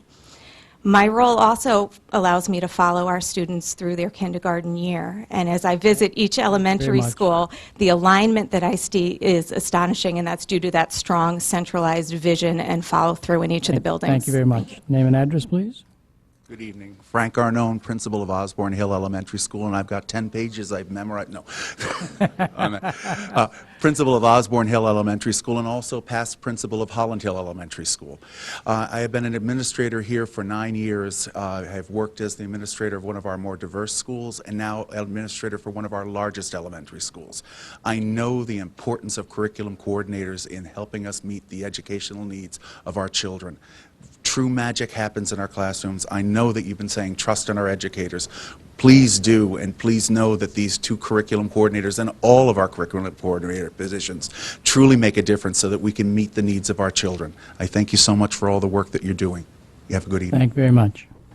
Name and address, please. Dawn Llewellyn, 524 Sturgis Road. It seems like everyone keeps mentioning Walter and Mr. Rafferty, who I don't know. I've been in the district for about 11 years, but, oh, okay, I've never met you.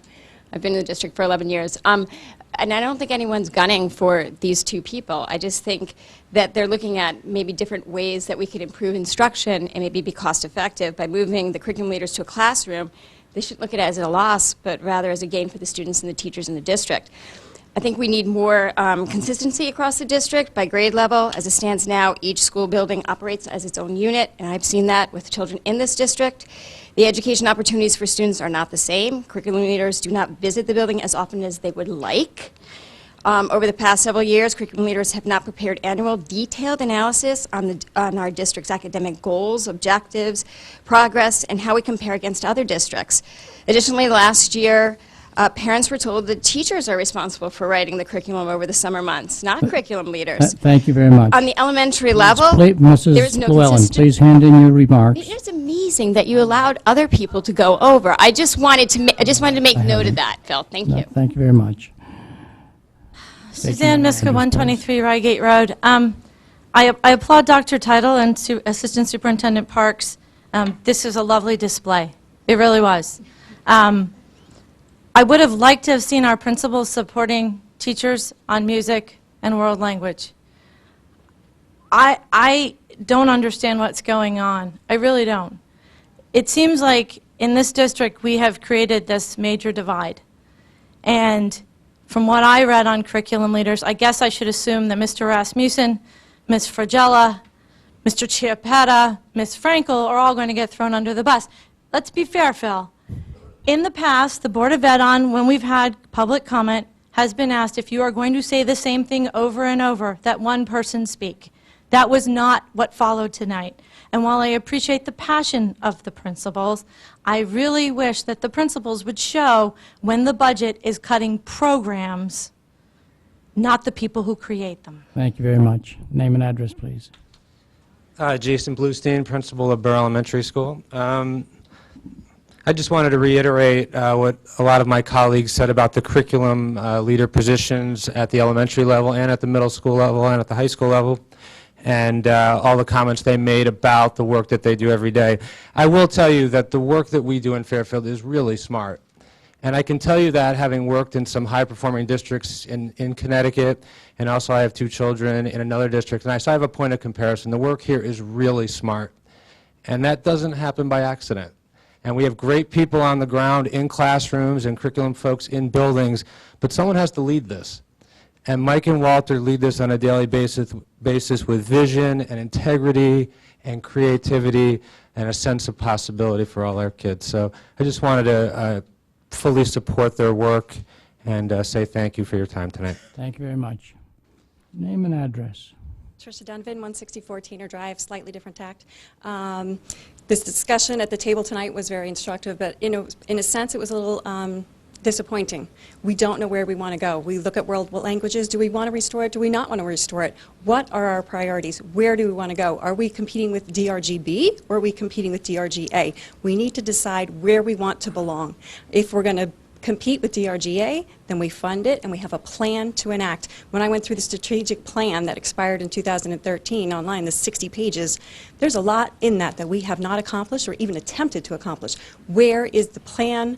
Where are we going? If people want to support the budget, I'm all for it, but we need to understand where those priorities are coming from and the data supporting it. Thank you. Thank you very much. Name and address, please. Hi, Mary Hogue, 165 Stonewall Lane. I'm kind of changing my thinking on what I was going to say. What I really wanted to say was that I appreciated all the commentary by the staff because I think that they do have an understanding of what's going on, and I'm just kind of got to not comment on other stuff. What I would also like to say, though, is that I've been reading by people in the press and other areas that normally don't support our education budget, that they do find this to be a very prudent budget, that it is going towards education, and it is going in a very fiscally conservative manner. And so although I would, as a parent, love to see more programming and more funding for programming, I understand the constraints, and I appreciate this budget being presented as is, and I hope you will support it as is. Thank you. Thank you very much. Name and address, please. You probably know by now. Neil Fink, 70 Crest Terrace. I hope it's clear tonight from the emails you've received in the last 2 days that have flooded your inboxes and the number of parents coming out tonight that the parent community is ready to rally the other town bodies in support of this budget. But we can't do it by ourselves. We need this board here to come together in a unified way, hopefully with a unified, unanimous vote, to send a strong message to the other town bodies that you own this book. This is not going to be the superintendent's book anymore. This is going to be the Board of Education's book. And any negative vote from this board just becomes ammunition for some member of the RTM or the Board of Finance to say, you know what, even Board of Ed members don't trust these numbers. And I hope that people can put aside their personal differences, and sometimes you didn't get everything that you want, but sometimes you have to hold your nose and, just swallow the pill for the sake of the better good. Thank you very much. Thank you. We have two last speakers, if I see correctly. There would be two. Ken Lee, 71 Rhoda Avenue. Have we covered the curriculum coordinators yet? I think so. Okay. Sounds kind of like trotting out the Broncos without Manning. I want to commend the board for having the courage to add to the budget. You 9 folks are the sole advocates for 10,000 plus children. You carry the torch for them all, and it's a hard job because everybody gets passionate about their children. I can tell you from experience that when this budget leaves this room, as Mr. Patton might have mentioned, it's going to get tougher. And I don't think that some of the town boards are going to be considering educational outcomes when they get this number. So I ask you to please come together, be strong, be ready to advocate for this budget because you're the only people that can. We will support you, I'm sure, all of the people here and many people in other places, but we thank you for your service.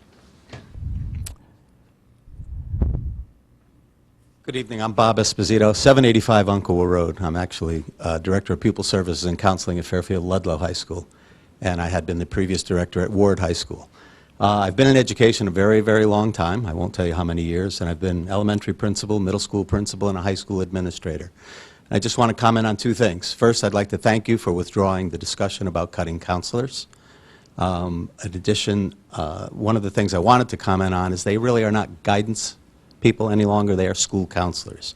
And they're school counselors because you've heard comments about the number of outplaced students in therapeutic day schools.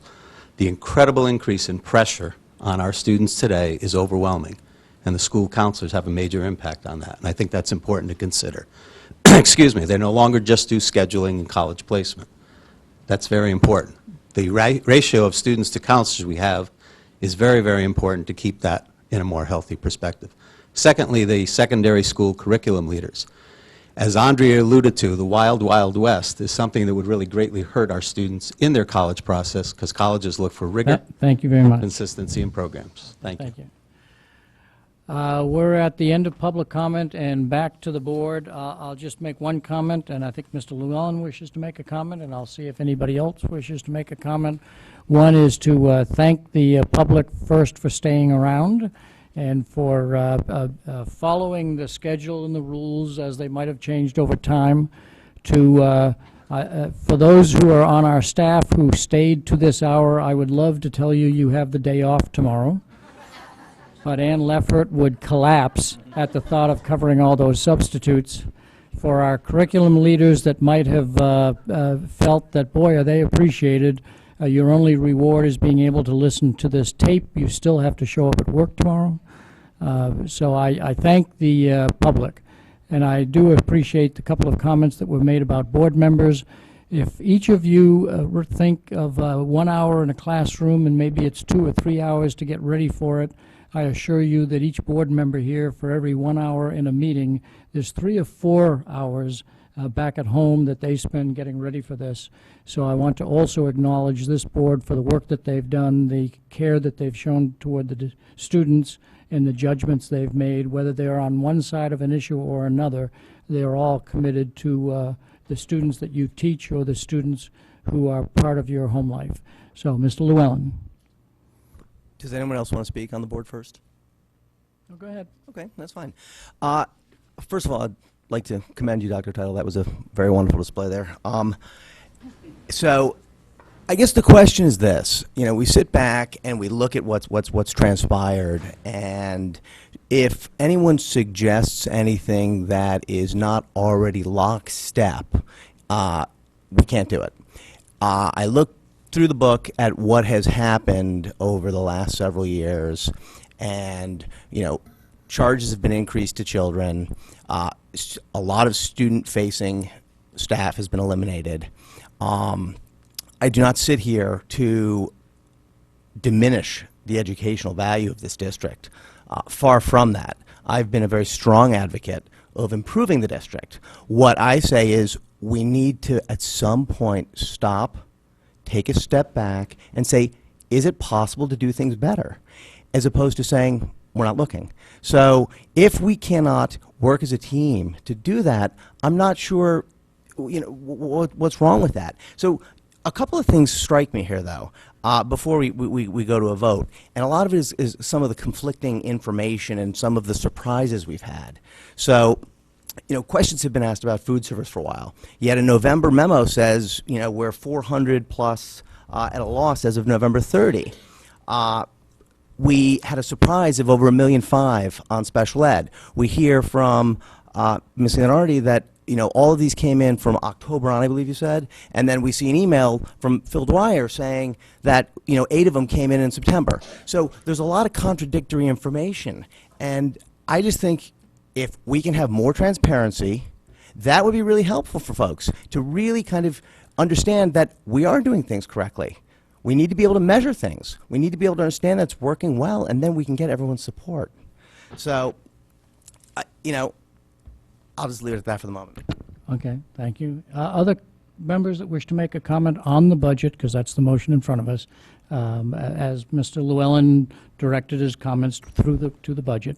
Any other comments that board members wish to make before we take action on the motion? Mrs. Lou McCormick. I think it's been, as we were going through these different motions, I found it very interesting how when we went through many of these, people kept saying, we can't vote on this, we need more time. We need more time to think about that change. We need more time to think about that change. Let's think about that in May. And I have to say, having been given this very big book with a lot of detail in it, not very long ago, and just being given the answer to my first set of questions only a few days ago, to be able to then ask me to say that I support every line within this and that I know it in detail and I'm going to back it full-heartedly when we can't even agree on a couple of items and how we might amend them because we need more time until May is a very, very big ask. I believe that transparency is super important. I also think time to digest, analyze, and discuss is really important rather than pushing it through 1 or 2 weeks. I find it very hard to come and say that this is it, and I back every single line in this because I know for sure that we're doing things the most efficiently that we can. Because I think, just like these measures, we could use more time to analyze this. I think most people in this room, if I ask them what's on page this, can you explain this change? They would look at me and be like, Dr. Title, right? And I would say probably our TM members as well. If I asked you exactly what's on this page and what that change was for, would you be able to fully explain it to me?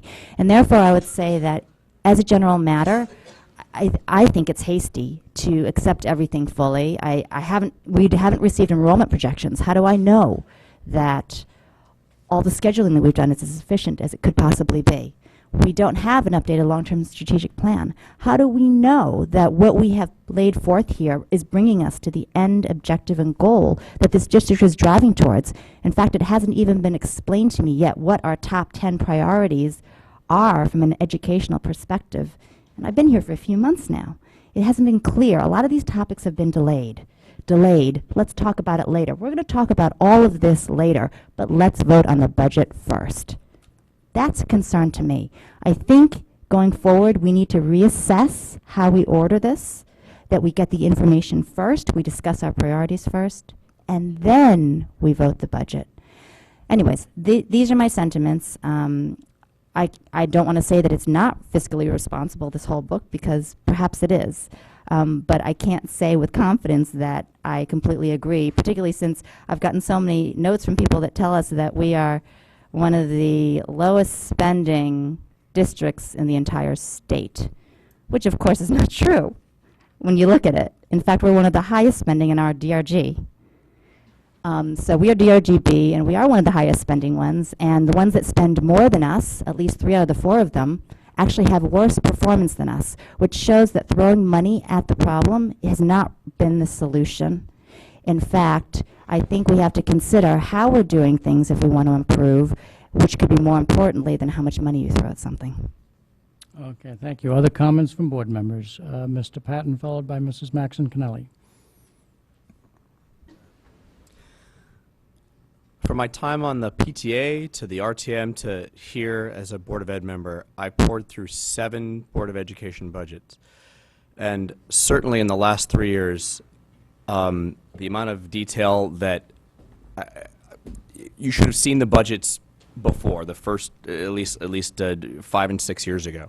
And I'm not sure what happened before that. But this is more transparency and more information than I've seen in any budget of the 7 years. So I applaud Dr. Title and the central office staff for all the hard work. It's not easy. Nobody wants to see, those dollar% signs go up year after year, and it's the same things. It's staff and salaries, and that's the way of life. I support the budget fully, as is, as presented. I applaud this board, as others did, for increasing it. It's something I don't think I've ever seen. That's wonderful. Let's hope we can, hold the line on those things. Something I've kind of echoed throughout this whole process and several times tonight. So this is directed to my fellow board members, but more to the other town bodies that will see this budget after tonight. Ask the tough questions, but listen to the answers. That's the problem. Don't pretend that your decisions don't directly affect the 10,000 students in our town, because you've seen what happens when arbitrary cuts are made in the past several years. Talk to the administration, talk to the staff, talk to the teachers, talk to us. Get your questions answered, and think before you make those final votes. Thanks. Thank you. Mrs. Maxon Kennelly. A few random points. First, I just want to add on to the extremely large pile of comments about our curriculum leaders and just tell about one very, very bright little 5th grade boy who's used to getting all of his answers right when it comes to math instruction, until one certain curriculum leader came in and absolutely nailed him with some tough questions. And for that, Mr. Wakeman, I certainly thank you. You were quite memorable to one certain little 5th grade boy. On that note, first of all, in defense of our past 2 budgets, through the chair to Mr. Patton, I would not agree with the characterization of the cuts of the last 2 years as arbitrary cuts. I think they were exceedingly difficult cuts that we agonized over. And while they are ones that some of us have regretted, that some of us have reinstituted, they were not arbitrary. They were thought out, some regretted, but not arbitrary. I also wanted to throw out there a thank you to the RTM members who were here, one of whom spoke, and I know the many who are watching at home who want to make informed decisions as we do. But some comments have been made, and I just feel it's only right that we speak, that some follow-up be made to that. First of all, with regards to the timing of the budget, there's no question that for the 4 new members, they're at a bit of a disadvantage. They didn't have the chance that the other 5 members had to give input at the beginning of the fall to this budget process.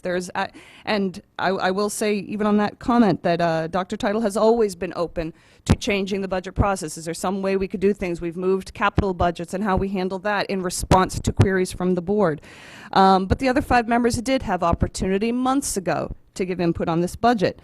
But in education, there's a lot of focus on adult actions, and I think there are 9 members of this board really need to think about what this budget process is like. The January 31st deadline of tomorrow is hard and fast, and if we get a budget starting in the beginning of December, well, then you have the issue of the actuals. Where are we actually with this budget? How good is the data on which we are making the decisions? We get this budget book that much earlier, we're dealing with faulty data.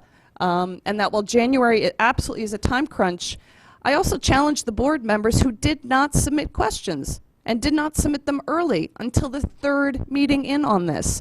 And those of you who had issues that you knew you wanted to be brought up again, there was no reason that it had to wait until this meeting today. It wasn't just that it was 2 days ago when we started voicing things we wanted to be put back in the budget. That's a conversation that could have been had with Dr. Title months ago. It could have been had with him back at the beginning of January. It was voiced 2 days ago. We, the board, we own this budget now. We own the process by which it is arrived at. We own the information and the seeking out of information to get the answers that we want. And if you don't ask the questions till a day before or 2 days Mrs. before, Maxon-Connelly, there is a degree to which we have to own this Mrs. process. Maxon-Connelly, you should talk about the process and not about individual members' actions, if you would. I'm talking about the actions of the board, and that this is all being called into question, and that the transparency of this, when this process allows and invites us through the superintendent to meet with him in his office for hours to get these questions addressed and to get hard questions asked and answered. And if not answered, at least the conversation was had. And that is a courtesy I think we owe this staff and that we owe our leadership. And it is up to us to do that. And to then kick the knees out from under somebody up here, I just find extremely objectionable. Some of this could have been handled in an office. Some of this was a conversation that needed to be had. I think this was an extremely responsible budget that is looking to move the budget forward, that is looking to move the district forward educationally, even as we deal with tremendous financial constraints of which we are all aware. And I appreciate the work of the staff. I appreciate the work of Dr. Title. Do I think it's perfect? No. I hear the comment of my fellow board member that no, I'm not saying that I am going to wholeheartedly embrace in my heart everything that's in this book, but I think it is a very good budget, and I think it's one that I'll be proud to stand beside when I go and attend the other town board meetings. And I hope that the rest of my board members will join me in that. Thank you very much. Final comments from other board members? Is there anybody that has not spoken that wishes to speak before I go back to Mr. Patton? Nobody. Mr. Patton. Through the No, chair. yeah, go ahead. Through the chair, back to Mrs. Maxon-Connelly.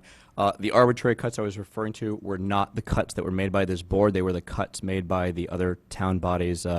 Pretty much the RTM. I did without calling out a specific town body.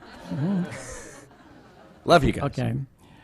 It is clear that we need to make very tough decisions after other people make single line item decisions. Mrs. Gerber wishes to make the same comment, and then we'll go to vote. Yeah, I just wanted to say to the other board members that I hope that you do support this budget. Is this a perfect budget? No, it's not. I think we all have things that we would have loved to have put back in this budget, but we also have to balance that with what we can afford and what other town bodies think we can afford. I'm glad that we added some things back in. I'm not sorry we didn't add other things back in because I don't feel we had enough information to do that. And I also just wanted to say that we all at this table may feel differently about different issues and may not see eye to eye. But I think the one thing we can all agree on is that we are all here to support the 10,000 plus students in this district. We may go about it in different ways. We may have different priorities, but we all care very deeply. Otherwise, we would not be here. So thank you. Thank you to Dr. Title and his staff. I really appreciate all of the work you've done. I will support this budget. I hope that the rest of the board members will as well. Thank you. Thank you. We're now ready for a vote. The motion is that the Board of Education approve an operating budget for the 2014-15 fiscal year in the amount of $157,022,051. Let's go to the vote. All in favor, say aye and raise your hand. Mr. Convertito, Ms. Carnell, Mrs. Gerber, Mr. Dwyer, Mr. Fattabine, Mrs. Maxon-Connelly, Mr. Patton, all opposed. Mr. Llewellyn, any abstentions? Mrs. Lou McCormick. The budget passes 7-1-1. Thank you very much. Thank you to the public. Now, yes, all of you are welcome to go. Because Mr. Fattabine gave us a shock and awe 1 o'clock, I presume the board is going to put forward a motion to adjourn. Motion to adjourn. Seconded, Ms. Carnell. All in favor, say aye. I surrender to the clock.